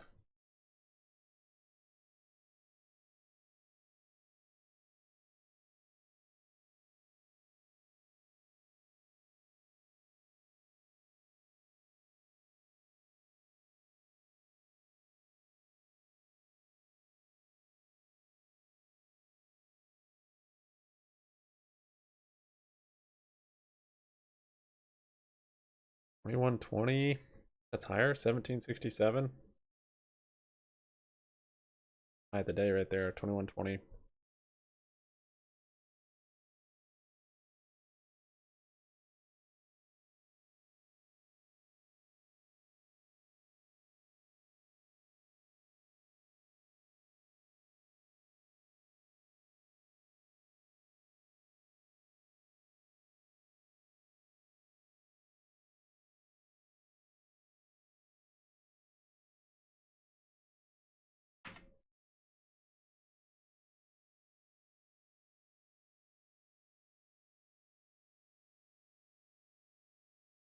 Full flag on Neo.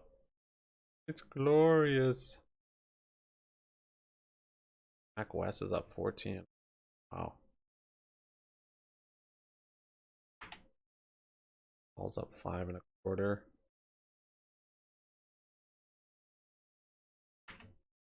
Goes even up 5%.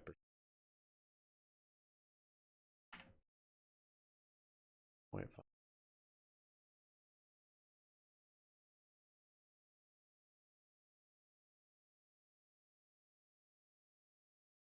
Yeah, you could sell your shares now. Doing it out of panic doesn't seem good.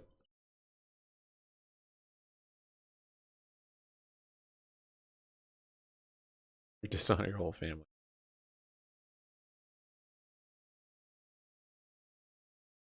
Liechtenstein. Very accustomed to. I saw the Russell inching its way back up to 1800 after trading back down below that level on Friday. So just kind of somewhat adrift this Monday. Not a lot of, again, really well-defined conviction. Yeah, Weeble's throwing the earnings chart too. Saying it's today. Yields, Ben, that 10 years I wonder why they're all saying it's today now. They even have an earnings. Look at that. Did they do an intraday earnings?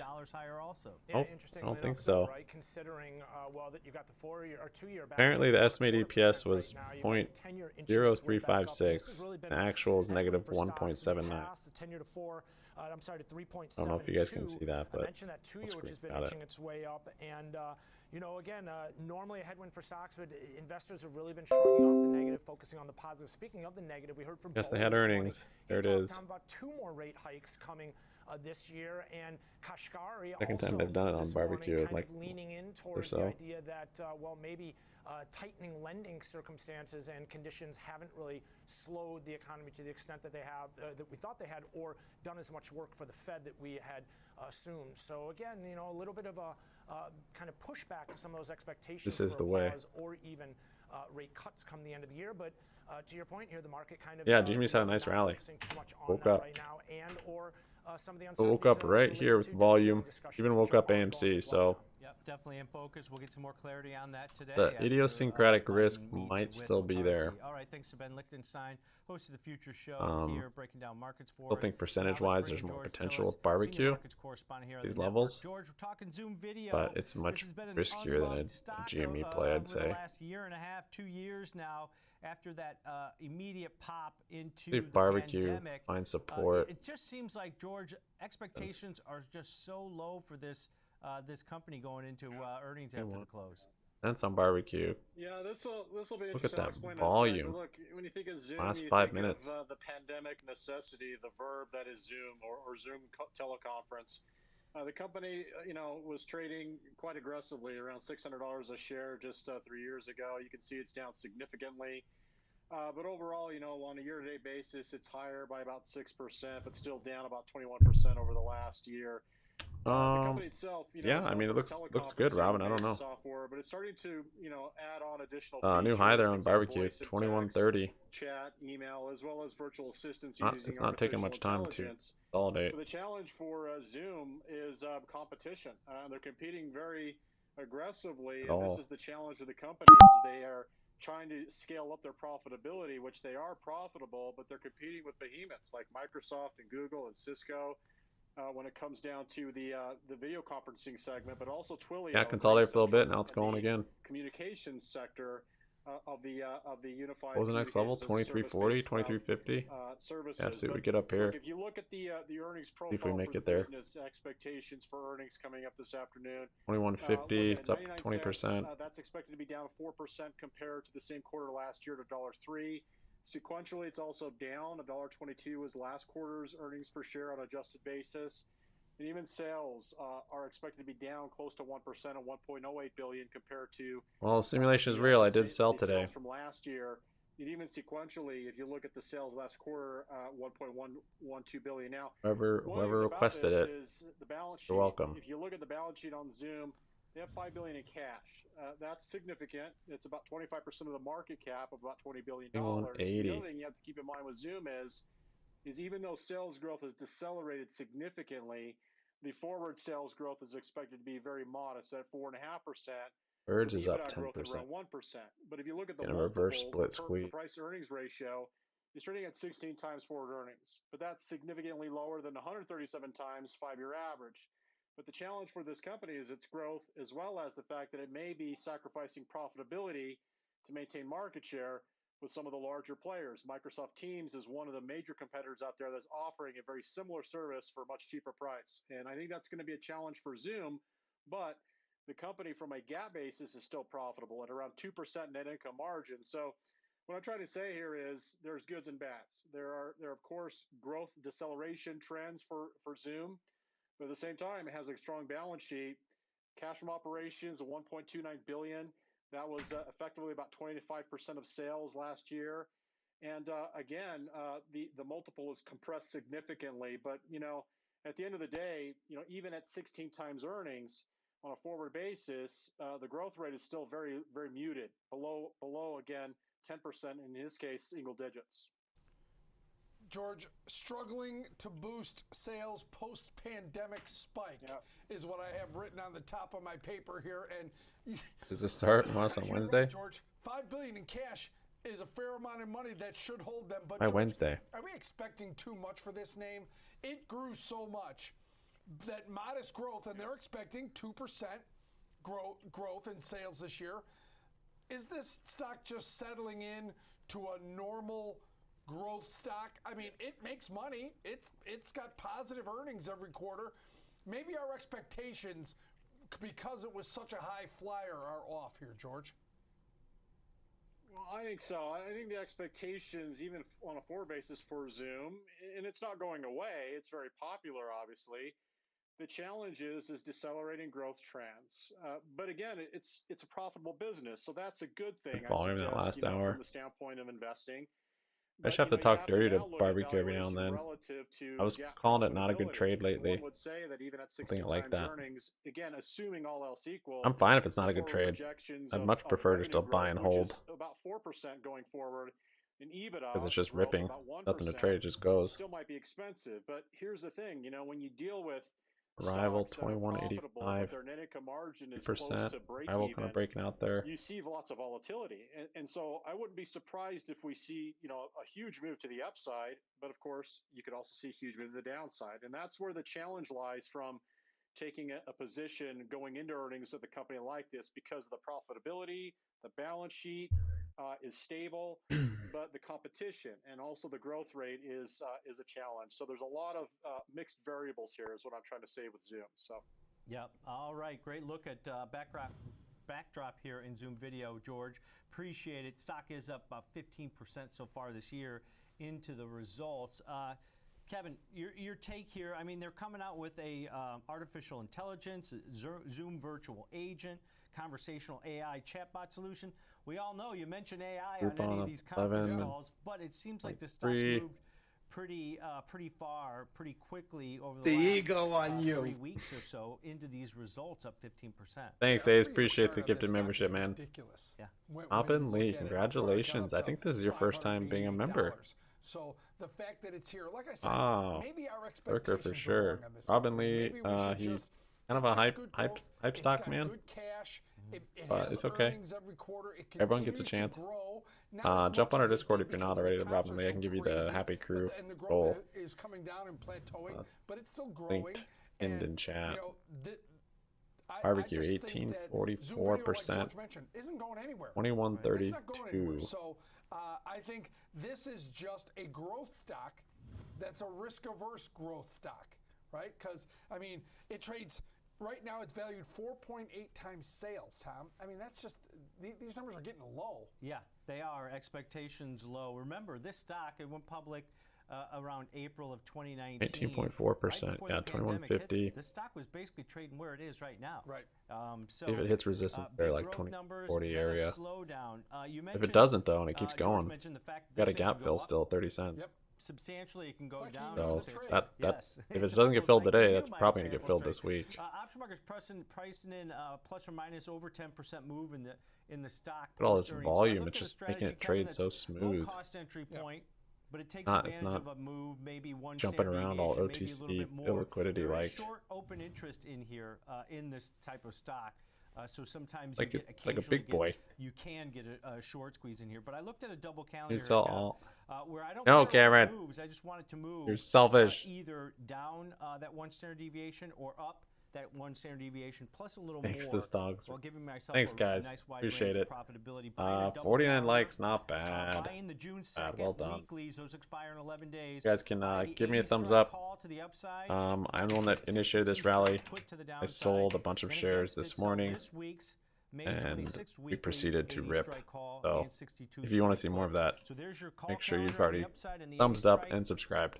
And on the downside, the Guys, 62 appreciate it. strike on this one, Kev. You're paying a debit 58 cents. $58 in risk on this. 150, besides that arrival short 22%. option risk that you have going into expiration this Friday on your expiring sale of those. But you got a pretty big divergence. You're welcome. You're buying you're basically welcome. about an 87% aggregate being implied here. volatility, selling 125. Glad you can enjoy the show. Yeah, it says 129 on the platform now. So what that does when you look at those numbers, what The barbecue does ad, yep. that do? What's the product with that number? Well, in my opinion, the product Got it. is the calendar spreads get inexpensive.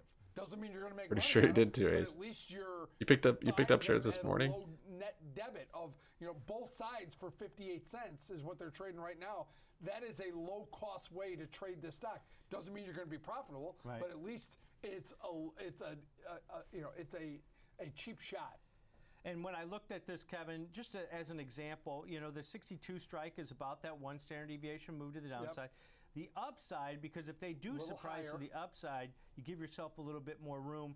Do you typically look at that, especially when a stock has some short interest built into it a little bit, right? Yeah, you could get an over, remember, the market maker move that is put nice displayed Ace. on the Thinkorswim platform is not the answer to the question. It's part of the question, right? That's the number that the implied volatility spits out, right? And based on option produces. pricing, right. But it can go much higher than that or much lower than that on the movement. So make sure you understand that. If you look at that, the eyeball says like, it could go higher or it could go lower. That's too big or that's too little. Gap's still there at 15.95. Based on that information. Right. Great stuff. Good look at a double calendar here in Zoom video ahead of earnings. But that's going to do it for Kevin and I today here on Fast Market. But stick around right here on the TD Ameritrade Network. Next Gen Investing is coming up with Alex Coffey and Jenny Horn Next, hosting. Jenny investing.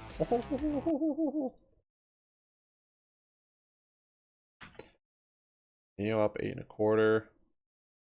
It's beautiful bull flag. 950 still on the table for that one. Pac West up 14.5.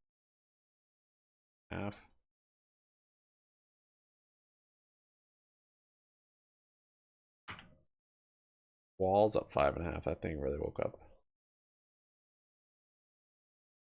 Done, team. Start 21%. Arrival 23.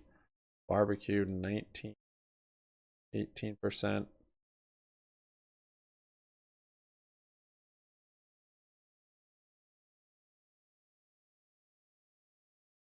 Why did it look like I was going to tank benefits and not knowing? A real danger? With barbecue? I suppose, yeah, once deadlines. Real danger for us or the shorts.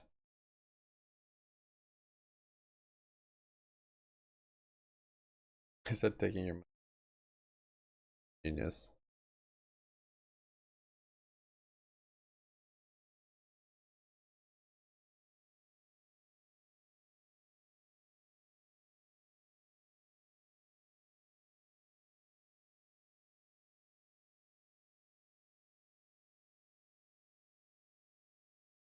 Small victories.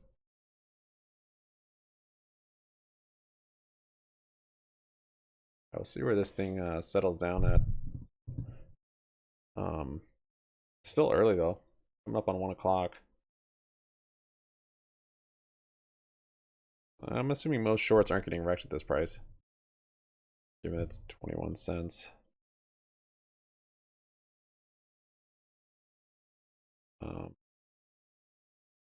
But we're getting close to where probably some shorts opened on this pump. So they've either closed out now or they're getting a little sweaty. You know, as we get closer to 50 cents. I'm moving up here.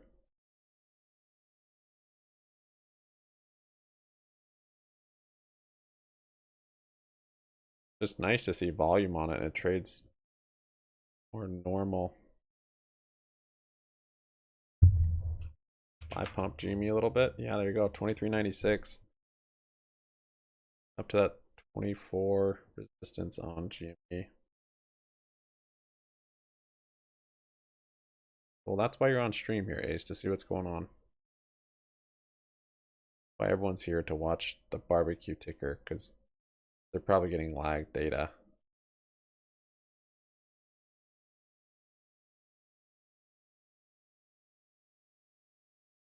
There's calls in this barbecue price. Yeah, that's true. If we get above 50 cents, you can see some gamma pressure, I suppose.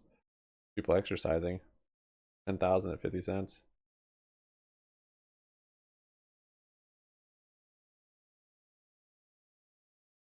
Quiet in here. Yep.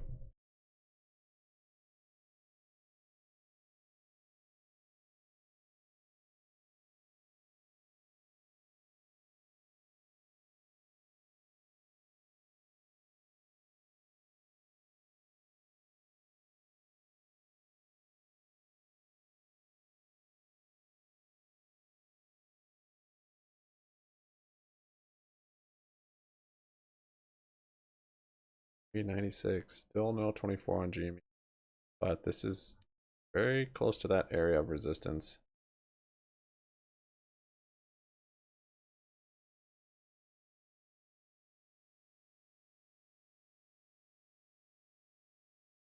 Holt tweeted?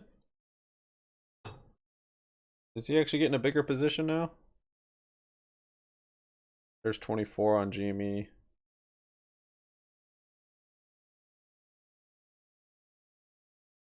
He first started buying in, position size was insulting.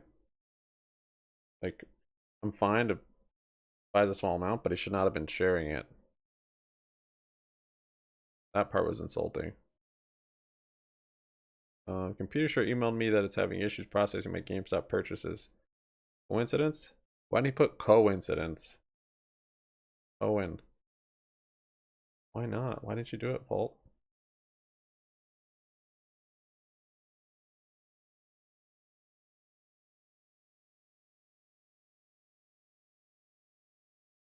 That's interesting though.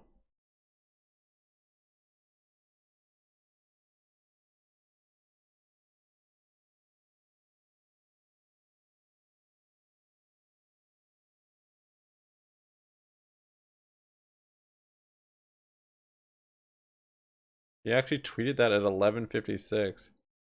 So this pump might have been from his tweet? Wait a second. Is Bolt having a Owen-like pump? Dude, it was.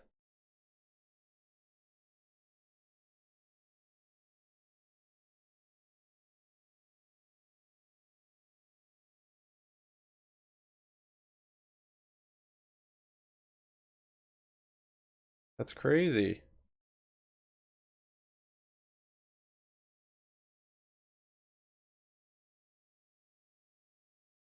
It was at 11:56. He tweeted that. This is 11:56 right here. Literally the next minute candles were pumped.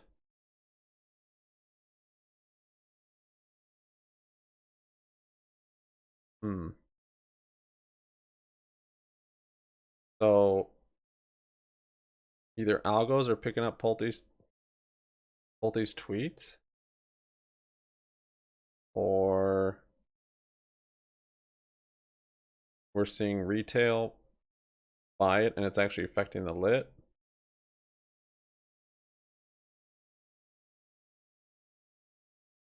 I don't think this would have been Computershare trying to buy it because they wouldn't have gotten that wouldn't have happened all that fast. That's very interesting though.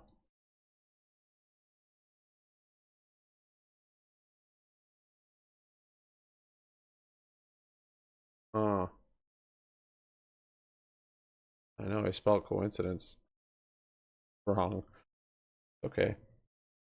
Learning. Rival 22. So GME hit the 24. Barbecue kind of coming down here. I'll probably be picking up shares at this 2015, maybe some more at VWAP if it makes it. I like the volume today. I like the break of that level. I tried to pick them all up before, but it didn't fill me. It just filled me on some. So gotta fix it. That's so crazy.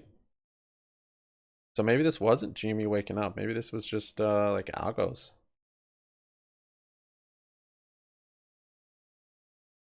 Which would kind of make more sense because this isn't like a price level that I would have expected GME to start pumping on. Especially since it just did it once and then kept doing its little slow melt up thing. Huh.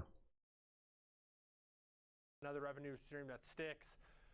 In terms of the unprecedented growth, it didn't stick. You know, I don't know anybody who gets on Zoom videos anymore recreationally. I'm gonna scale a little bit. Diminishing factor when it comes to use in business, and yeah, they've gotten, of course, a little bit more tied in with bigger companies. A huge percentage now is from those firms that are spending over $100,000. But this company's got a great product, a product people like.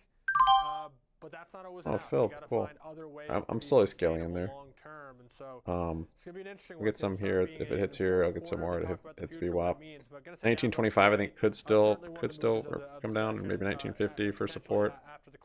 But could be yeah, make it exposure if it doesn't.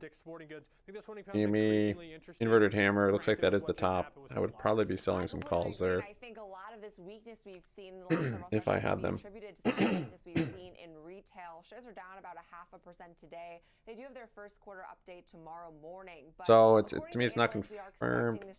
However, it does still seem to be in a basket because AMC woke up at the same time. Growth of about 13% year over year. Last quarter we saw Dick's Sporting Goods earnings that's of around strange. $2.93 per share, and they generated about $2.8 billion in revenue. I don't know. I have to think about this. Year over year growth. Now the Well, company does have Jenny, tell us. earnings surprise of around 9%. Jenny, tell us. With an average rating of outperform among analysts and price targets ranging from $89 all the way to $200. So Street still feels pretty strongly on this name, but shares are up almost 5% now on the year. But more Get some Jennies in the chat. Up 62.5% over the last 12 months, but have fallen about 13% over the last month. Just again, a lot of choppiness we saw in retail last week on the back of Well, it's so annoying. It gives me the sound, but then it only fills a few. It wasn't necessarily a super negative picture. It wasn't necessarily like what we saw first. Here you go, Robin Lee. Yeah, welcome to the party. Retailers like Home Depot, Walmart, Target, and then Foot Locker on Jenny, talk about barbecue. We know you're watching. Positive picture for the remainder of the fiscal year. Do it. This has been a company that seemingly bucked all the trends, right? We've watched all of these old school. You're gonna ride out of here on our broomstick. Be disrupted tremendously by e-commerce and slowly fade away in many cases. A lot of sporting goods stores that were around when I was growing up, they don't exist anymore. Yet Dick's Sporting Goods has continued to take the ladder higher and higher and higher, and in as many ways been sort of the winner of this space as others lost, and it sort of gobbled up that market share. So I'm excited for this one. Obviously alarming signs from Foot Locker, but is that Foot Locker specific? Is it footwear specific? Is it something like Nike is potentially going to struggle as well, but maybe not Dick's Sporting Goods as a whole? So I'm excited to talk this one clear up to me, given all the things that have gone on recently within retail. Yeah, now our next name is Lowe's. And interesting enough, as of Friday's close, Lowe's had added about 4% since Home Depot reported, while Home Depot in that same period had lost almost 4%. So they have been the clear better performer of the two, at least on a year-to-date basis. But investors now will be very focused to hear about how Lowe's has made waves in its professional contract segment, which does compete very closely with Home Depot. And of course, they will need the profits then to back up a lot of their commentary. Their first quarter revenue is expected to come in around $222 million, which would be down 2.9% sequentially and down by about 8% on a year-over-year basis. Billion, excuse me, that's a much different figure. But adjusted earnings still hanging out up here though. Around $3.48 per share, which would be It'll up break out 52% from last quarter, but down again 1% from last year. This name, though, still has a really strong conviction among street analysts. Of the 34 analysts that do cover this name, 20 have either a buy or strong buy rating, while 13 others rate it at hold. But we do see the upside potential to now their median price target of around $228 a share implies about 10% of upside. So Street likes this name. Ace, you've not seen Jenny. You've only seen her at her day job. Last week. And we are seeing Lowe's shares collectively down about 2% You don't really know her for the month, and like the Happy Money crew does. Week high here after again what was a pretty choppy week for retailers. Yeah, a lot working against Lowe's on the basically just a cyclical front for this particular space. We obviously just heard from Home Depot, and because we just heard from Home Depot, I just don't anticipate tremendous surprise. It was bull flag on SPY. Jeez. In this report, these companies are very much selling the same products, have a very similar market basically, and so when you hear from one, you got a pretty good idea how the other one's shaping up. They have little nuances that are different between them. But we also just talked this one pretty much in depth on Fast Market. I was a part of that conversation. So for that reason, primarily, I'm going to say down vote, leaving something I got some more here on our agenda. About to get a gap down. There you go. With AutoZone, AutoZone is another really interesting chart over the last 12 months. It's up 48%, only up about 6% this year, but only down about 5% from their 52-week high. And we've seen a lot of analysts come in, update their price targets to the upside. Wedbush raising its price target to just over $2,700 a share from $2,600 with an outperform rating. And Wedbush said they do expect really solid third quarter results, especially given the fact that this company has shown tremendous discipline, even with some of the unknowns in the DIY space, as some SPY of moving its up peers here. do not look as strong on a year-to-date basis as AutoZone, O'Reilly Auto Parts being some of them. But we are seeing Zacks estimate for their earnings and revenues to come in around $30.84 per share on revenue of about $4.1 billion respectively. The bottom line projection does indicate year-over-year growth of around 6%, while estimates for revenue are expecting about a 6% rise. Nice, Jay Scott. Well done. Year level. They previously did post better than expected results in the last quarter. We've seen now their earnings per share improve about 10% from the prior figure and top forecast last quarter. So yeah, that's where I kind of had a line for the top for today. Actually, 24. Over the last 4 quarters, they've surpassed estimates on all locations. I either thought it hit resistance or it'd start to go crazy if it broke that. So strong But it doesn't look like it's going to. AutoZone, but also I think it's probably going to move back down to VWAP. Given the fact that we are right Thought about getting calls on it, but now that barbecue's waking up too, I like the percentages on barbecue better. The potential. This is like one of the most impressive charts. I haven't looked at AutoZone in a while. This is the most impressive chart that I have seen in a really, really long time. I mean, can you even find volatility in there? You got to get a magnifying glass out to see the COVID downturn. And that was like the most volatile period since 2008, 2009 for the markets. And it literally just looks like, oh, there's a couple down days in there, and then it was back to this surge into new highs. And it's done the rest of the new highs for basically 3 years straight. So incredibly, incredibly impressive 50 chart. soon. Excited to get the breakdown from Rick on this one. The downside of this name is just that it's a $2,600 stock, and that makes trading a little bit more limited for many. Yeah, 50 would be, what, 100% from here? Oh, 100% on barbecue is 40 cents. That's not even the gap fill yet. It's been a minute since we've looked at an example trade in some of these high-priced names. Yeah, fill right here, 50 cents. Chart is like, what pandemic, what recession, what 60 cents economic downturn. They've fared what has been a difficult storm very well. So we'll be diving more into our 2 upvotes today. Those being Dick's Sporting Goods, as well as, of course, AutoZone. We'll be looking at the technicals as well as some example trades. Stick around. Next Gen Investing will be right back.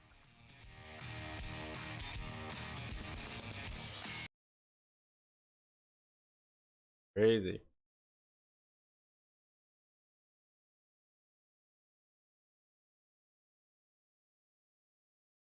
BlackRock moves from overweight to neutral in credit.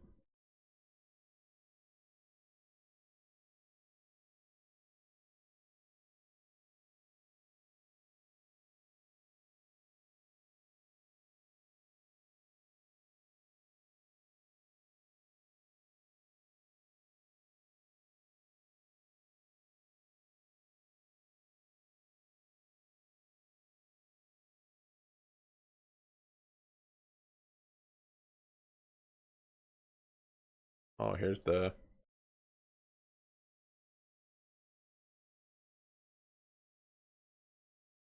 pictures of the fake explosion from the Pentagon.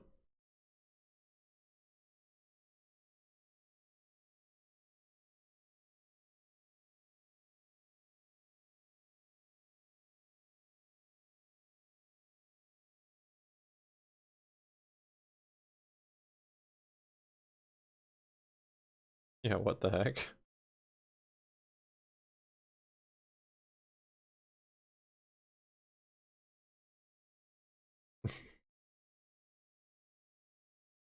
This dude definitely had put.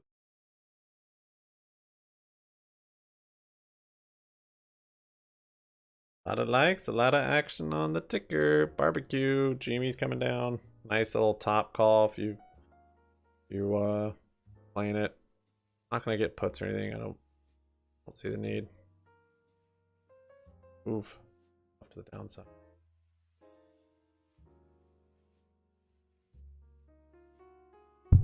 Whoa. Sorry.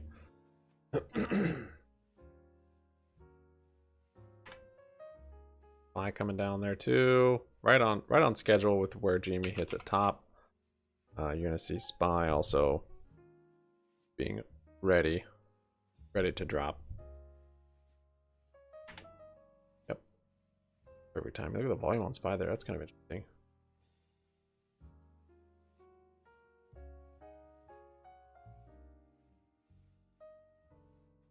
Is vector size? Guess you could have, yeah, if you wanted one of the shares. If they weren't till Friday though. I don't know. SPY's coming down a bit there. Not sure if I want to just hold the arrival through all of it or take profits and try and jump back in. Makes sense to take profits, but I hate trying to time the entry again.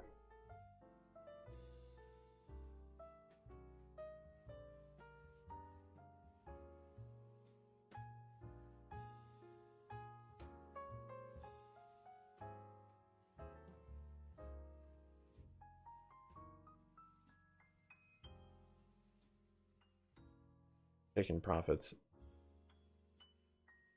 Really, it's 7.5. Maybe $4 level. 4 and then where it goes. Barbecue kind of consolidating up here. It's up 14%, 2060. Coming down. MACD's crossed bearish. We hit that $24 resistance. Got red into the 9. See if it catches support at VWAP 2330. That's actually just perfectly coincides with the resistance from back here, so very well could be the support. Kong. I don't know if I'd go that far bullions. Donkey, like I would use Donkey Kong in a pretty I use that with a lot of weight.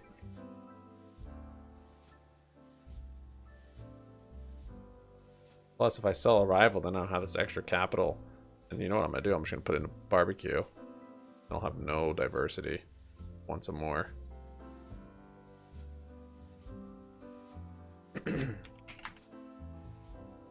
And SPY's waking there. No need to fear.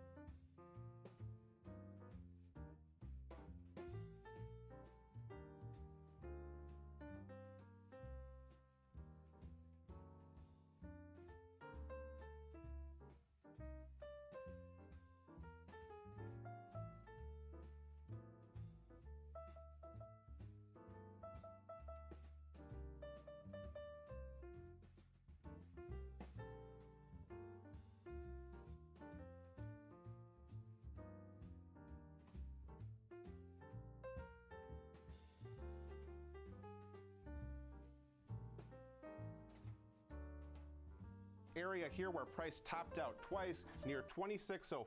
So that's a key area to watch here. That was our old yearly highs that we broke above here. Price, after breaking out beyond this trend line, kind of just meandering up and down the boulevard of our volume node here near the 2675 level or so.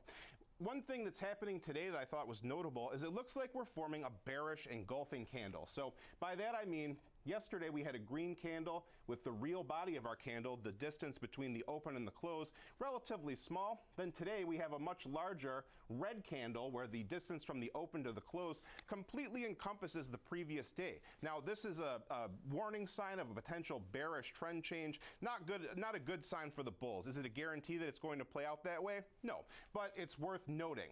And we can see as well our shorter term moving averages starting to trend downward here. There were some warning signs that perhaps things weren't going to stay at these high-flying levels forever. We saw some bearish divergence in the RSI, where RSI was trending downward as price was making new highs, new closing highs that is. RSI also failed to make its way back into the overbought area twice. So that was a sign of weakness. Then today we see that we're actually falling below that 50 midline here, the threshold between bullish momentum and bearish momentum. So look for 26.05 for some support. Look for the yellow 21-day EMA to provide some resistance at 26.65. Yeah, and Rick, I don't know about you, but I definitely am in the camp of people that definitely trust these strangers to fix my car more than I would trust myself. I am not a DIY girl when it comes to all things auto parts, but really interesting name and really interesting chart here in this name ahead of their earnings, so we'll leave it there. Appreciate all the technical insight, as always, Rick Ducat, our chart master. So now in trading this name, Alex, I think it's important to note the relatively high stock price like we discussed, but also the fact this name has been in such a clear uptrend, one of the clearest we could really see. Again, I was also comparing this to Alta, where it's like, what about all this negative pessimism we talk about? This has not impacted this name at all. Yeah, definitely not. A couple things though with the stock price, a couple things come into play. Just comparing this, for example, to Dick's Sporting Goods, it's a 20 times more expensive product. Not valuation, not saying company value, anything like that. I'm saying solely this product, to buy one share of this stock, costs 20 times more than it costs when you're looking at something like Dick's Sporting Goods that's in the $100. So that matters. That factors in to the kind of strategies that are on the table, depending on account size and risk tolerance and things like that. That's unique to everyone. But with that big stock price becomes less interest from a trading standpoint sometimes, and that can lead to less liquidity. You're going to see wide option prices. You're going to see $10 wide strikes. So a lot of the same strategies that we look at on a regular basis in some of the more normally priced stocks in the $100, $200 range, $50 range, they're going to work in this type of a strategy, but they're going to just be way bigger. So for example, if we sold a put vertical here, $10 wide, that's at least 3 times bigger than what we just looked at with a $3 wide put vertical. So all that comes into mind when looking at this. So I looked at a strategy that still tried to keep the risk relatively in check from a dollar figure standpoint to the other strategies that we look at. And so I looked at buying a call butterfly. First thing that I'm going to note here, this is not a high probability of success trade. So it has the same dollar figure risk as what we just looked at in Dick's Sporting Goods in $200. But the probability of success on this one is far lower.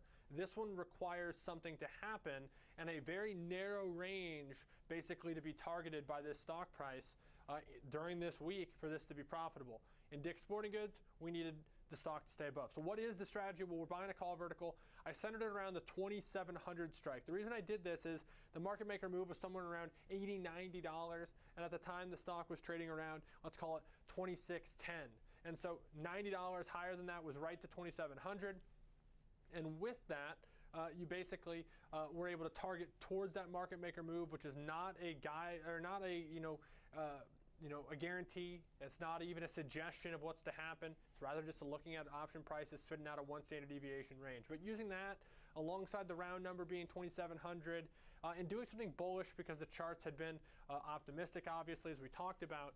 But you can see how this one performs. It has 2 break evens, 27.08 and 26.92. You get that by subtracting that $2 debit from the high end strike and adding it to the low end strike. This one does best if you perfectly pin 2,700. The nice things about this it can be customized. You're more bearish, you're less bullish, you're more bullish. Whatever that precision, that strike that you believe this stock could end up at, that's the strike that you would select for the short strikes, and then you would define the risk accordingly. But this is something different. We don't look at this that often. It's more of a dart throw than the other one, which is asking just something not to happen. And so for that reason, it's lower probability of success. It's a little bit more speculative. And there might be a higher likelihood of max loss on this one. But with that, the maximum possible gain is 4 times greater than the maximum risk if you fill this at $2. So with that, Jenny, risk and reward always relative to the probability of success. And of course, 2 different ways to look at 2 example trades, both companies reporting tomorrow morning before the open. But also important to keep in mind for both of our example trades today, they do contain multiple legs that can lead to higher transaction fees. Short options can be assigned at any time, and carrying option positions into expiration can add risk, like unanticipated exercise or assignment. Now, coming up next, it's time for FOMO. We are looking at another really impressive chart on a year-to-date basis, at least. That is all things NVIDIA. Shares are unchanged on the day. We do have earnings coming up later this week. We'll dive into what the analysts think coming up next.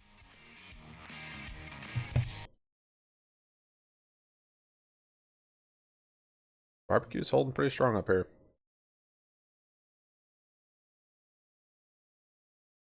Looks like it's liking that 20-cent level.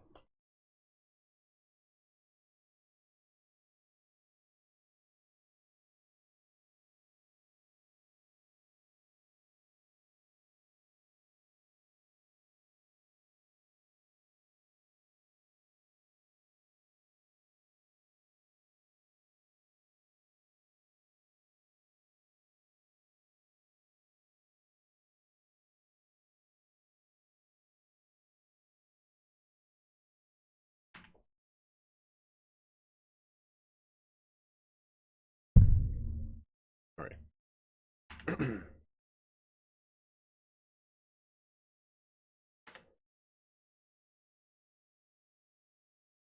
GME still coming down. Hasn't made it to BBBYQ yet. That's at 23.33. At 23.69.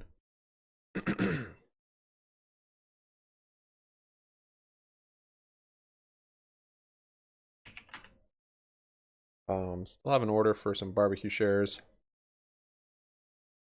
Slowly scaling into it a little bit. Looks like a nice bull flag here.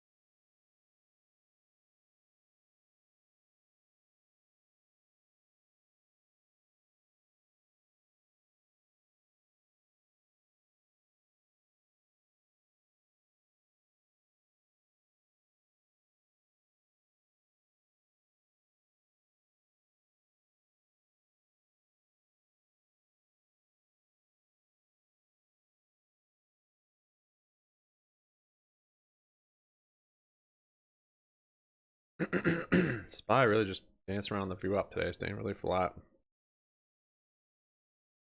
Firm's up 6.7.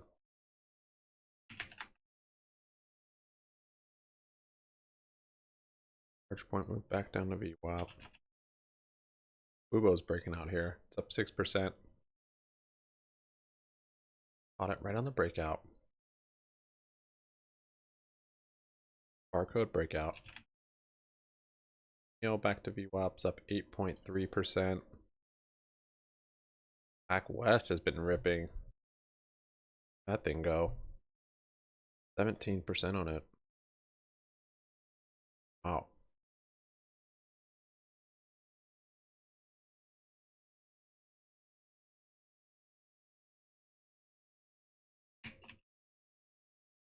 All's up 6%. Oh, W key? W key's waking up.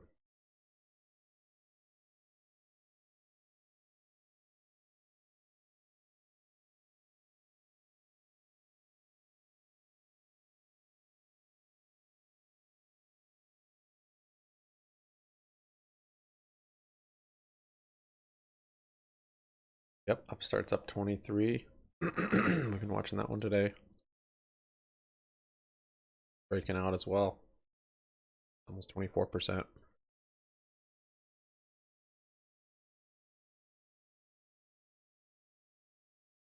Rival bouncing too. Got a little bounce.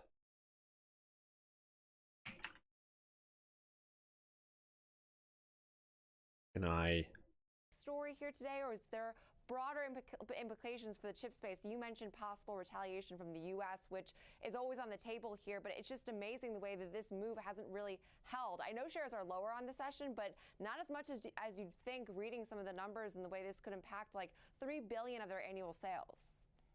Yeah, we are seeing just broader market resiliency. When we hear any news that comes out that's negative, the market initially sells off and we start seeing buyers coming back into the marketplace. Right now, I do believe that this is a Micron specific story, but I know a lot of investors have to kind of keep their eye on what's going on because this could quickly turn into a story that could impact the broader marketplace.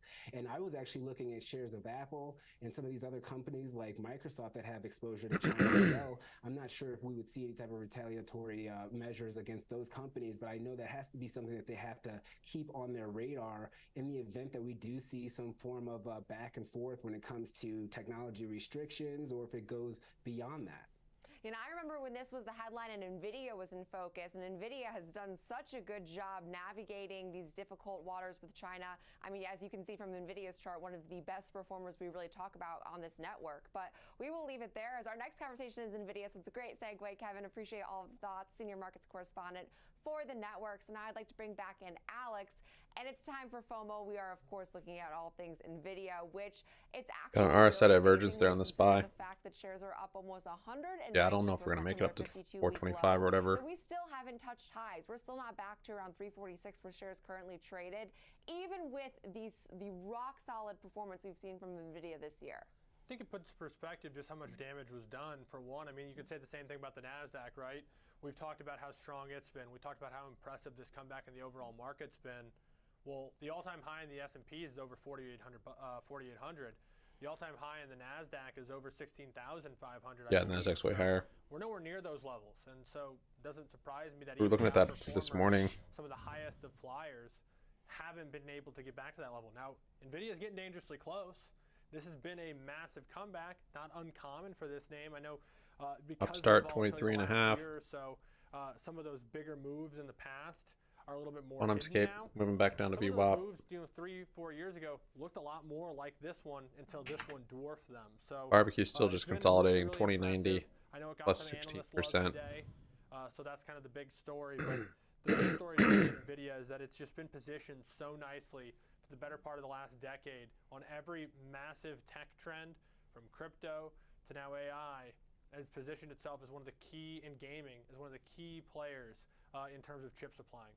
And it seems to do a really good job following some of the broader market cycles. Like right now we're seeing gaming fall out of favor. Perfect timing for them to really announce all of these different ways that they can really push into AI. So they've timed some of these cyclical trends really well. But KeyBank today did raise its price target to $375 from $320 with an overweight rating, saying they see NVIDIA as now the best positioned name to deliver beat and raise results driven by increasing tailwinds from the generative AI, supported by the rollout of additional RTX 40 gaming SKUs. Now, they said that while supply is likely limited due to more meaningful near-term upside for NVIDIA data center GPUs, which includes both their A100 and H100, the disappointing launch of the RTX 4070 could result in a modest miss in gaming. However, they anticipate that investors will look through these concerns as they still feel like NVIDIA represents one of the best positioned companies in semis this year, just given its dominance in all things generative AI, as well as multiple product cycles across both gaming and data centers. So I think that is really encouraging, the fact that they actually see a strong narrative for NVIDIA even outside of AI. We did also additionally get some news today that they've announced a pact with Rolls-Royce as well as Classic to design some of these jet engines using quantum computing. I mean, they have been busy this year, Alex. I feel like every other day they have another headline to support some of the outperformance we're seeing. They just keep making these partnerships, keep advancing their technology, and we finally seem to have the supply-demand fiasco that has weighed on chip makers at least somewhat mitigated at this point, which is also really encouraging for investors. However, difficult to look at this name and not say, has everything run up a little bit too far too fast. Shares are up 114% this year, and we do have earnings this Wednesday after the closing bell. So like we said, it feels like earnings are over, and then we keep hitting these big companies that have yet to report. Yeah, and this is one of those situations where you have to start asking yourself, where's the asymmetric risk? Is NVIDIA going to be able to come out on their earnings report and say something so positive, so Buy strong, moving up here. so forward thinking and optimistic that it's going to lead to outperformance from here to the upside? Oh, Certainly rival possible. back up to the highs. But is it also possible, and possibly even more possible, that it's just such a high bar and they stumble here a little bit, even on a good report? And so with a trade in mind, a trade illustration in mind here, Jenny, that was sort of the approach I took. Saw Wedbush also kind of threw in the towel a little bit and up their price target from like below 220 all the way up to 290. And I used that as sort of my guidepost here for this trade illustration. Selling a skewed put butterfly below the market, centered around the 290 strike. And so with that, Jenny, this is a neutral to bullish strategy. It benefits greatest from a small move lower to that 290 level. But more importantly, it's done for a credit. And if this stock does outperform to the upside, if it does maintain its you simply just keep your credit and you can move on. And so $2.5 wide debit spread, the 292.5, 290, accompanied by a $7.5 wide credit spread, anchored by that 282.5 put to the downside, defining the risk. The whole package done for 50 cents. Performs like a short put vertical above and out of the money. BBYQ up 13%. Looks pretty good. 292.5, you'll simply anticipate expiration of They the just had a options split. more than likely. That means you'll keep the credit net of the transaction fees. However, there is that kicker. If it does perfectly pin the 290 mark, you can have the best of both worlds, where this one could expand to as much as a $300 profit. But more importantly to me, it's always about what it does to the break-even point. It actually moves that break-even point down another $3 to 287, and then makes that risk even marginally less, down to 450. So can make 50 cents or $50 if it all expires worthless. Could expand to as much as 300 on 450 bucks in risk, with a break-even at 287 for a stock that is way above that price right now. So of course we have earnings. It can move. It may even move. But this one's still high probability just because of the room it has to the downside. And it's been amazing to see this name now shake off its losses earlier. I mean, we're up modestly, about 0.3%, but it's sort of like what China news. I know that was Micron specific, but amazing to see that NVIDIA is relatively unaffected here. And this name does have one of the highest buy rating ratios of all S&P 500 stocks. It has about 74% of analysts that lean buy or more bullish. Rival new high. So Street likes this name, and it's Ooh, easy breaking to see out. why. But we A will little pullback there, and it's gone. 25%. Next, we will look at another name that has been You're not doing the same thing. year, but today, some more negative news. We saw Apple. They didn't try and trade it. See, that's the thing. It's like, if I close it out here, coming up next. I wouldn't have wanted to get back in here. Have scaled out, but well, I think I'll just swing this. Probably have some pullback the next, 10, 15 trading days, but it could make a big move. Everything looks good. I'll punch my card too many times trying to get in and out.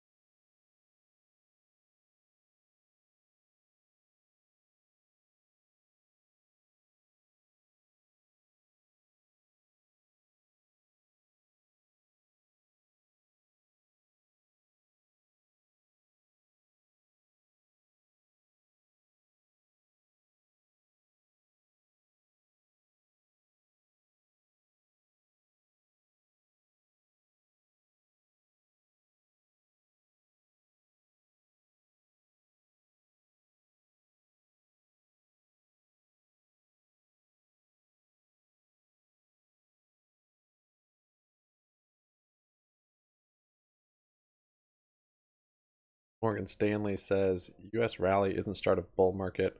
Longtime bear Wilson sees risk from debt limit. Banks valuations limit up.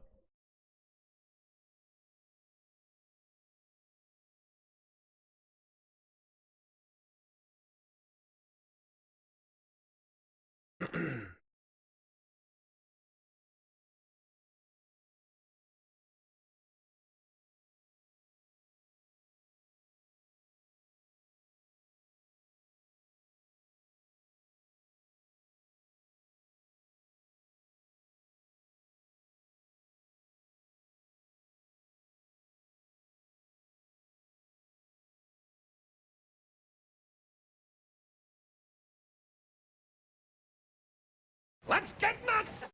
Get nuts! Thanks, Tasty. Appreciate the coffee, man. Oblige. Much obliged, brother.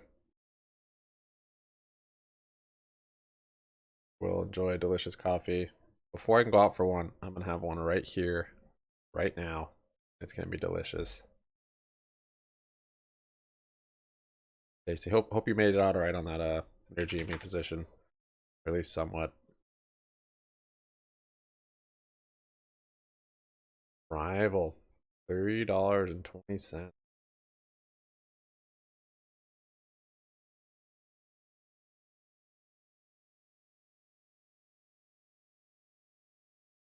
$4 is coming. I don't know anything about this company.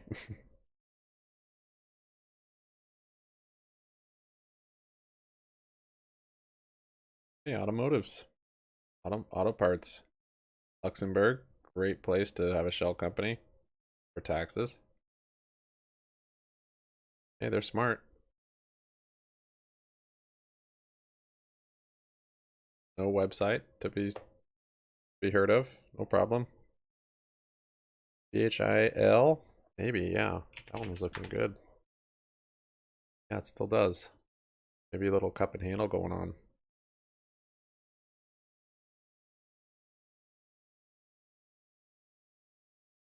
Or maybe a gap fill for the handle. I don't know.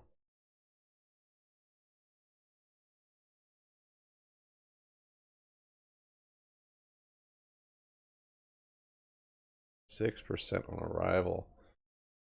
Can do it. You move them down to VWAP.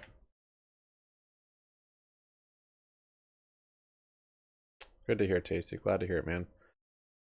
Yeah, I mean, when it works out, it's nice. You just, you know what I mean? You got to be content that it's, you know, I was saying, oh, I'll sell here, and then it then rips. So that's where scaling out works. I guess it works both ways.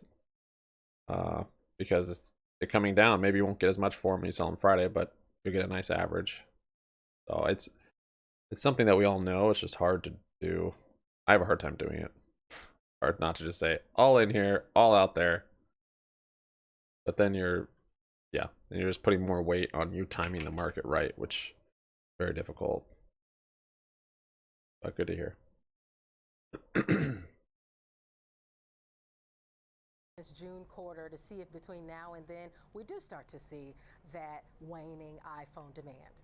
Yeah, and I think that's really interesting, Renita, and the fact that we do see some of this pessimism now into their third quarter, which was something that has been said now for quite some time. Loop is not the only one that feels that way, but still, all things Head and shoulders on the 5-minute for VXRT. Upside. Although 180, not that impressive. They think shares are only going to go up like $5 over the next 12 months. That would be a little bit disappointing, all things considered, but we'll leave it there. Appreciate all of the thoughts. Renita Young, Senior Markets Correspondent for the network. Coming up next, it's time for Under 30. We are looking at Foot Locker seeing another day of pain. Shares lower today after that brutal 27% move lower on Friday. We'll break down what the analysts think coming up next. Ooh, maybe cash could put some Foot Locker. Oh yeah, this chart looks way better. Back chart looks a lot better than Bill. I like this one for sure. Might even exposure on the guy.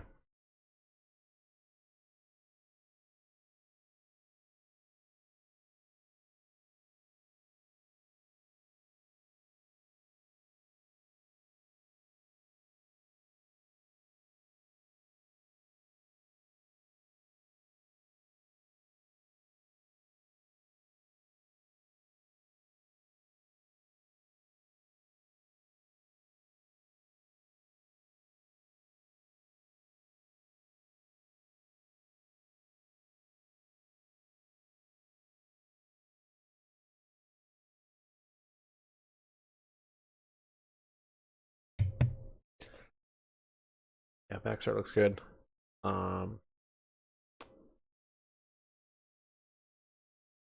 Good about the chart. Oh yeah, we have this RSI divergence we marked down here.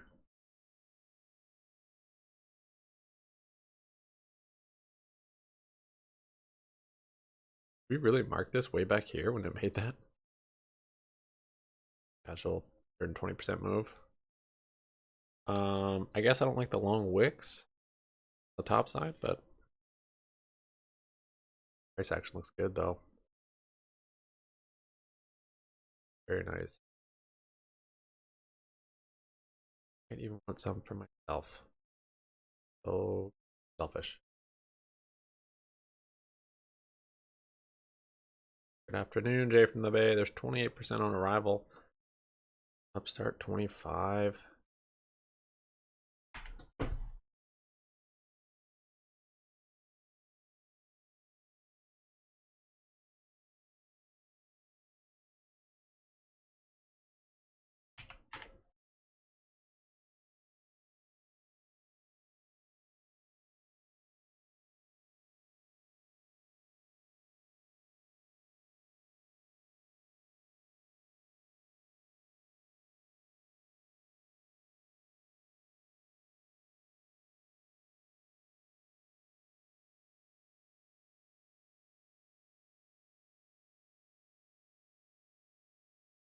Yeah, just holding through the volatility.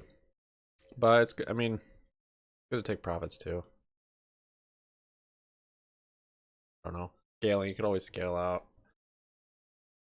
Which about. But yeah, I mean that if you look on like trading these, all of these Upstart, I mean this has been a good play for a while, but look what you have to hold through. So after earnings, given you wouldn't want to hold through earnings, but yeah, this one is actually a little tougher to read. Arrivals, the next one that's just might turn into a nice swing. I don't want to say we're late to it. We were about as early as I like to be, though. It was showing a nice flag. Yeah, we got in yesterday when it was still pretty low, though. And there was so many other stocks last couple days of trading that were just going crazy.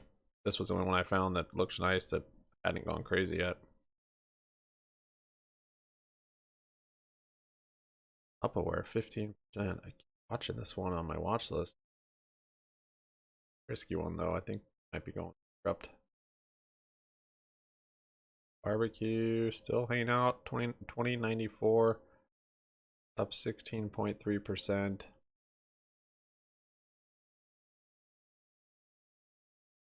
Still have an order for more of that.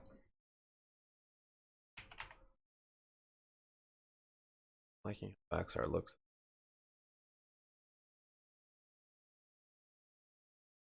But when you actually give guidance cuts that are pretty significant, Rival 32%, 33. It's at the top of my watch list. Why we're seeing a justifiable How move to the neat. downside. But just looking at guidance from a sales standpoint, the midpoint was around 4.5% down.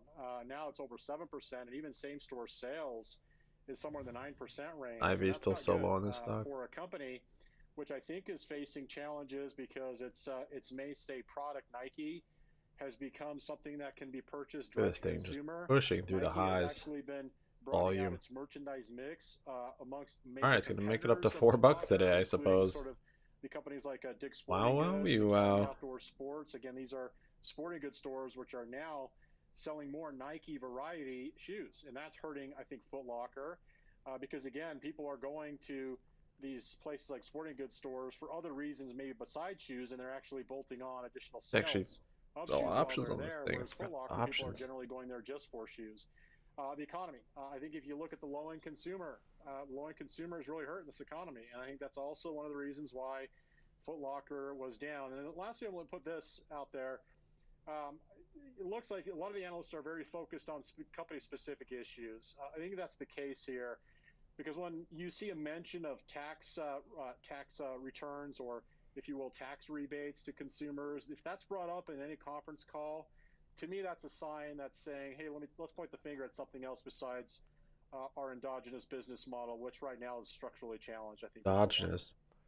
George, I'm with you on Foot Locker's struggles. I'm not going to say I saw a 25% decline or a 7% decline building on that.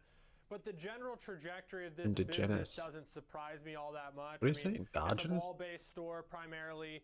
Less people are in malls on a regular basis. And, when you used to probably go to malls, not that long ago, 10, 15 years ago, you go for one reason, and sometimes it turns into a little bit of I'm walking around, oh, there's Foot Locker, I'll go see what they got, maybe there's some deals. And if you're just not there as much, you're less likely to be in the store for sort of those secondary reasons. And so all of that weighs against it. I'm not surprised to see this trend. We've talked about this for years. Quite frankly, I'm surprised it's been as resilient as it has. I know it's tried investment into other stuff, but let's take a step back because this is a big move. 7% off a 25%. Gotta be careful probably with Arrival though. This can be of offering shares. Due to, they did just have a reverse split, so when it's jumping off the screen like this, George, actually I need to consider all this stuff. This is analysts trying to cover themselves, saying this is just Foot Locker. Yeah, I'll probably take profits at $4. Your whole thesis. Maybe the consumer is a little bit weaker. And just getting back up to the price before they split. So I'm not to say that, but Nike is moving down lower too, saying maybe they're buying a lot less Nikes. Right now it's up here. Never mind. But the number's so big that maybe they're also just buying less Nikes in general. Well, I think that may be the case. I think if you think about sneakers, they're expensive products for the consumer. I mean, even on the lower end, they're quite expensive. But you can, of course, your little green see candle the there. Also be out of reach for consumers who are really challenged because of inflation. I think at the household level, Barbecue, 1850. Consumer budget right now is stretched. Get filled on my last order. The higher end purchases that people are willing or would have been willing to make are just not there right now. So I think the retail space, which, if you look at the charts from the standpoint of midpoint of last year to, let's say, split price. First couple of months of this year actually performed quite well, but we may be shifting from a cyclical standpoint into other industry groups. I think right now maybe the consumer-orientated areas of the stock market are going to be challenged. GME kind of bouncing on VWAP a little bit. It's again retail apparel, a lot of footwear. That stock Arrival is coming down significantly after missing estimates, but also guiding lower. So I'm not saying it's just Foot Locker. I think I'm giving you an example of one company I covered last week, which was also down based upon some challenging economic environment. So I don't think it's just Foot Locker. I think that they're facing competition from their mainstay product that they sell, which is Nike, and that's unfortunate for the company. And so they need to do something to reduce their operating expenses. But I will say this quickly, for those who are looking at an investment in this, the whole notion or analogy, don't catch a falling knife. And this is a falling knife. So what I can suggest here is look at the chart, look at the weekly chart. You'll see last week's candle. It's a big red candle, and set an alert around the 50% point of that candle, because if that 50% of that candle gets filled, which may take months from now, that might be where the stock is poised to reverse. But until then, for the bulls, it's tough to make the case for an investment in this company right now. Yeah, and George, I think what's less confusing to me than some of the selling we've seen in the last several sessions was the outperformance in this name. I mean, this name was outperforming Nike, Under Armour, Lululemon, Adidas, and to me that was like, that makes no sense to me. But another day of some pretty massive selling in Foot Locker, down about 8%. We'll leave it there. Appreciate all the insight as always, George Tillis, senior markets correspondent for the network. That also does it for Alex and myself for Next Gen Investing. Coming up next, we have the watch list with Caroline Woods hosting today.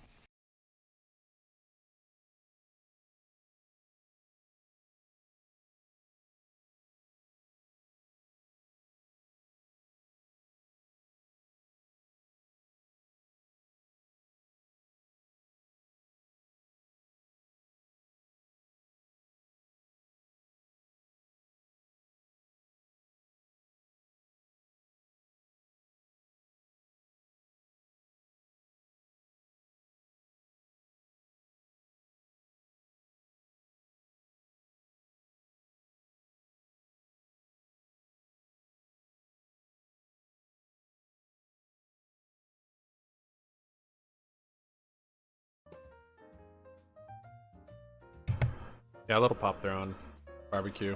21.49, up 19 9%. I mean, it's been bull flagging. I kind of upped my order there.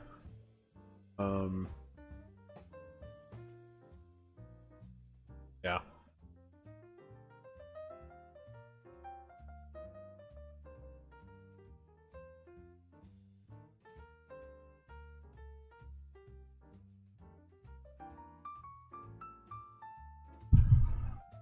It could reject this though as a resistance and not break out right now. Let's see.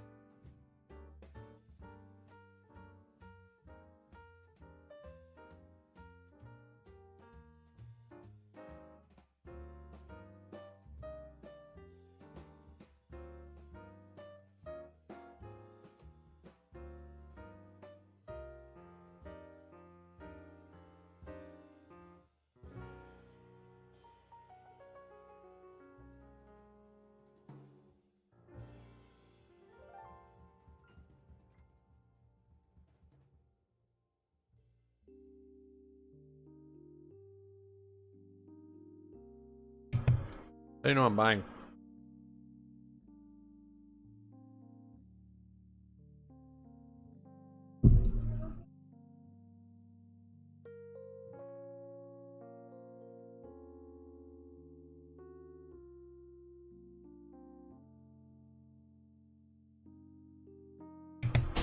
Yeah, MBot made its move. Nice. You guys were calling out this morning in chat. One of the pumpers.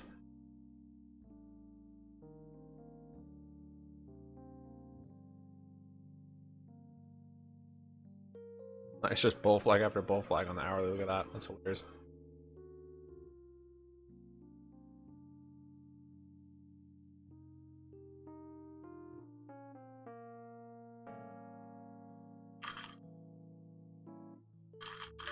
Thanks for the coffee. Tasty. It is tasty.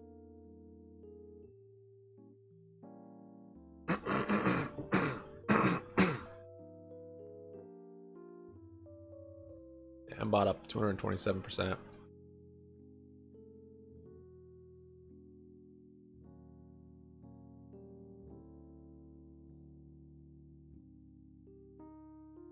I think barbecue's in a nice bull flag. Excuse me, not say it couldn't come down, but it looks good. I think holding that 20, yeah, 2015-ish cent support would be good. Few ups there too.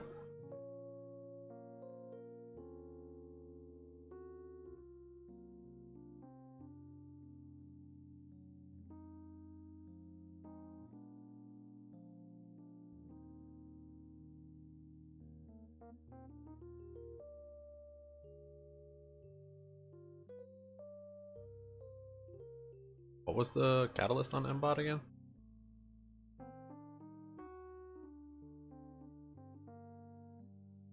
Oh yeah, machines are gonna build.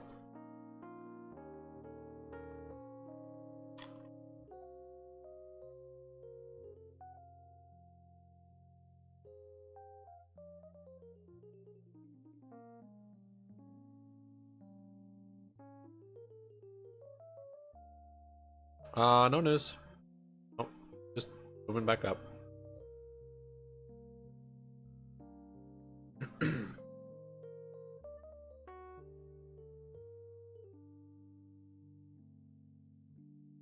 Bolt. I don't know about that. Making higher lows though, so that's good. Higher levels of support.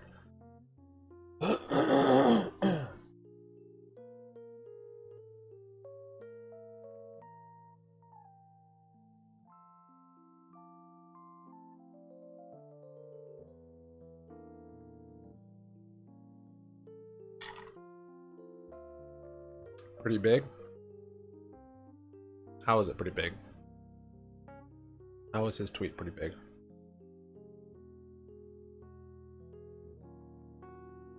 Mbot breaking out again. I don't even know where to draw resistance on this thing. 4.6, 0.5. Kind of at a resistance right here.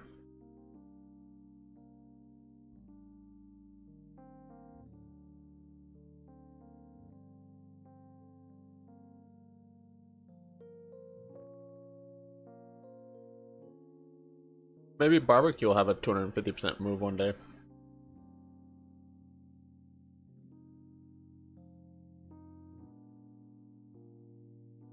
Yeah, it looks like we're gonna break 2 o'clock margin calls right now.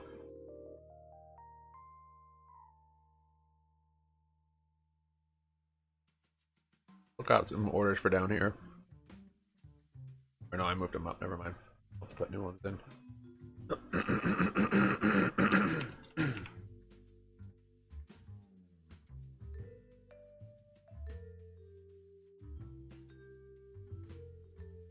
Oh, there's new high on the day on barbecue, 21.88.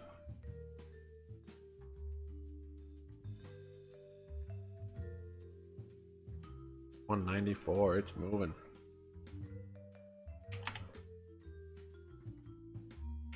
It is.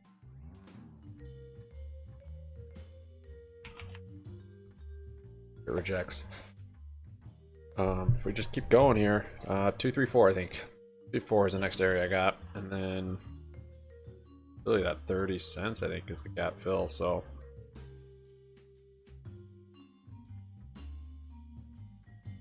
see if there's a false break or if we actually.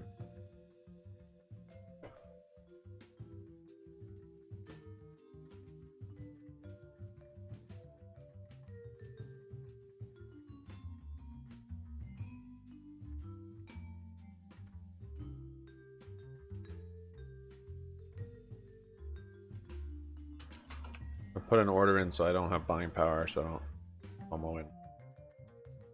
Even though I'm still way less than I had this morning. Oh well.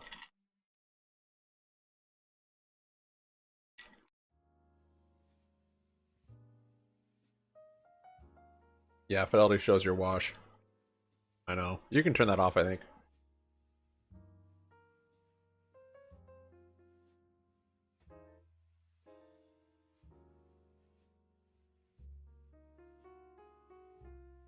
$4 every come.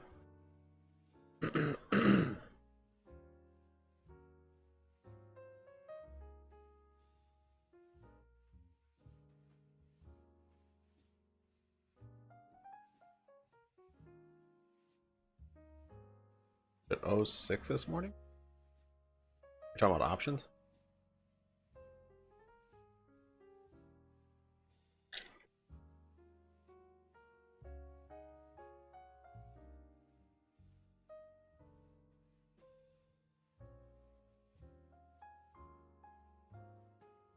It's starting to print.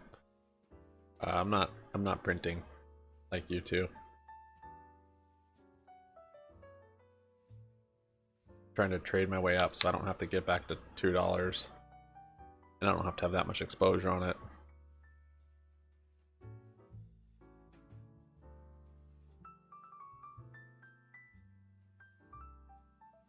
Oh, that morning. Oh.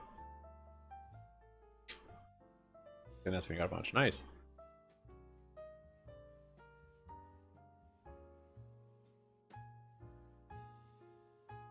Yeah, I bought some before we went to OTC that day. In the after hours, it was after I was streaming. I'd sold everything, that I actually bought some in the after hours. Not that day, this day. And then that I sold, yeah, about 7 cents that day. But then bought back in at like 8 cents. So not a huge difference. So didn't affect me a whole lot. Maybe like, I don't know, whatever that is, 8-10%. I just didn't want the risk. I mean, we did the move. We dropped 40% going to OTC. It just immediately bounced out of that area. Oh.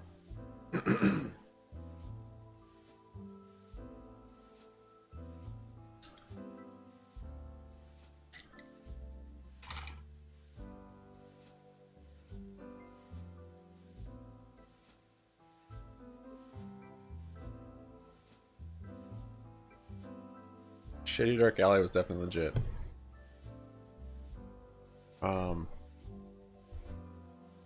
Yeah, what I'm picking up right now, I'll probably, I mean, we'll just look at the TA, but depending on how much we run, we might have a bit of a sell-off on Thursday or Friday again. If we fill this 30-cent gap today or tomorrow, we might even fill this 44-cent gap then this week. I don't know. That's pretty big, but we'll see. First break will be this 23.40. If we break that, I think that 30-cent gap's getting filled, and then maybe a sell-off in the end of week. Not anticipating a huge move before a catalyst. I was back here when we had all that momentum, and then once it started to die, I'm like, maybe not. Back here, I was thinking 50 cents, maybe $1 before catalyst, but not so sure now.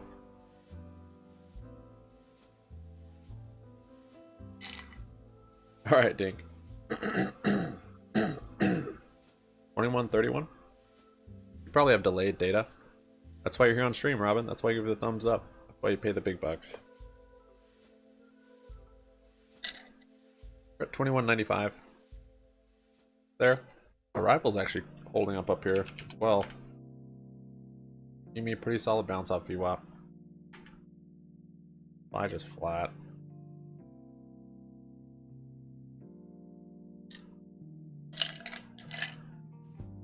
$0.40 a day. That'd be a pretty big move. The thing is now this is on OTC, it doesn't get any attention. So it's like, even if we do 100% a day, it's not going to grab a ton of momentum like it would on the NASDAQ. You know, you're not going to see a bunch of, I mean, you'll see some articles, but you're not going to see all the crazy articles. You're not going to see Wall Street bets on it. You just, they shut off the buy button for most individuals on OTC, which is just the natural mechanics of OTC. People just can't buy it. That, or they're able to buy it, but they don't want to trade OTC. They never want to mess with penny stocks, whatever the case. It's unregulated, it's sketchy. So yeah, the momentum is going to be, I don't know what it's from. Weird.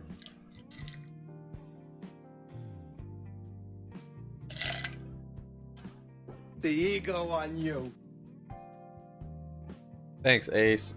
Couldn't have sniped a better contestant. Jay from the Bay. Congratulations, man. You're back. Ace is the place for all the green memberships. Thank you, sir. Appreciate it. Make me choke on my coffee.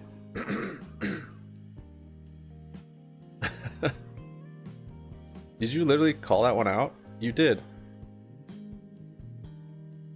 How in the world? No. How did you do that?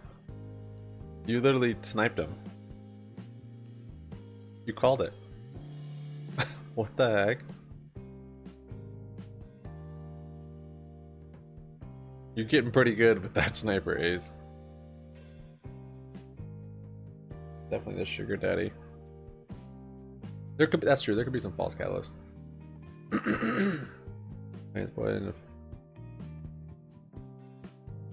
You're putting his bankruptcy's ending?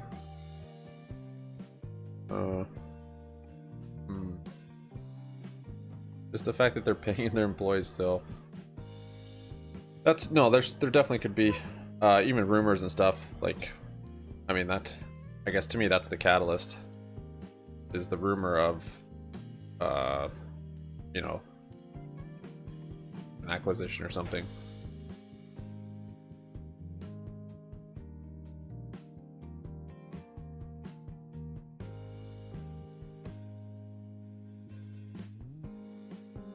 Yeah, not the actual cat. It might actually sell off on the when the news comes out if we've had a big rally up to it, but I mean that's on OTC. I kind of think it won't.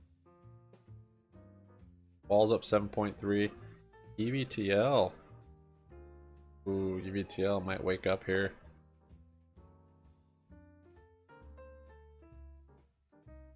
Hmm.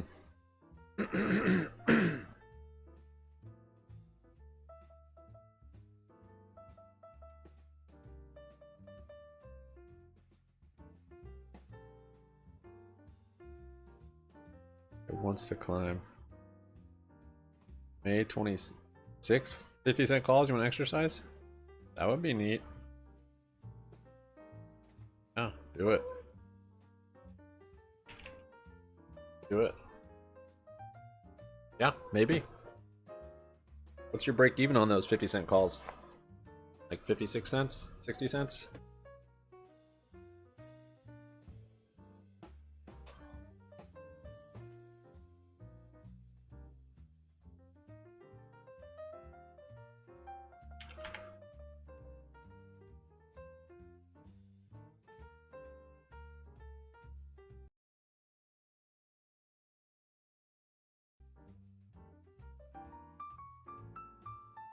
$0.56.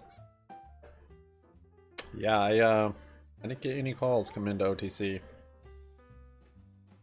which totally fine with actually. But part of me wishes I had some. I don't know. I guess I'm indifferent. There's RSI divergence there on barbecue on the 5-minute, so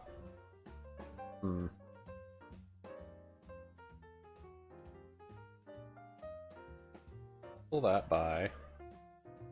And I'm not gonna sell,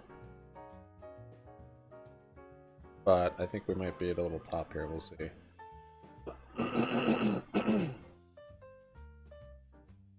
if we can move back to VWAP.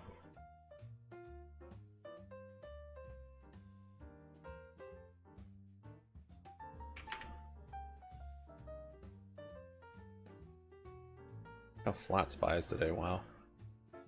May 26, 50-cent calls. Yeah, they're cheap because the underline's so cheap. They weren't cheap. The premium on is insane. That's why I wasn't buying calls. Cheap is relative to the value. You're paying a huge premium for them.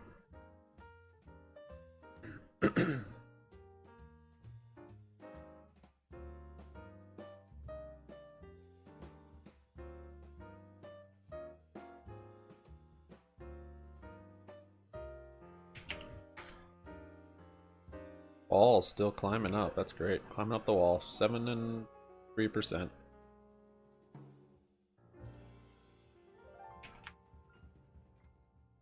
ACW 22%. These have been awesome premium sells. These sketchy banks that might go bankrupt tomorrow.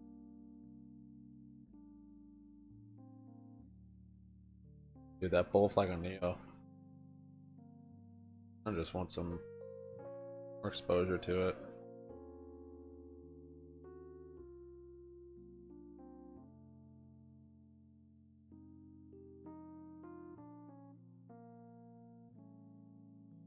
Right for OGC. 1 cent.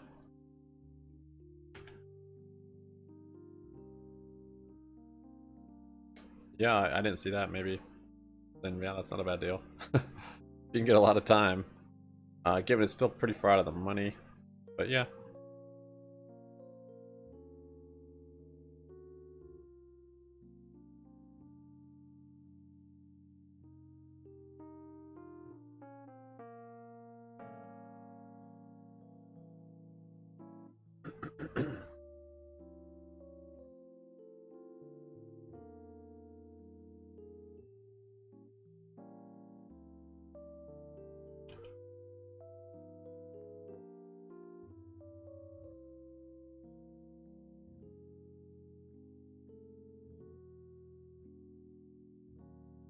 was gonna close out a long position on charge point, but I think it could still get a run up into earnings. Just 6-1. And now today it looks like it's building an RSI divergence, so there's still a little bit of hope for it.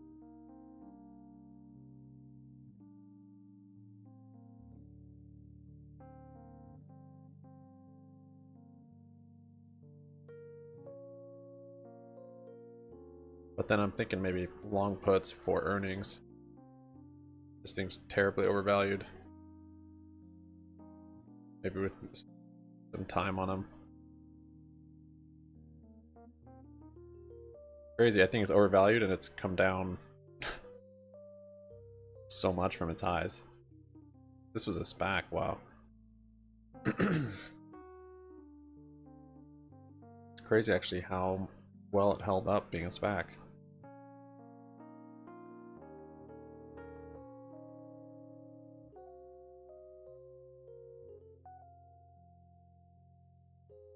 Barbecue. Still have an RSI divergence there, but see what the price action gives us.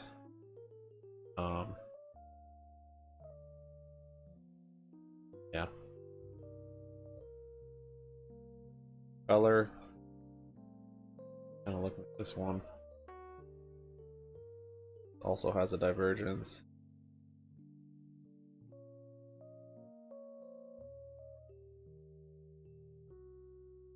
We wait for a pullback on this one. Get some exposure. This one's pretty thinly traded though. 79 million. Options.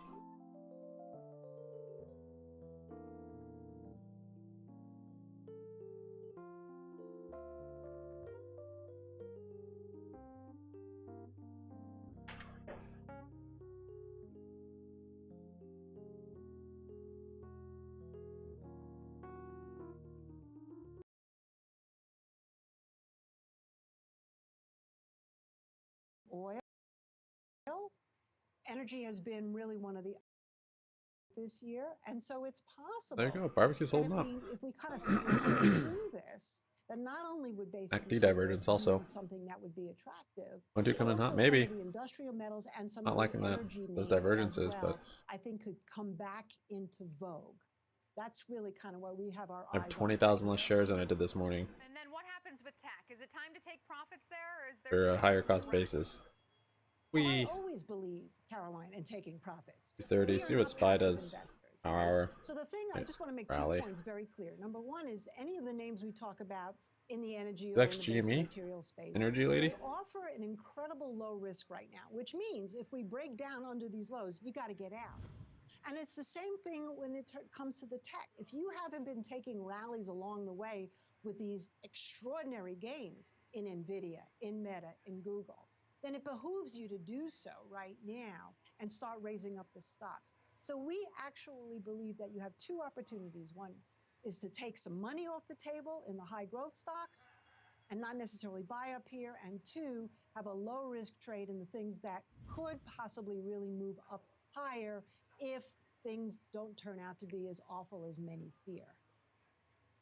But some of your commentary is if we slide by, if the Fed plays nice, if the economy doesn't, get hit extra hard or take another bullet. So aside from taking those profits, are you comfortable putting money to work right now, or are you waiting for some of these ifs to play out? Well, so far the ifs have played out, right? I mean, we're at 4,200 or close to it in the SPY. So that we've dodged a lot of bullets. The market's been extremely Teflon coated. But to answer your question, yes, I am willing to put. Is it YouTube? Is it YouTube, girl? I am not going to sit there. Market Gauge, is that our YouTube channel? And hope that things turn around. So we have stocks. Funny. So let's take a stock, for example, like Mosaic. Space. Right? Okay, that's a perfect example. Base moving up 12 and a quarter. So it's not necessarily a basic material. Oh, just kind of chilling. But I have heard rumors across the world that there is fertilizer shortage. But let's just take it from a technical standpoint. So Mosaic right now has been hit really, really hard. And it's forming a little bit of a base over the last couple of weeks and holding a significant If he's still dropping? 200-week moving average. And that's a Vicious pretty pick? big one. That's our YouTube? Institutions watch. Yes. We bought it. on the basis of that trading range.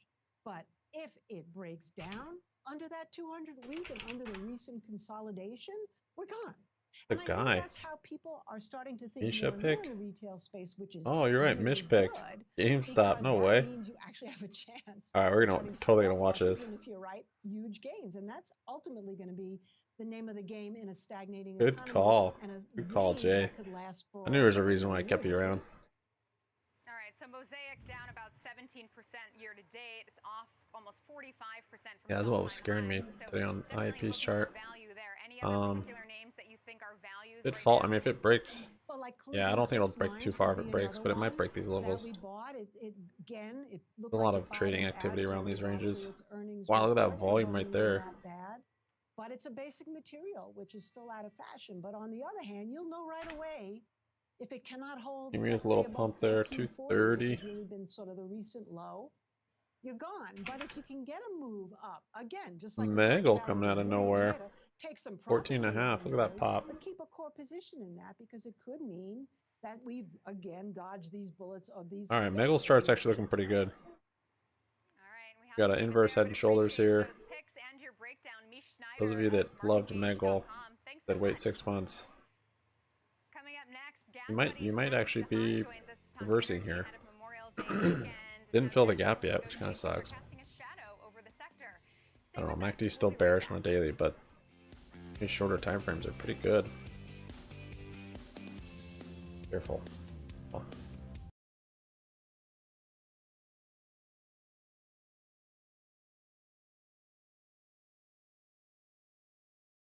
Yeah, no, I think I'm gonna get some exposure to the long side on it, but I'm gonna keep waiting on IEP.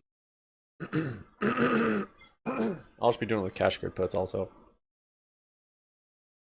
Bior? Yeah, look at that volume. Wow. Still moving 100%, yeah. This is one I said I didn't like as much, or is this one I said I did like? Yeah. Oh, the RSI divergence. Yeah, that's what I was saying. It has to rip past it. So it is. It's ripping past it. There you go. See what I mean? It's either gonna, that's what I'm saying. It's either going to rip past that and pull the RSI higher, or it's going to come just a little lower and then give you divergence. So I would be in and out of this one pretty quick, probably, for those reasons. But I don't know if it can not diverge there and hold a high level in the daily. Got a lot of volume today. Wow.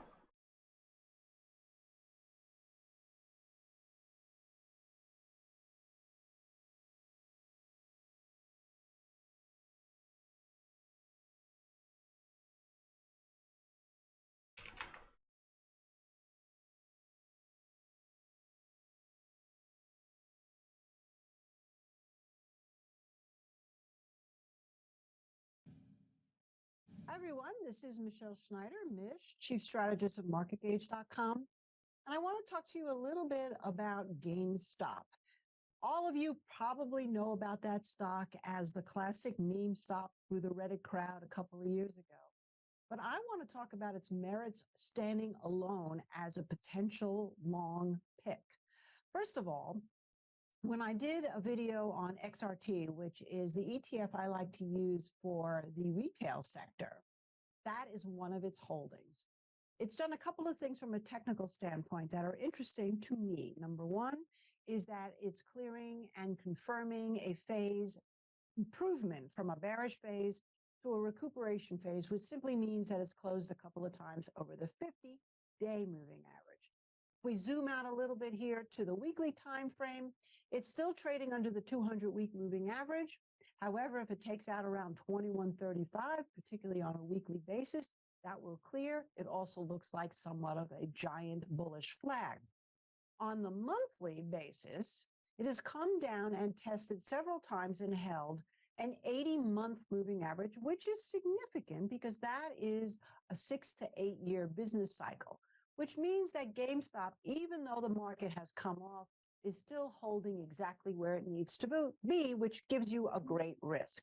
So bottom line is whether you buy it here or you wait for it to clear 2135, you have another mark to get through, and that's 22, and that would be its 6-month calendar range, which doesn't reset till July.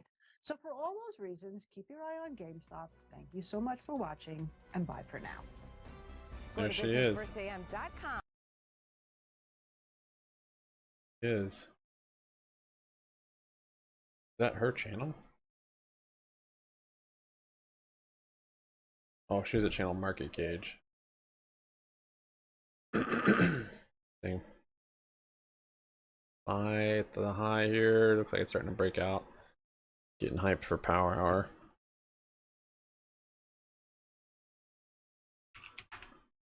Yeah, SPY's moving up.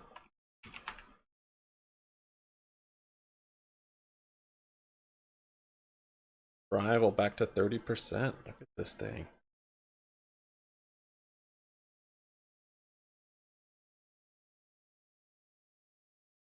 Space 12.5. Groupon 11.5.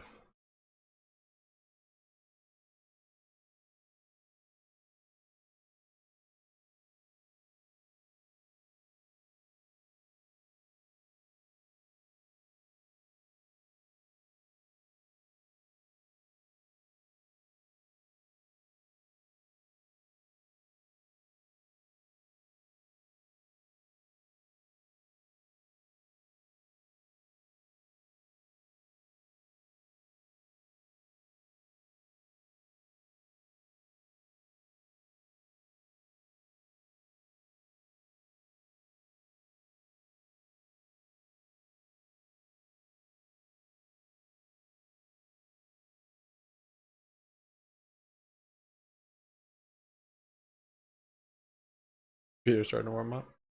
Good to hear.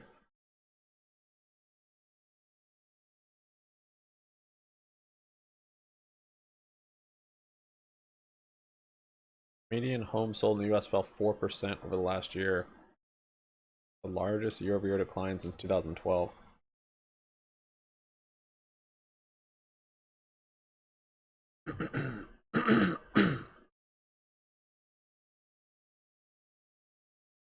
Jeff Bezos has been engaged to Lauren Sanchez.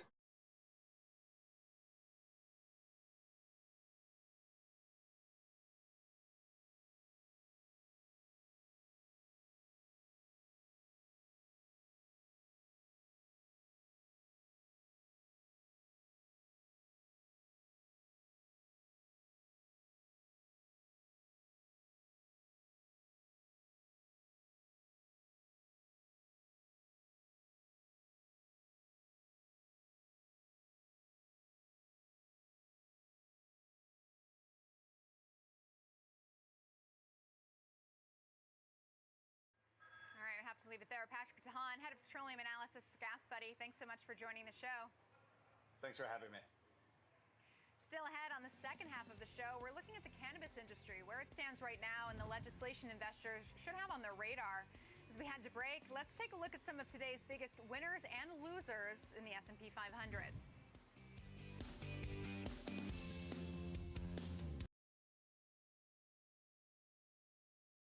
Arrival maybe making a little double top here.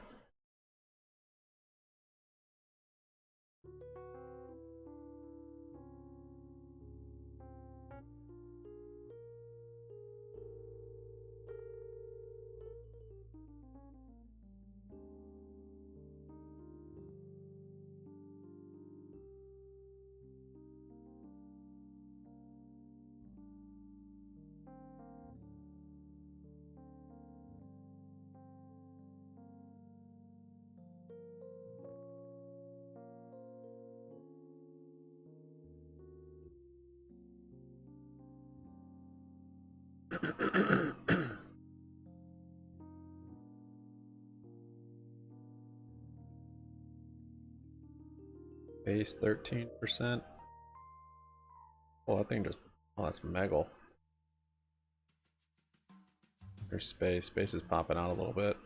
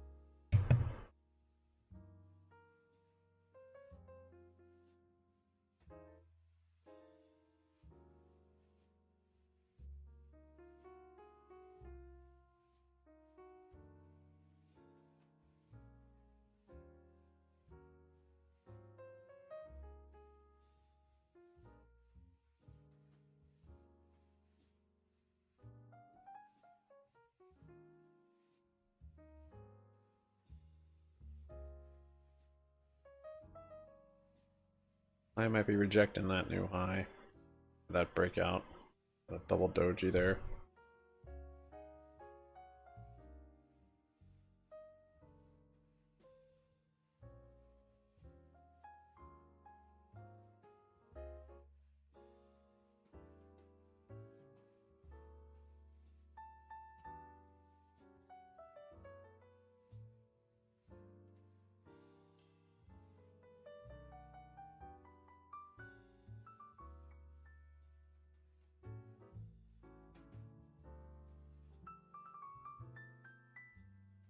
Arrival.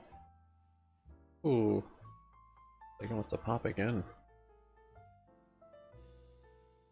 Upstart looks like it's going to come down to VWAP.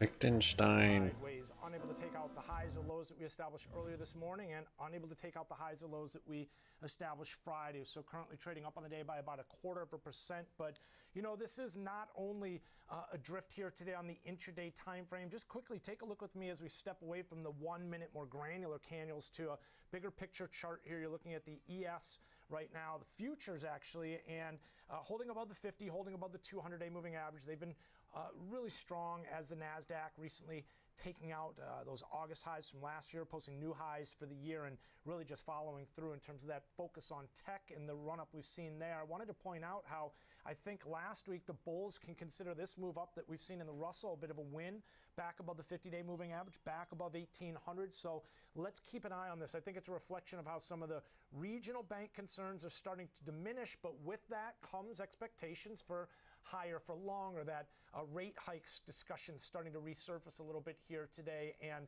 ultimately that could be the bit of a headwind for stocks if the move we've seen in yields continues. Ben, before we get to bond market action, I do want to ask you, you say the market's kind of adrift right Back to now. 20, then 420. Yep, nailed it. Nailed it. The fact that there was no Rival 32, 28. They want to make a new high. Sell-off on that news. I think for the most part, people are See some taking profits today, I would imagine. Default ultimately, and feel like lawmakers are going to come to the rescue, whether it be some sort of an 11th hour type deal ultimately. But I think again, that would be catastrophic, and the market definitely has not priced that in at this point. So it seems to be focusing on the positive, as I've been saying for a while, and kind of discounting the negative. And again, we're seeing a reflection of that in terms of price activity. All four of the majors above the 50-day moving average now. All right, so let's shift to bonds. What's the bond market signaling to you right now, Ben? You know, potentially some potential headwinds for that move up we were just talking about in stocks. I wanted to begin our look at Treasuries today with the 2-year because it starts the week off back above 4.25%. Now, the highs that we recently came off of, which had the indices, big concern was up around 5%, right? We backed off at the regional banks really taking front and center stage ultimately, and the uncertainties related to. Now, a couple comments I wanted to point to. Fed Chair Jerome Powell on Friday really spoke about those banking concerns and lending, basically constricting lending circumstances, which were going to ultimately slow the economy a bit.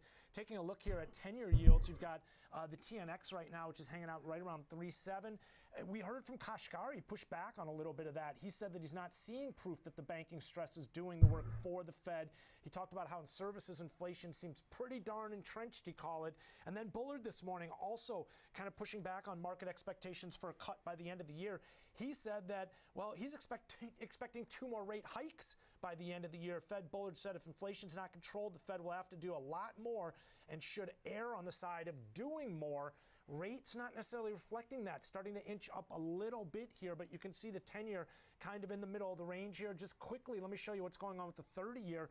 You can see here again, similar situation, holding below 4%, but kind of working our way back into the middle of the range that we established really since fall of last year. Lastly, let me conclude with the fact that we've got the VIX, which is hanging out, well, the index below 17. Yeah, it's up 0.5% on the day, but kind of feeding back to all of this. Markets are in a bit of a range here. The indices, we're looking at yields here right now, a reflection of that, and I think the VIX and investors are expressing their opinion that, again, that things are going to remain kind of quiet for a little bit longer here. Slow but steady, but quiet.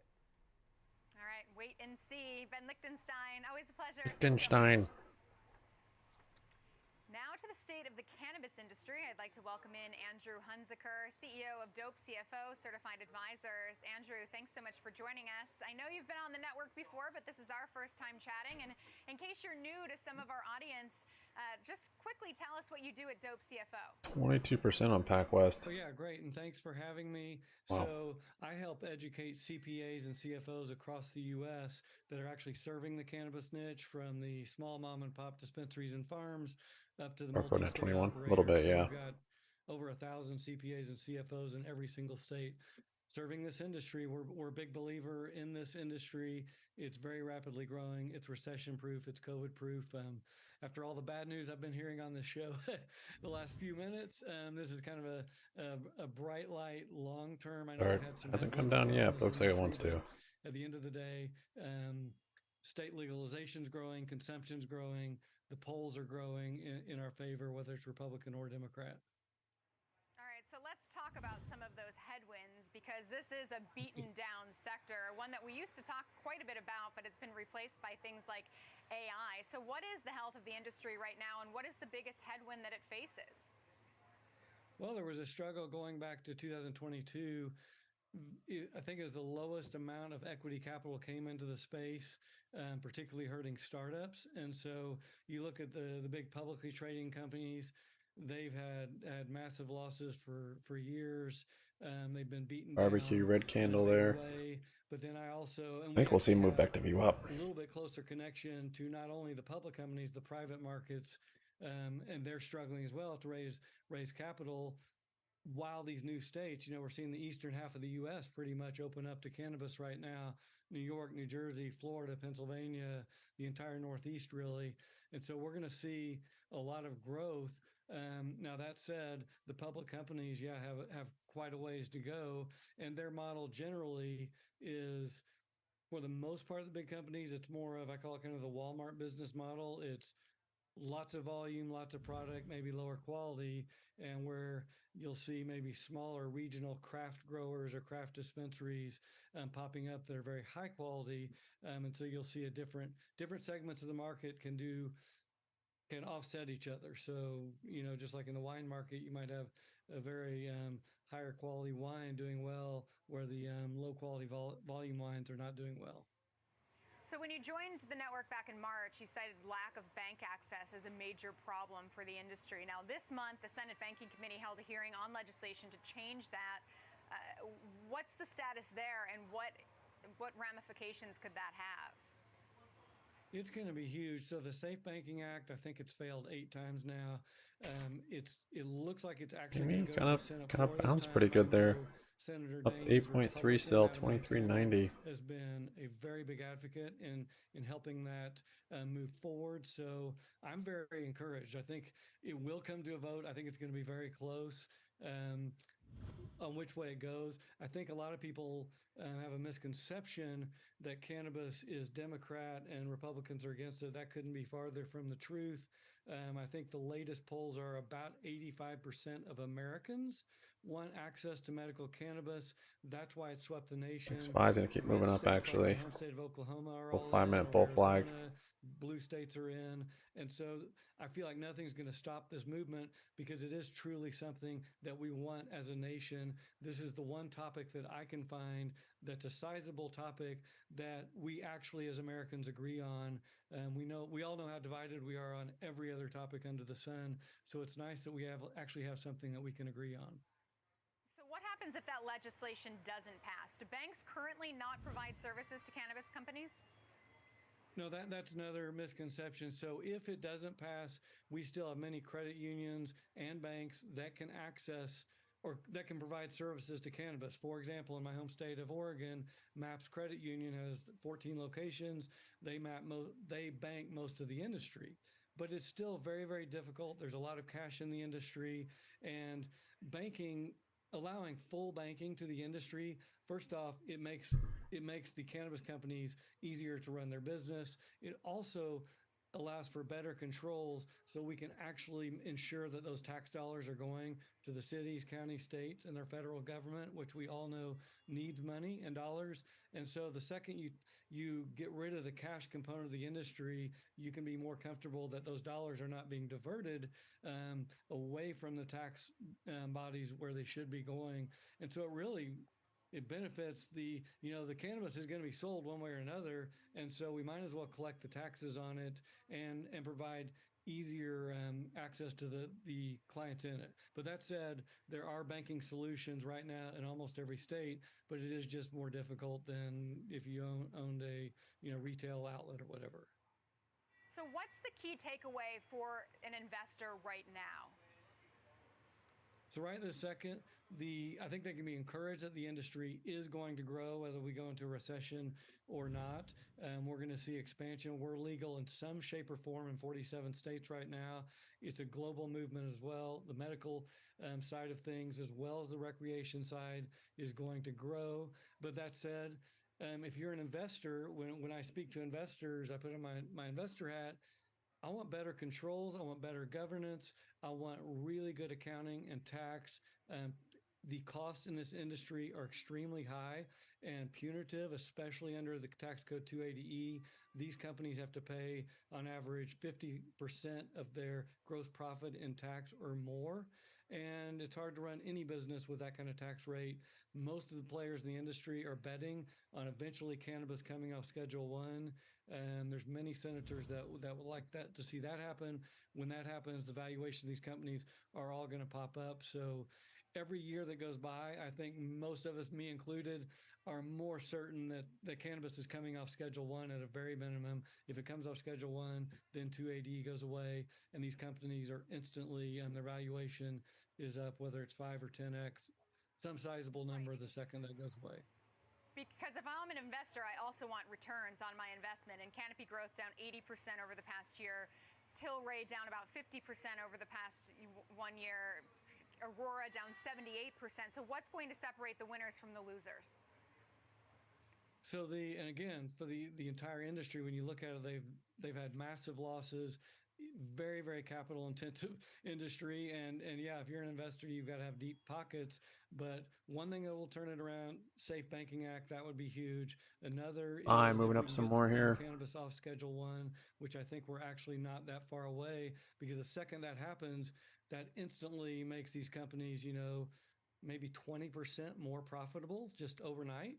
There's not any other industry you can say that with. So yes, there's more risk. These stocks are beaten up. So if you're an investor, you're taking more of a risk. But on the other hand, they're pretty low in their pricing right now, valuations, and so you're placing a bet a little bit on the government and what happens in the political side of things on this industry. Now, if 280 never goes away and cannabis stays on Schedule 1 the next 10 or 15 years, it's going to be extremely difficult for these companies to make sizable profits. All right, we appreciate you shedding light on the space, Andrew Hunziker. Thanks so much for joining us. Thank you, Caroline. That's Andrew Hunziker, CEO of Dope CFO Certified Advisors. Still ahead, we'll bring in our panel to discuss Zoom Video, the things that they're watching for in today's earnings report, and what could be next for the service we all turn to during the pandemic. Stay with us. We'll be right back.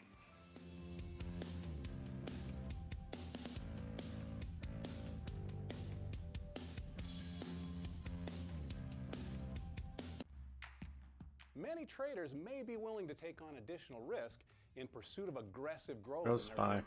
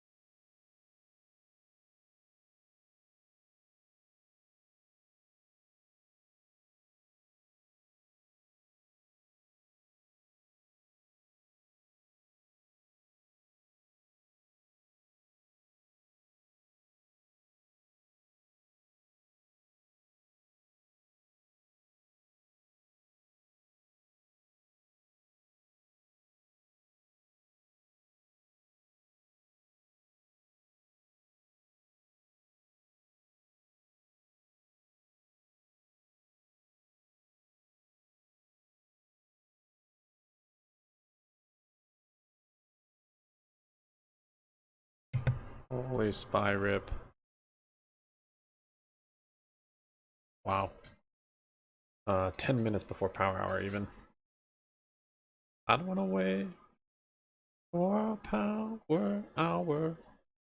I want to go right now.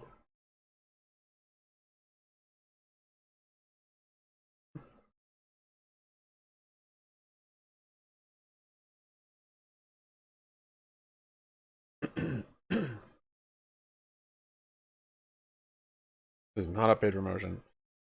MWG at a 20 million market, 38 million revenues. Possible connection. Right, that's just right.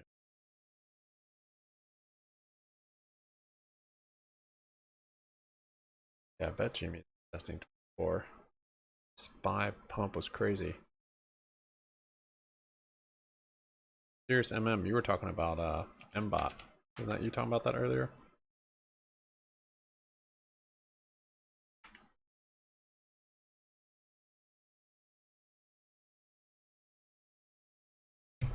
Multi-way holdings. Oh yeah, you've told us about this one before. I think I put it on my watch list. Pump just hasn't quite started yet for you.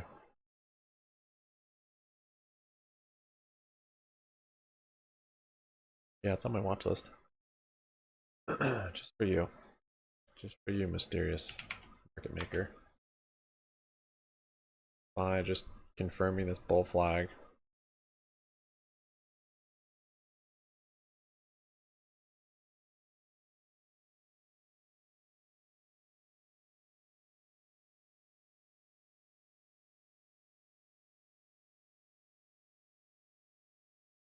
$21 million on barbecue. Yeah, I mean, you can see by the price action just how much better it looks when there's volume. Smooth and not gappy.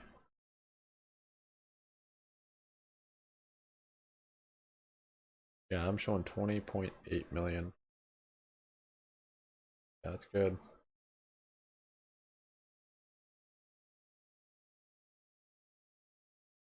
Yeah, that's really good. We might keep rallying here. This week, pretty good. I mean, last time we had this much volume, that big red day. 512.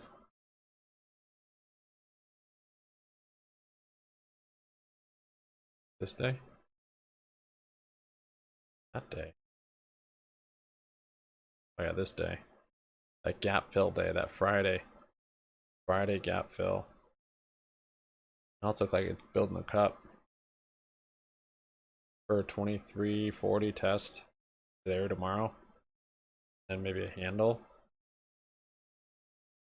coming in the end of the week.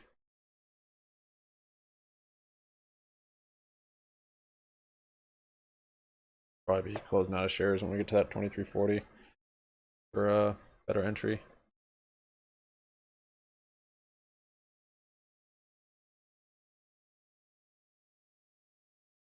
Quick on SPY. That's the way, SPY. That is the way.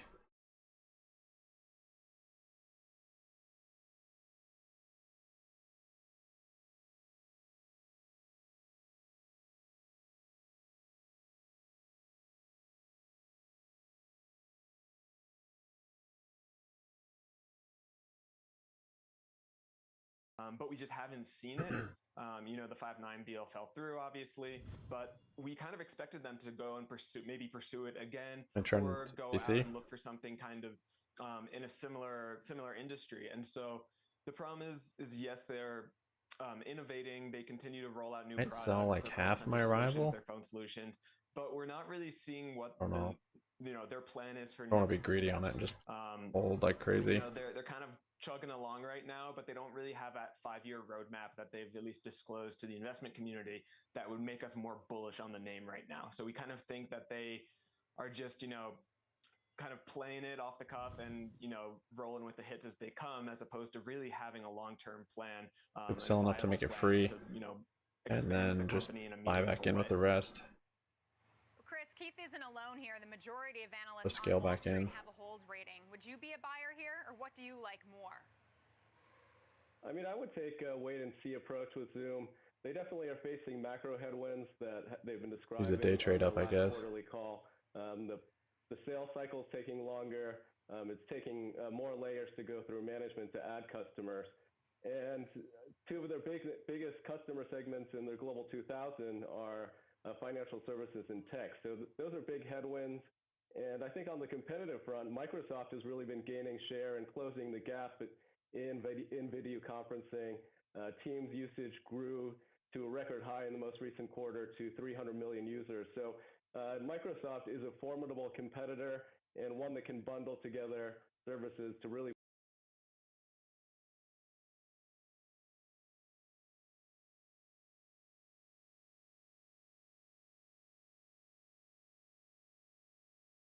Here you go, SPY.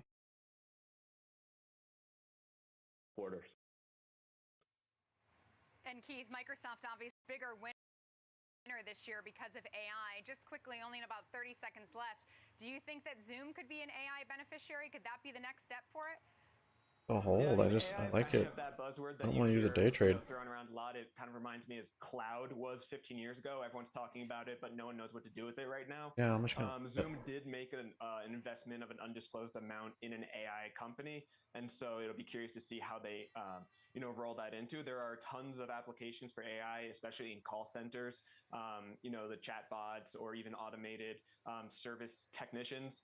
And so, yes, AI could be a big GME double topped on that 24 level. Down the road thing. It's 2 to 3 years away at least. All right, we'll leave it there with that buzzword. Keith Snyder, equity analyst, CFRA Research, and Chris Wong, research director at Runnymede Capital. Thank you both so much for getting us prepared for Zoom. That's going to do it for the watch list. I'm Caroline Woods. Thanks so much for watching. Stay tuned because Market on Close is next. Happening.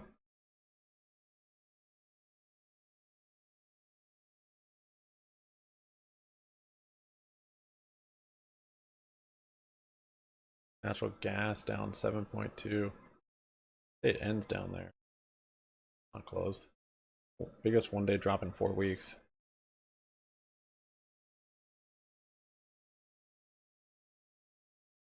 Diamond says everyone should be prepared for rates to go higher from here.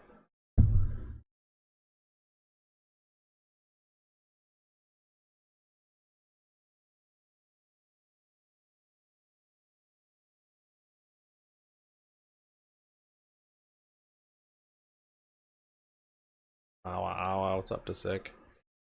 See if barbecue makes it to VWAP. See if Arrival does. GME does. SPY does.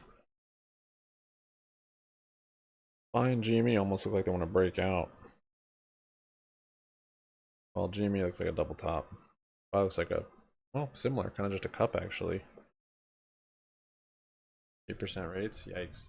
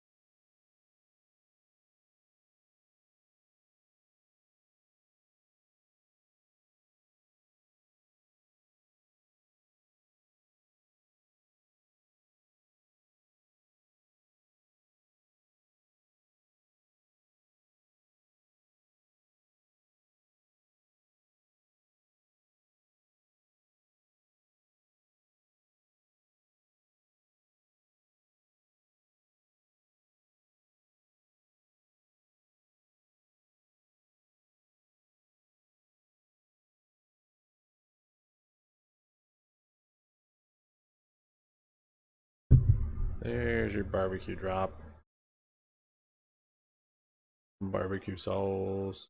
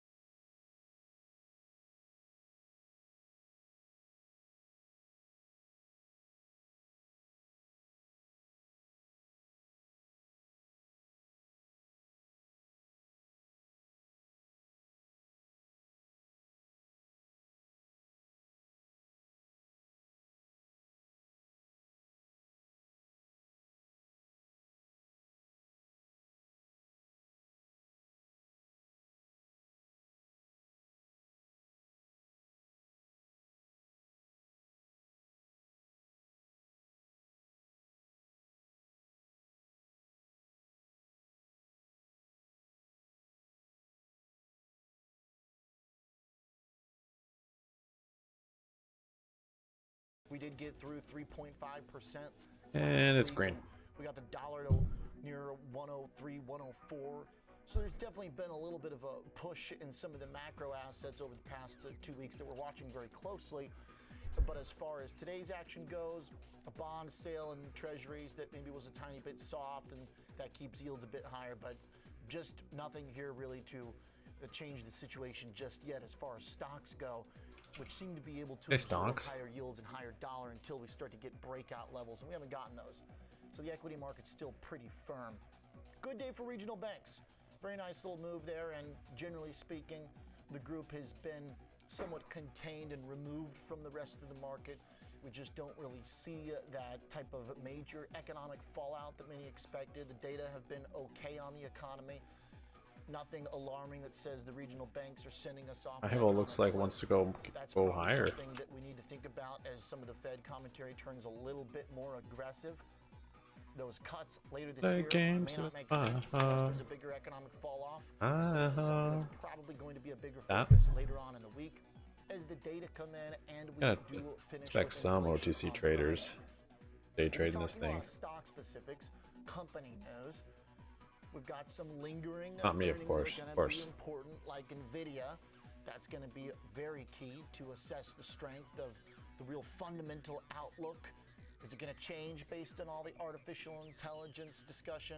We got Zoom this afternoon, which might be a little fun. See if they can spice up their earnings with some talk of AI. The stock really needs it, so we'll take that at the closing bell. We're going to be talking about. Well, it took some time, but that RSI divergence did play out. Ford and GM Bearish MACD and the red under the 9, all the indicators. A little sell-off. For joining us here at the early half of the show, and should be a very timely conversation from the earnings earlier this week. We've had this big move up in a bunch of tech stocks, and the autos have been a little changed. But when you're looking at the past year, the market has preferred the legacy, reliable old names of Ford and GM that have modernized their fleet. Maybe we called it catch up to Tesla 6, 8, 12 months ago, but now the Hey everybody, getting a bit get all my trading homie friends, get a call all of them. Profitable dividend-paying companies that have been able to build out their own fleet, so that should be a fun conversation. Get him! Right now, let's bring Renee DeYoung. Get him! Rip his head off! Rip his head off! What matters and what's important, you know, as we're talking about central banks, it might actually behoove us to start with the China conversation, Kevin, because there's such a big difference between our economies right now as they are still in the recovery mode for the most part. We did get some commentary from the central bank and then also analysts and economists that are casting some projections out. So walk us through Groupon still hasn't filled this gap.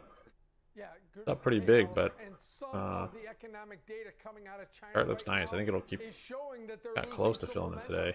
And with really, you don't have resistance till 624 on that. I should get some exposure on Groupon. Their rates steady today. Their 1-year rate 3.65%. Groupon's moving actually right here. 4.3%. That is steady. More barbecue or Groupon? Oliver. Now, in terms of trying to stimulate the Chinese economy, I looked at this all day and I was like, about the reserve requirement ratio that they could ease. That means banks would have to keep less money in reserve. Dude, look at this maybe a little more money microvision run. to lend out. So they're looking for ways That's to stimulate crazy. the economy Over 100% without reducing interest rates this month. keeping them steady. And the China stocks that I watch seem to really like that, Oliver. I've got Alibaba up almost 3%. I've got Baidu up 2%, JD.com up 2.8%, Tencent up 2.6%. So China stocks in general having a good day off of this hold in terms of interest rates from the Chinese central banks, Oliver. It looks like the economist outlooks too are starting to really IEP finally hit a bottom on the day. Actual cut to come from the central bank, which with is, Mullen. you know, I know nobody was really expecting them to hike at this point, but the fact that they could cut, as we've been watching this dollar firm up, it seems like over the last couple of weeks we've got more and more reasons to maybe describe the central bank here, the Fed, as actually maybe being still a more hawkish central bank compared to their peers around the world. Listen, I this might actually be a nice setup. In the US dollar holding this level tells me that not only has the U.S. reversed course here a little bit and stopped being as dovish, but some of the other banks in other parts of the world aren't being as hawkish as they could be. Or in China's case, having a little struggling economy that may be losing some of its momentum. So you and I spoke a week or so ago about we thought the Bank of, the European banks should have raised their rates probably higher. That firmed up the dollar. Go SPY, there you go. Our inflation outlook, hardened a bit. That firmed up the U.S. dollar. So yeah, there's a lot of reasons. I'm watching things going on right now, Oliver. Show. In currencies. Andor. The U.S. and the euro. Been watching Andor. That show's actually pretty good. With the yuan as well. So we started it like when it came out. Only watched maybe like 2 episodes, where they sit exactly 3, and then just strength or weakness started watching other stuff, and just picked it back up.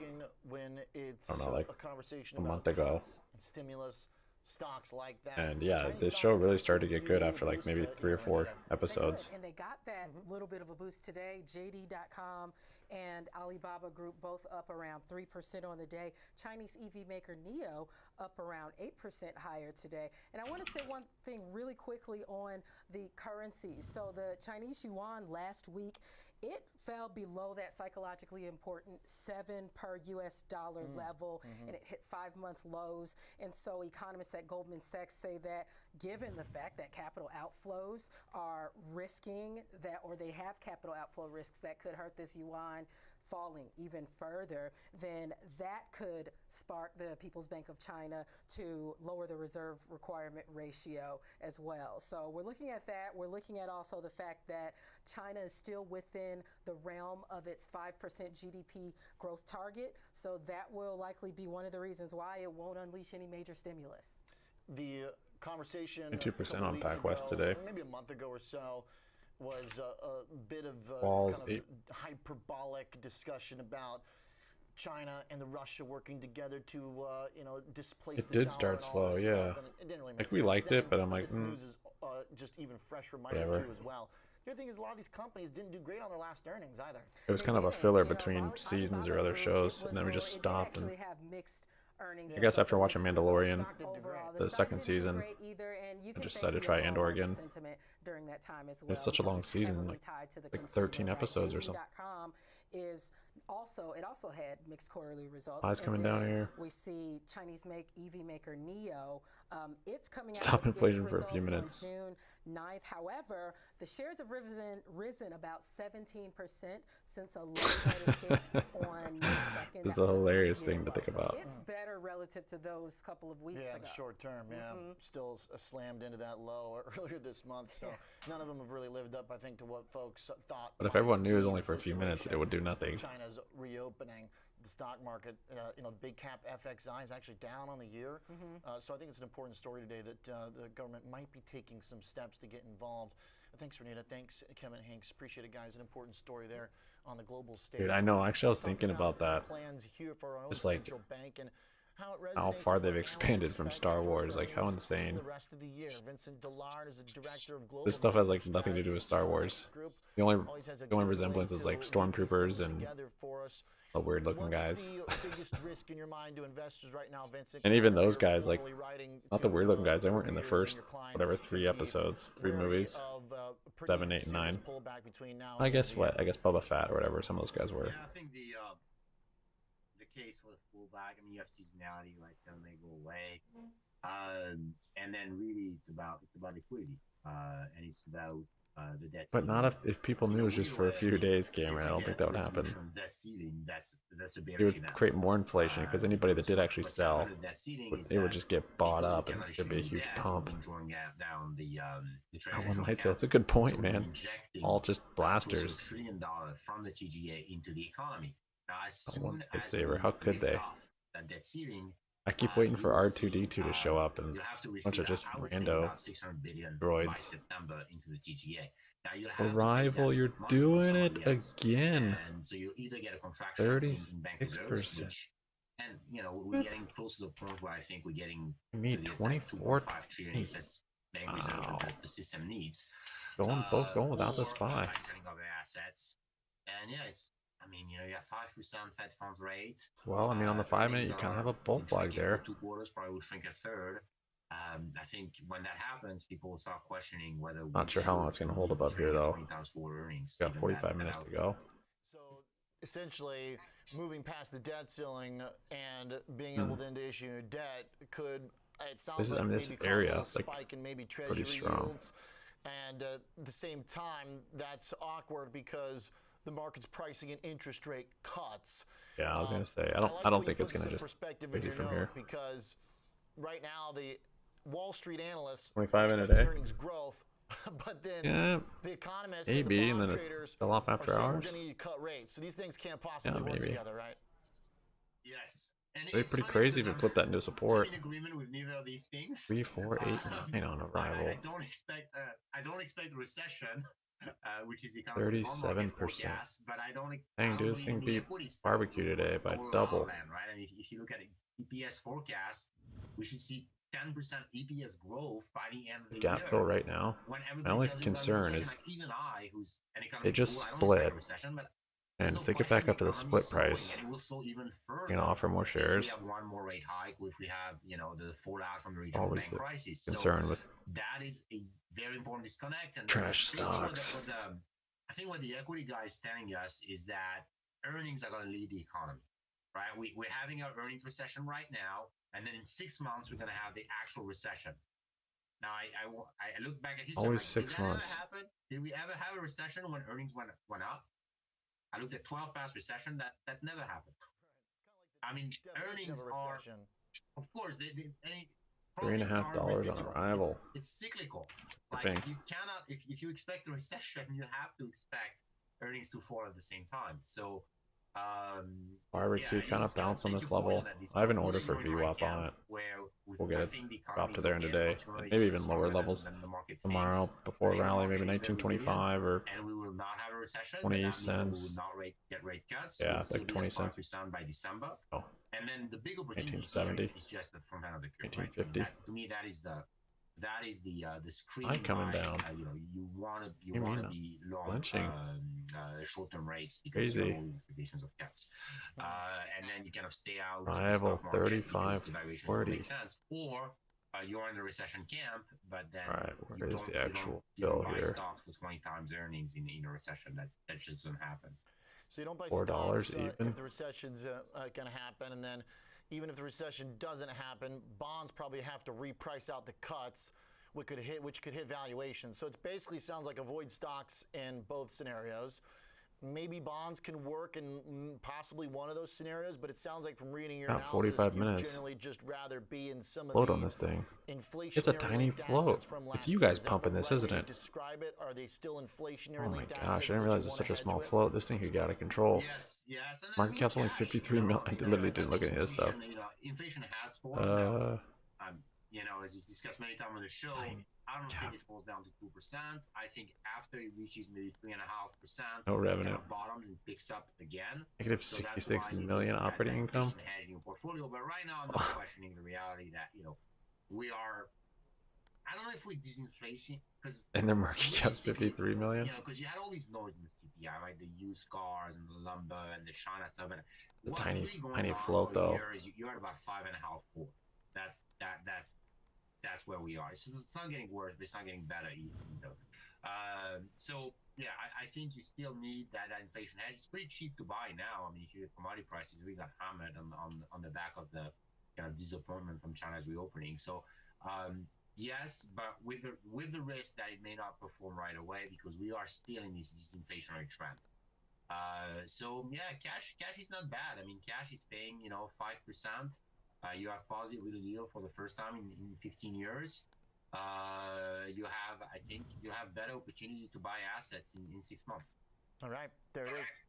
Always like the outlook and the willingness to make a specific call. Some of my rival. Explain us why. I get to the chat. We'll definitely be in touch and keep an eye on the analysis. Good charts for us as well. Reminders that inflation still elevated, maybe coming down, but doesn't come down without likely recession and earnings have to get priced down. Vincent Dillard, Director of Global Macro Strategy, StoneX Group, with the bearish take there on stocks from here to the end of the year. Let's dive into autos and let's talk about Ford's three-pronged approach. When we come back with the Chief Financial Officer, John Lawler from Ford, will be with us right after this break. Don't miss it.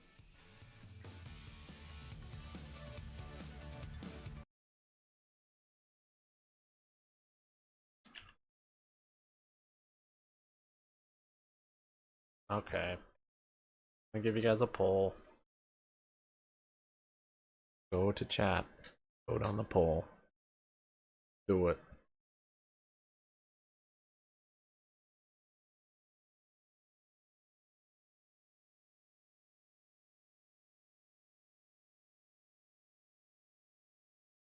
Diamond has said everyone should be prepared for rates to go higher from here. The helmet's on. Here we go. Almost 40% on arrival. Barbecue bounce there. 21.19, 17.72. I'm gonna be waiting until end of day to get my fill.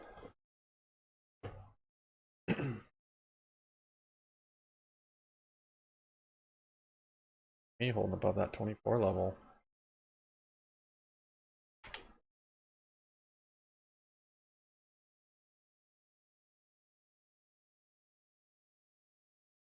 Dude, Newegg's waking up here. Oh, AI's up 10.5. Neweg's up 11.5. That chart looks nice. Look at this. We call this out back here with this divergence. Dang, dude. Exposure on the bank.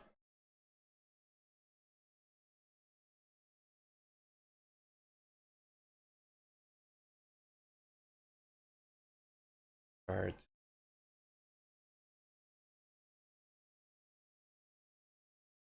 That big move already though, 11%. I like Groupon too for that gap fill. Gotta try and catch these on red days. Overstock would be a good one. This is a little red day for it.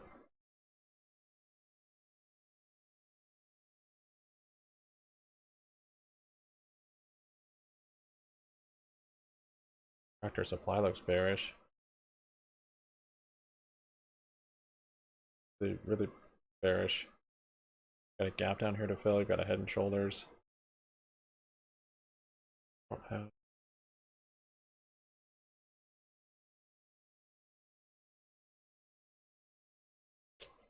Trade options on the media account.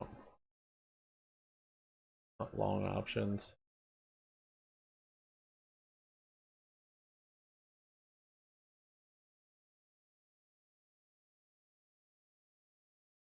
Oh, rival hit 40%. I saw it. 36.20. Oh, it's engulfing. I'm closing. Closing it. What'd you guys vote? All or half?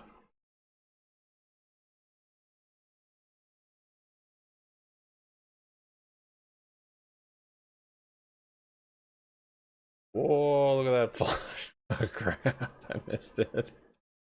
I put an order and that just flushed. People front run that $4. Okay, I closed it. Shoot, man, I was a little late on that. Oh well. That was fast. I literally put it at the ask. That's why. I know what the bid. And I know what the ask. Whew, that was fast. He's gonna get halted.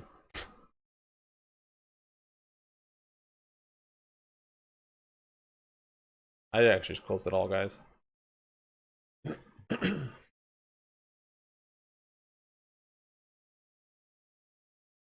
Oh, that's a 1 minute. That makes more sense. Okay. That makes way more sense. I thought that was a 5 minute. Whoa. Okay, so that's not too bad. This might not even actually end up being engulfing. Still have 2.5 minutes on it. Alright. Yeah, I closed it all. We'll see. I might get back into it. A lot of charts that look nice. Including barbecue. I think barbecue though, it's just so far it's just been very we'll see. Maybe it's about to make an uptrend.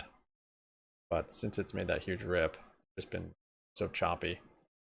You can make profits though on ups and downs, but I haven't really seen like a sustained rally like we had back here. So other charts have looked much more smooth and good for rallies. So barbecue actually starts to rally, and this one will be great because percentage wise, you know, got big moves. 35%, 30% for that first gap fill. 190% for the next one, or no, I guess 40 would be. Yeah, so it is OTC. It's hard getting out of, higher commission.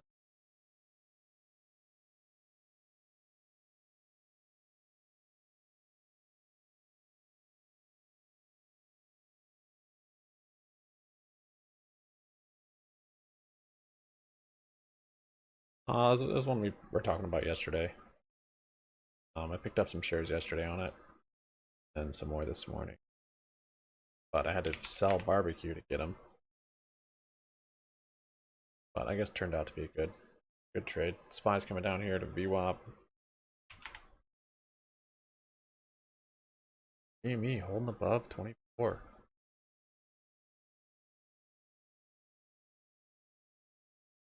That was weird. I was looking at it on the 1 minute, and I was like, "Holy crap, that's a big sell-off."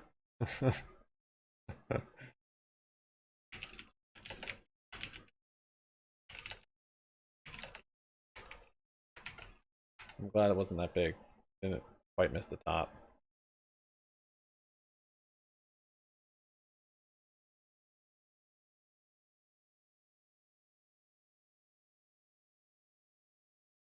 Lord's barbecue looks nice, man. Up 17%, dude. And it's consolidating above VWAP. What you want to see?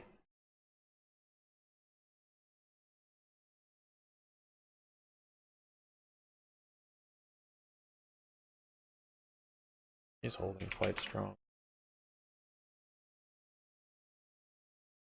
Should have just market ordered. Trading OTC barbecue too much. Market order on arrival would have been legit.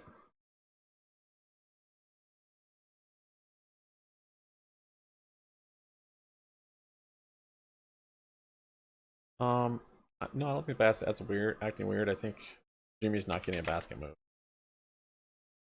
I think it's still fixed. Potentially, I'm not quite sure, but it's not a volatile up-down GME. It's nice, it's up 9.3, but it's not a move with the baskets. It's not a volatile move. It's not a margin call, you know, swap, rollover, whatever type move.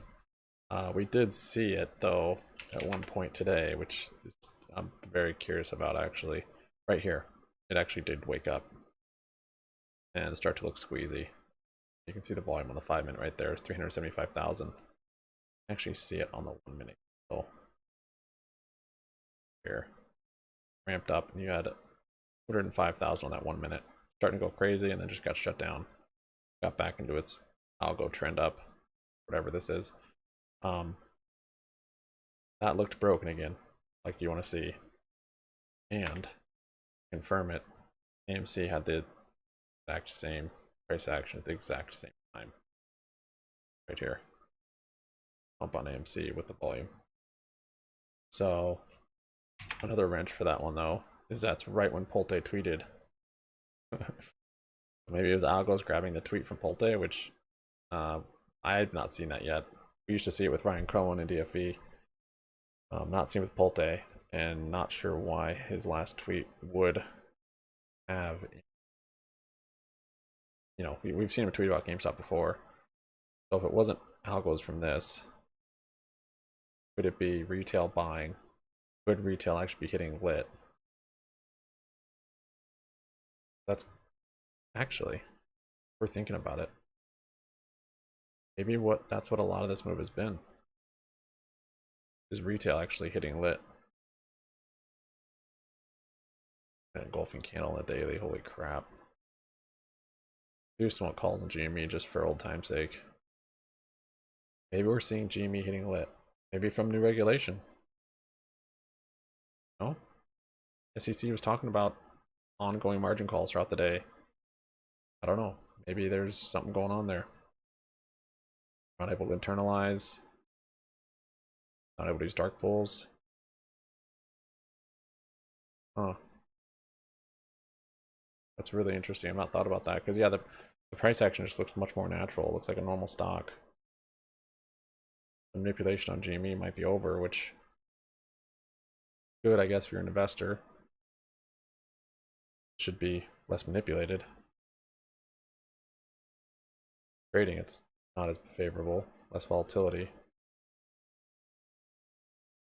Yeah, this is fixed price action. This is orders, I bet, hitting the lit. Gotta be. That's the only other time I think we've seen price action like this. I don't know. That's yeah, that's what I'm thinking. I don't know why. I don't know if it's regulation or just this time a swap where they can't internalize. Oh, because it's SLD maybe? Got SLD. Yeah, we're in SLD. Ah, forgot. This is SLD price action. Aha. Totally forgot. That's right, the last 2 days of it. Yeah, so it is like retail's hitting the lit. It's not squeezy. Squeezy's something different. Interesting. Yeah, I'd say puts on Wednesday.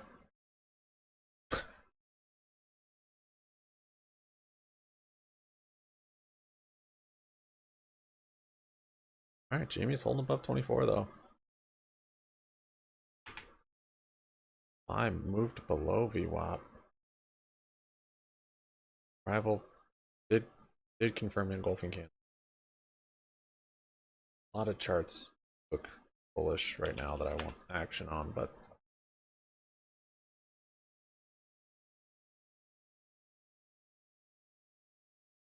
barbecue above 2150 may push 23 finish.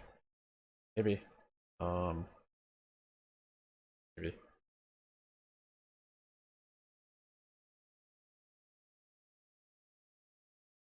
I'm watching IEP. I'm not noticing any divergences. Oh, even more of a flush. Last 10 minutes. Ooh, yeah, I broke that level. So I've got what, 2619. It's kind of down in its trading range now. You know what I mean? Like there's a lot of volume. 2440 would be the very bottom. I have this line right here. This is the bottom on this daily close. Or not close, but open. 2619. And then if you look back here, back in 2017, which is pretty awesome, you're getting that kind of deal. But there's just a lot of levels back here. 25, 24.3. You're going to see a lot of volume, so I don't think it's just going to keep flushing below all those levels. I think we'll start to see it find support in this range, probably somewhere above 20, I'd say, maybe conservatively. We can look at the volume. Kind of see when you add in all of this back here, all this volume back here. So 24. Yeah, so you should find support somewhere in that range.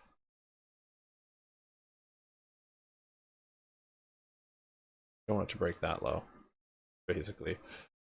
22. As far as divergences, there's no divergences, I mean, because it hasn't had any upside.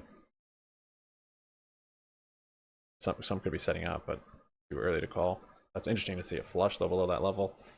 So IEP has historically made typically a down move after their XDV date, which is pretty common, and that's I think what we're seeing. Was yesterday, Friday. So maybe it'll last a day or two, kind of mellow out. Seeing cash secured puts though around 20 strikes probably fine, but I'd rather wait for it to get to 20 before I open it. I don't know if we get that low though, but yeah. I mean, yeah, I see what you're saying. Maybe this RSI divergence just got to be confirmed with an up day. So I guess maybe we'll find out this week. If it kind of bounces here, then we'll have that divergence confirmed. GME 2434. Look at you, 10%. This SLD, I totally forgot. Yeah, so tomorrow should be big too. Maybe not big, but could be. T+2 shouldn't matter too much because, well, was there a lot of options in the money? Friday, they tried to sell it off on Friday. So weird. All these old tricks back to me. What was it? 22. Yeah, there's just not a lot of liquidity on those options, so not sure if we'll get a T+2 move. But I think we're seeing SLD price action. Totally forgot. Okay, well I guess that makes me feel better. Still, the question for me is that pump on GME that also pumped AMC at 12 with the volume and the price action, and the Pulte tweet. Very interesting that those all at the same time. So I don't know about that.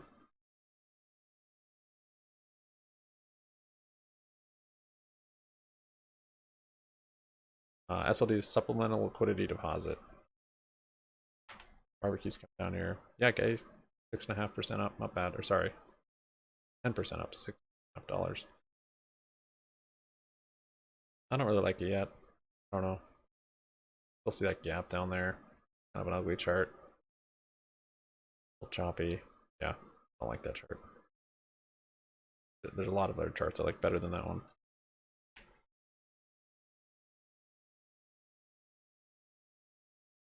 So we've got big data tomorrow morning. Not the biggest on the week, but could move the market. Services PMI, manufacturing PMI, both at 945. Top is still suspended. Yeah, I saw that.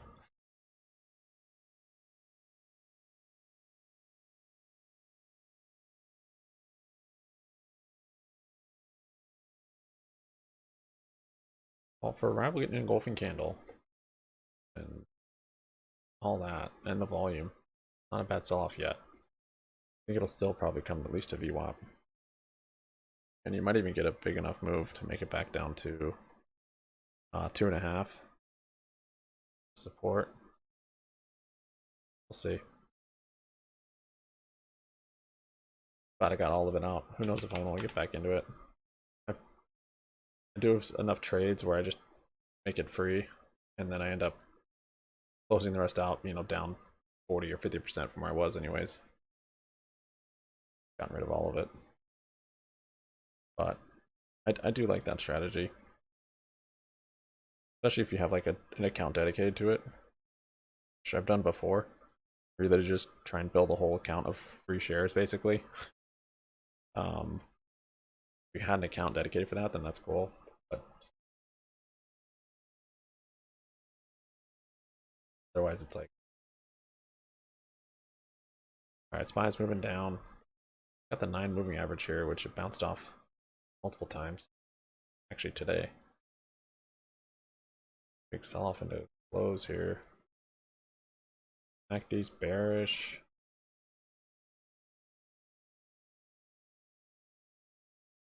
Still have that divergence on the daily RSI.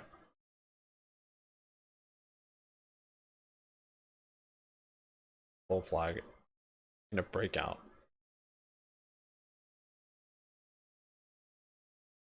It's up 12.5.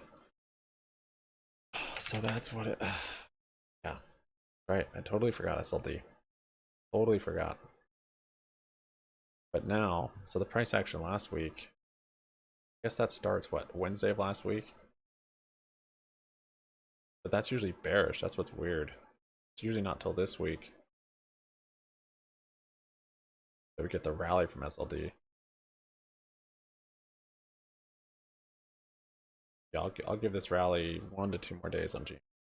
So see how high we can go in that time. Maybe 30 bucks. Yeah, maybe 30 bucks.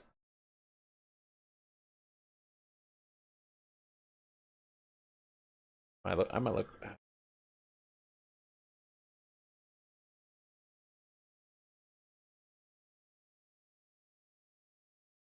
Futures are fine up on my capital. Thursday or Friday, yeah.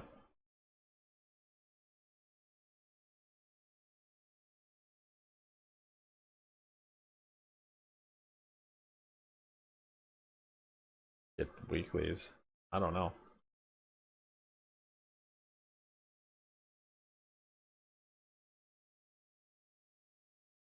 It's gotta be SLD. Yeah. Tuesday is T+2, but shouldn't see a whole lot of pushes from that though. Oh, sorry. Yeah, I think I might get calls.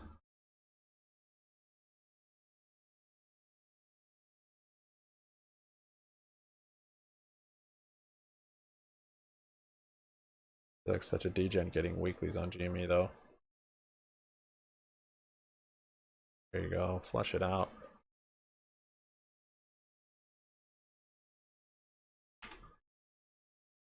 Think about getting them at close though. It's like you're not necessarily going to get a gap up.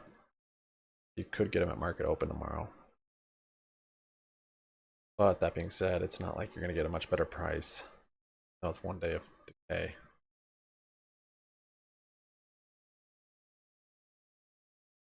We don't know when earnings are in GME yet. They haven't announced, so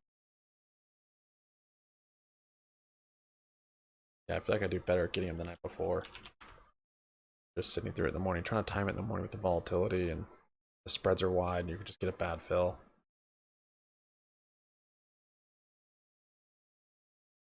Wait.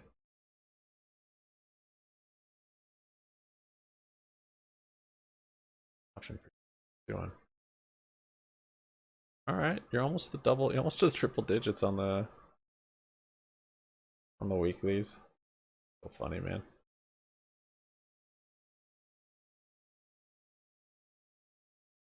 Rival's holding up quite well. No sell-off into close. I would be surprised with.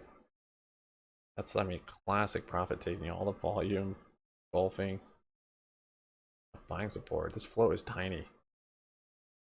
4 million. Like sketchy small.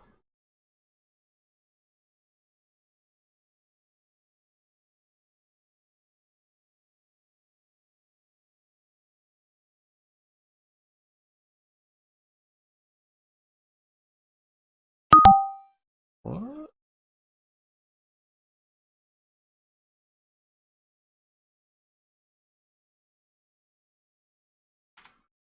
Did they actually announce 7?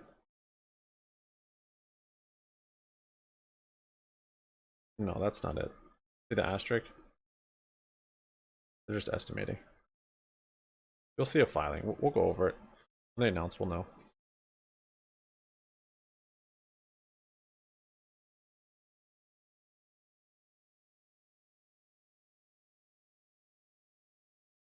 Barbecue, not one BWAP. You mean better?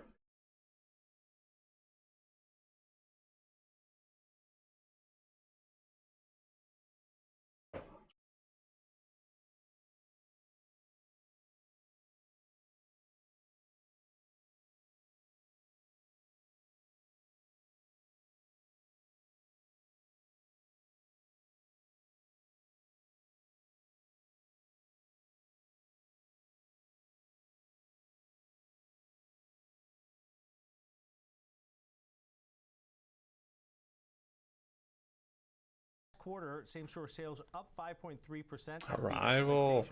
Now they're kind of Wow. tempered their guidance. They're expected to make 0 to 2% gains on same-store sales.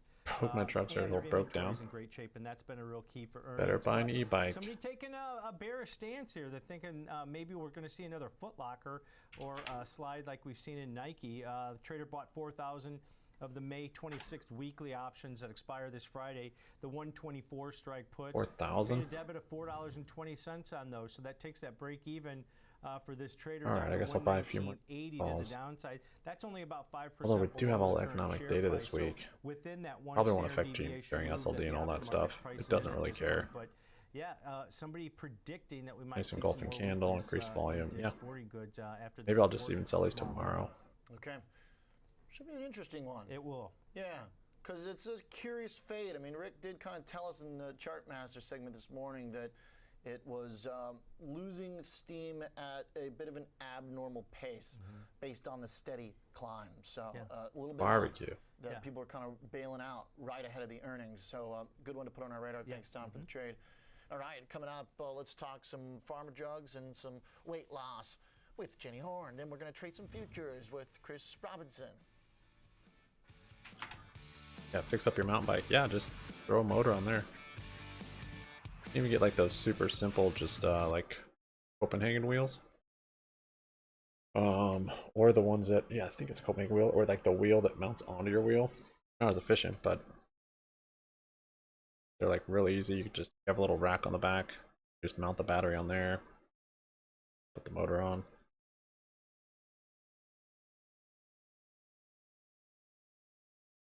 That volume on barbecue.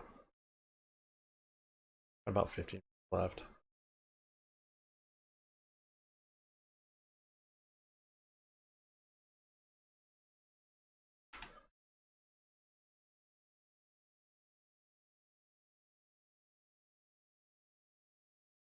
Am I gonna do it?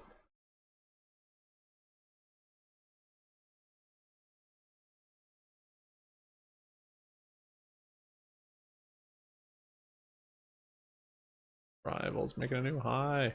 No, it's not. It's up a lot. Oh, that's right. I hit like 40%.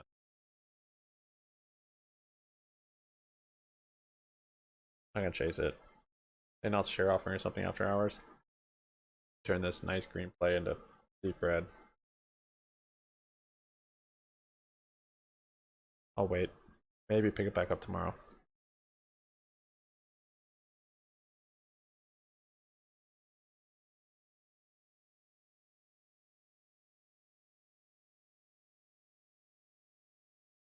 Down to VWAP.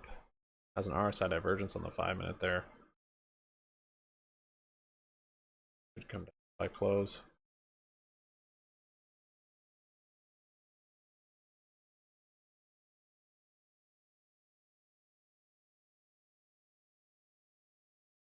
Ozempic, which has gotten so Jenny? much hype. I mean, so many You have to celebrities close? are endorsing it. Elon Musk is The one hard that has worker sort of on joked Monday. he's been taking it, and he has recently lost a good deal of weight. So there's been a lot of speculation there. But the study did show bearish that those MACD. who are taking Ozempic after 30 Get red weeks, under the nose. some will lose as much as 10 pounds. So it's a pretty substantial drug. Now, when it comes to its actual use, it is deemed a diabetes treatment. Its off-label use, however, is now for weight loss. Now, Novo Nordisk's other drug, Wegovy, is also being seen as to help lose weight, and that's also a competitor here. But Pfizer, definitely a positive development here. We also got a really interesting report from the Wall Street Journal that highlighted that companies are now sort of rejecting the idea of paying for their employers' weight loss drugs, which has been all of the craze, of course. They actually said that recently prescriptions for treatments have soared so much that it's not sustainable for a lot of these companies. Cheeky back close to its highs. This is about where I sold. Bill. I mean, I was looking at how much some of these drugs cost, and for example, Ozempic can cost up to $900 a month. Wegovy can cost around $1,300 for a 28-day supply. So they're not cheap, which is why they're so endorsed by this celebrity community, obviously with that higher income. But it's also being seen as a way right now to then help some of these companies face overall costs. The argument from the employers is that right now diabetes is a rising epidemic among so many Americans. Weight loss is being seen as a way to help them and lower their costs sort of preemptively. But I think all things considered, FAI, look at that bull flag. so much 5 craze minute. around all these weight loss drugs. Just do it the old-fashioned way. It takes time. Stop taking these drugs. That's my own personal note. But So Pfizer smart. needed to move higher today, frankly. In terms of their Bull stock flag, price, they're cup and handle maybe now. significantly down Got a gap 25% fill too. this year. FAI. Really 80 unimpressive and moves of course from Pfizer big one we've up seen in here 2023. after they offered so shares. A nice 5% jump. They needed that. Yeah, they really did. It's just been a constant slide lower in the shares. So I think this does pretty much prove what the reasoning behind it has been. And the small float on arrival got me pretty hyped. So And the tiny market cap something very different, from catches steam etc. It's on moving on, trying to get Reddit or Twitter or whatever. It sounds like they're gonna have some catch up to do. Also, Novo shares didn't even move. Ozempic owners. So I mean, I'm not sure what to make of that. Kind of interesting that you get a 5% pop in Pfizer on the notion that it's going to be a great competitor to Ozempic, but then Novo Nordisk, little change. So I don't know, something's amiss here. Thanks, Jenny. Appreciate it. Host of Next Gen Investing, Pfizer. I just bounced on the level from today. Let's talk some futures. Still in the same range. Always got his ear to the ground in the commodity 12 minutes to close. Director at TJM Institutional Services. It's 106 pounds. Chris, today I think what's most interesting in the commodity world is copper down 1.5% and continues to kind of show up soft on a daily basis here. What do you think's going on? 6-month low, first of all, and very sensitive to China. We got some, less than stellar numbers out of China this morning. It's kind of interesting, and that's kind of a go-to hedge if you're worried about China. What do you hit the bid on? And copper. Also, technically, it's funny if you take a look at the big move in copper. What am I talking about? Well, the low we had in 2020, 2 cents. Then we had an all-time high of 5 cents this time last year. Just think about that. Not even, maybe it was like 13 months ago, we were at all-time highs, 5-cent copper. So we have come down here, again, as things have slowed down in China and the market's, digesting. Supply coming down. The outlook could be, is it a fact that maybe inflation is actually turning? Me being stubborn. Finally, when you see the big inputs like this, move lower, that's can be a leading indicator. So all in all, I think that was a key thing. You may get a little bit pressure lower. What's the level I would look at? That 260, 270 level. That's halfway back, and that's again, if you take the low from 2 to 5, You know, we're kind of doing a reset button, and we've seen that in a lot. We still have a catalyst on GME of on acquisition. Wheat, beans, all well off their highs from a year ago. Potential Yeah, the catalyst. fact that it's now kind of broadening out. Yes. I guess Which would be a lately the market's taking them as bullish, of, the recessionistas, but that could just be because of the terms. So, which maybe most of the terms are good right now. A lot of companies are in trouble. Tons of bankruptcies. We had the inversion between the 2-year and the 10-year. You know, that's been a while ago. The number one thing that hasn't, the shoe that hasn't dropped, fortunately, depending on how you look at it, is we haven't had a spike in unemployment in this country yet. You know, there's a lot of people that think that that's what the Fed's waiting for, but given the latest headlines and the data that's come out of, you know, various Fed speakers speaking, you know, higher for longer looks like another thing, and then we're all going to find out. Like I said, 3, 4, 5 years from now, you know, in business schools, they'll be talking about how this was handled. Or, you know, is the Fed going to overdo it? You know, that's going to be, you know, we won't know that for another 2 years. But when you start to see commodities come off their highs like this, that's always, you know, that's the first thing to turn. And it hasn't just been one. It's been really pretty much across the board. Commodities have come off their highs from 2022. Yeah, really have. Okay. Thanks, Chris, for the thoughts and the update on the commodity section of this market that is pretty weak. We got our Schwab panel coming up. Nate Pearson going to join me alongside Colin Martin. We'll talk some volatility. We'll talk some bonds. Got about 10 minutes until the bell. Got Zoom video this afternoon. We'll discuss earnings there. Got an interesting overlook stock in the transport group. Always Sam, I don't remember you. Plenty more ahead. Are you thanking yourself?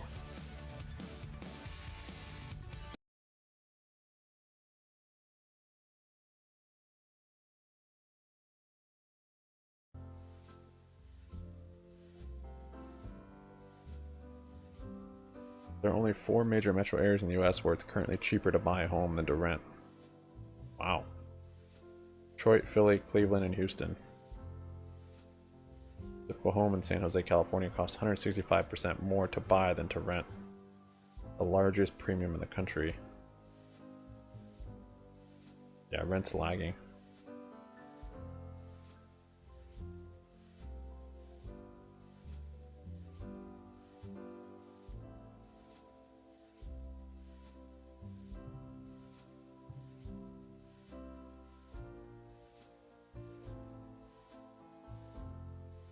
GME's gonna force me to pay it. I mean, I will.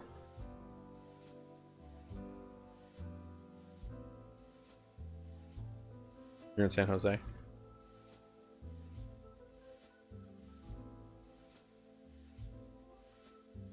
Sorry to hear that. Only for trying to rent. There's the chart. The top one, San Jose.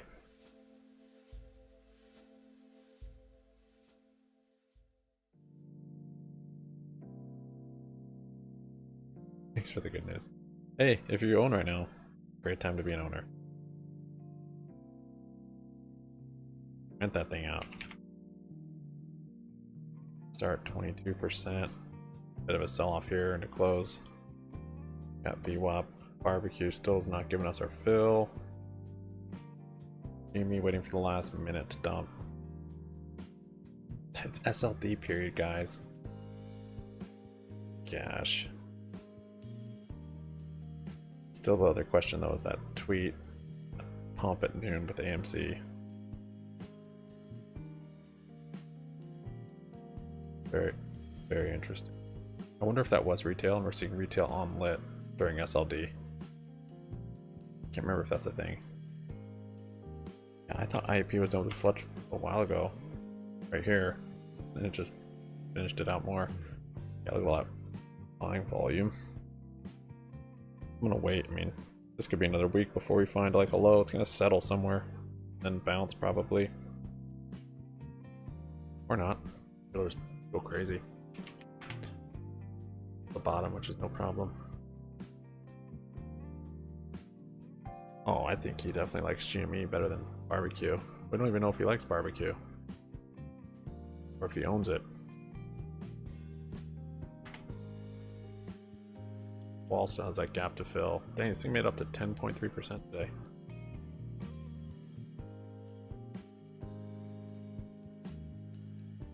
5.5 minutes.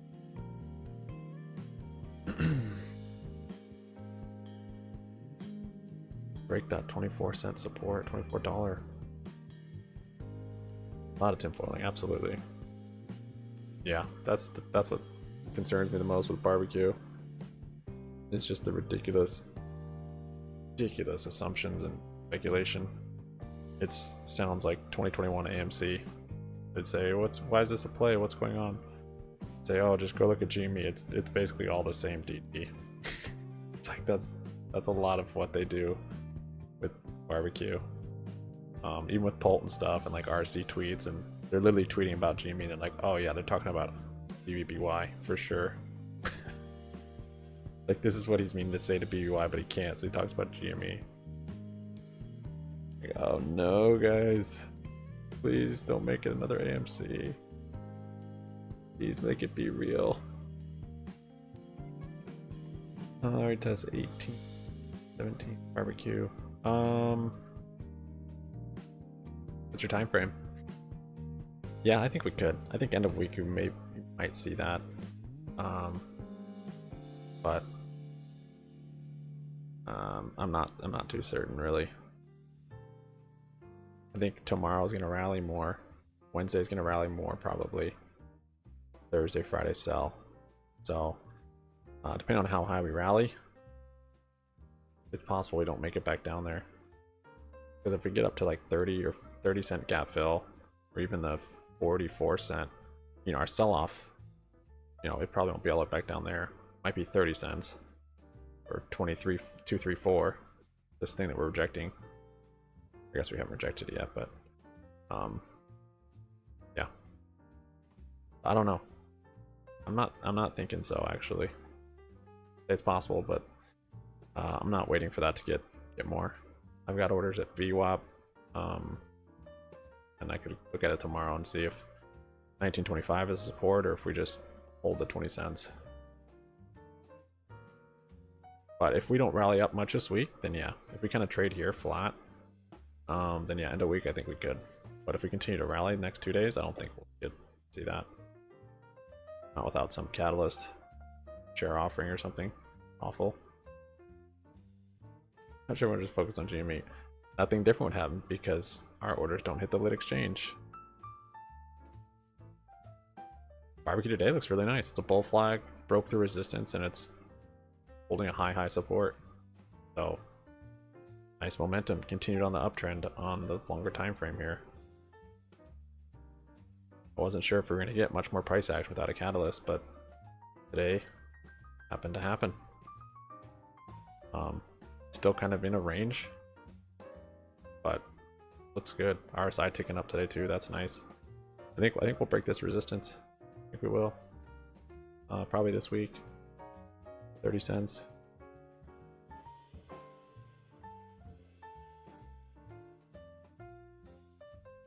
Hello. You're welcome.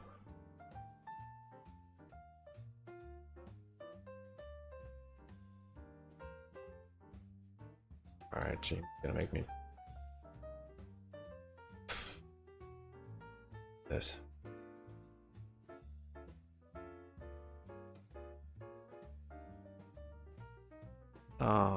Me? I don't know who you're talking to. I'm not holding SICP. Oh, Silvergate. No, I closed that, dude. I closed it before it did any of that stuff. I closed it up here. We made money on this. Did cash code puts. Yeah, we made money on it. But yeah, it did come as a surprise. Them getting delisted or whatever. Because I was looking at it, I'm like, this almost looks pretty good. And then literally like that day, like, wow, that was sketchy. Down so dirty. Up to me? I don't know that.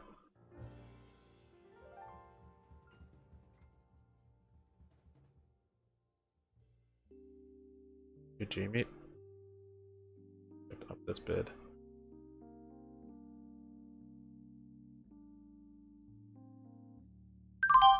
Okay, got the calls. Can't believe it didn't come down. Jerk. I got 25 weeklies. Yeah, it's pretty degen for sure. Just remember that's an SLD. I think we probably have at least one more day of pump. Not two. My only concern is market volatility and the SPY tomorrow. If we do get a big sell-off from the manufacturing PMI. Oh, let me turn off the sound. Oh, you barely missed the sound. That bell's so friggin' loud. Sorry you guys caught the bell this morning. My bad. Alright, where'd we end on the day? Rival's up 35%. Barbecue's up 15%. Never got my barbecue fill either, so I'll have to wait till tomorrow on that. Which is fine.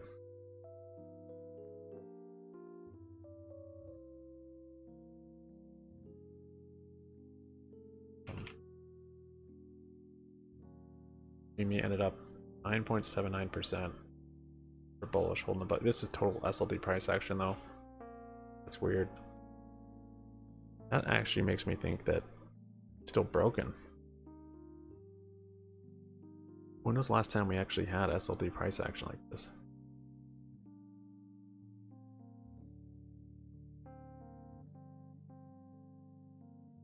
There, maybe? Last month? Really? Huh. Not there. Dude, that could be a big deal. Maybe might do something this month. Still. Didn't have it there. You can see I had head and shoulders from a mile away.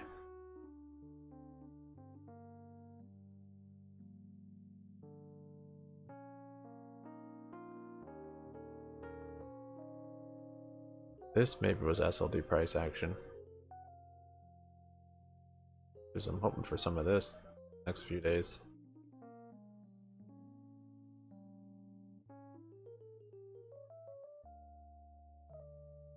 After the split, maybe that was. If you're looking for like about this time of the month, basically the week after OPEX. So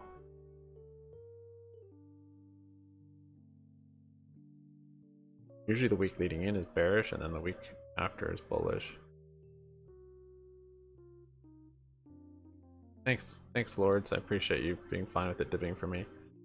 I'm not asking for too much. I mean, tomorrow I'll buy it at 20 cents, but I'll get it 19.25 too. We're broke out. I picked some up there today. I'll pick up more there tomorrow. Like the break and hold the new levels.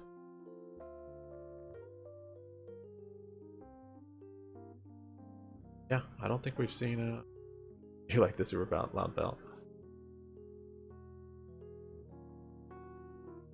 Oh yeah. Yeah, it sucks, Jan. It happened quick on SI. Like, I didn't see any I mean, it was a little sketchy, but I didn't see any warning or anything of it coming.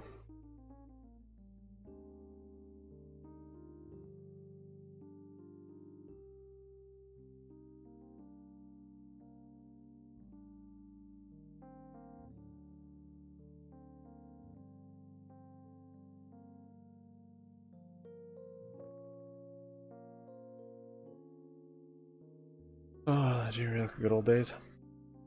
Yeah, me too. I'm bullish on it. I haven't gotten. I can't remember last time I got weeklies on GME. In a long time. Especially after a pump like this. I mean, it's not a huge pump, but 10% on GameStop is very rare these days. So, I've got to run though. Don't have time for video. Gotta fix my dishwasher. Door closes 4:30. So that's my life. I like fixing appliances. It's fun stuff. Thanks guys for the support today. Ace, thank you for the gifted memberships. Tasty STI, I had a tasty coffee on you, sir. Thank you very much for that. And all you new members, appreciate it. Ace, you guys for your likes, 66 likes, well done. I'll flood your house. Well, that's what I'm fixing. It's leaking, so placing an O-ring. Hopefully, I think that's it. The O-ring on the impeller. Doesn't look cracked. Maybe it's stretched out. I don't know. New appliances actually do suck. Old appliances are definitely where it's at.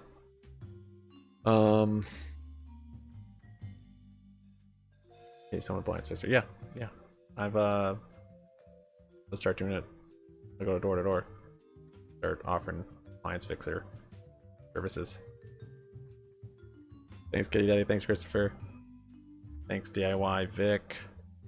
Thanks, Jay from the Bay. Lords. I got the spray covers and spray them out. Spray covers. Like on the jets? I don't think we have covers on them. It's not there where it's leaking. It's leaking, I can see it from the bottom when it runs. It's leaking like hard to tell because I'm looking through like the plastic frame. But it looks like it's coming from the white plastic impeller. I've taken off, cleaned the O-ring, put it back in, it still leaks. If a new O-ring, assuming maybe that one just stretched out, that doesn't fix it, then I'm gonna run the whole thing up on stilts and just leave the bottom off and just look at where it actually is leaking. Stilts like stools and stuff, I don't know, something sketchy. Circuit board fried? Yikes. At least you can just replace that. Happy Wednesday, I like it. Yeah. Oh, not leak while you're there. Oh, okay. I just want to take out the spray covers. Oh, just clean it out. Yeah, the dishwasher works good. Just the leak sensor keeps going off because it's leaking. Volta's grandpa. Got money with. Oh my gosh! Simulation confirmed. I am pulled.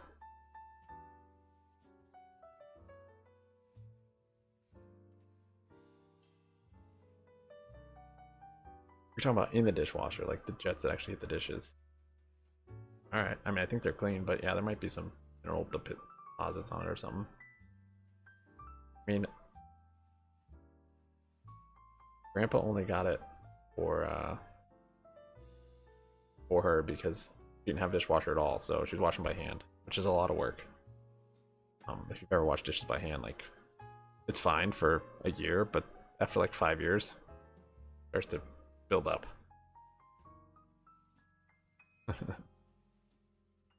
Washes dishwashers. Okay, I'm out on that one. Thanks, Kitty Daddy. Thanks, Ace. Thanks, Maui. Thanks, Cameron. See you guys on Discord. See you on Twitter. Have a good afternoon.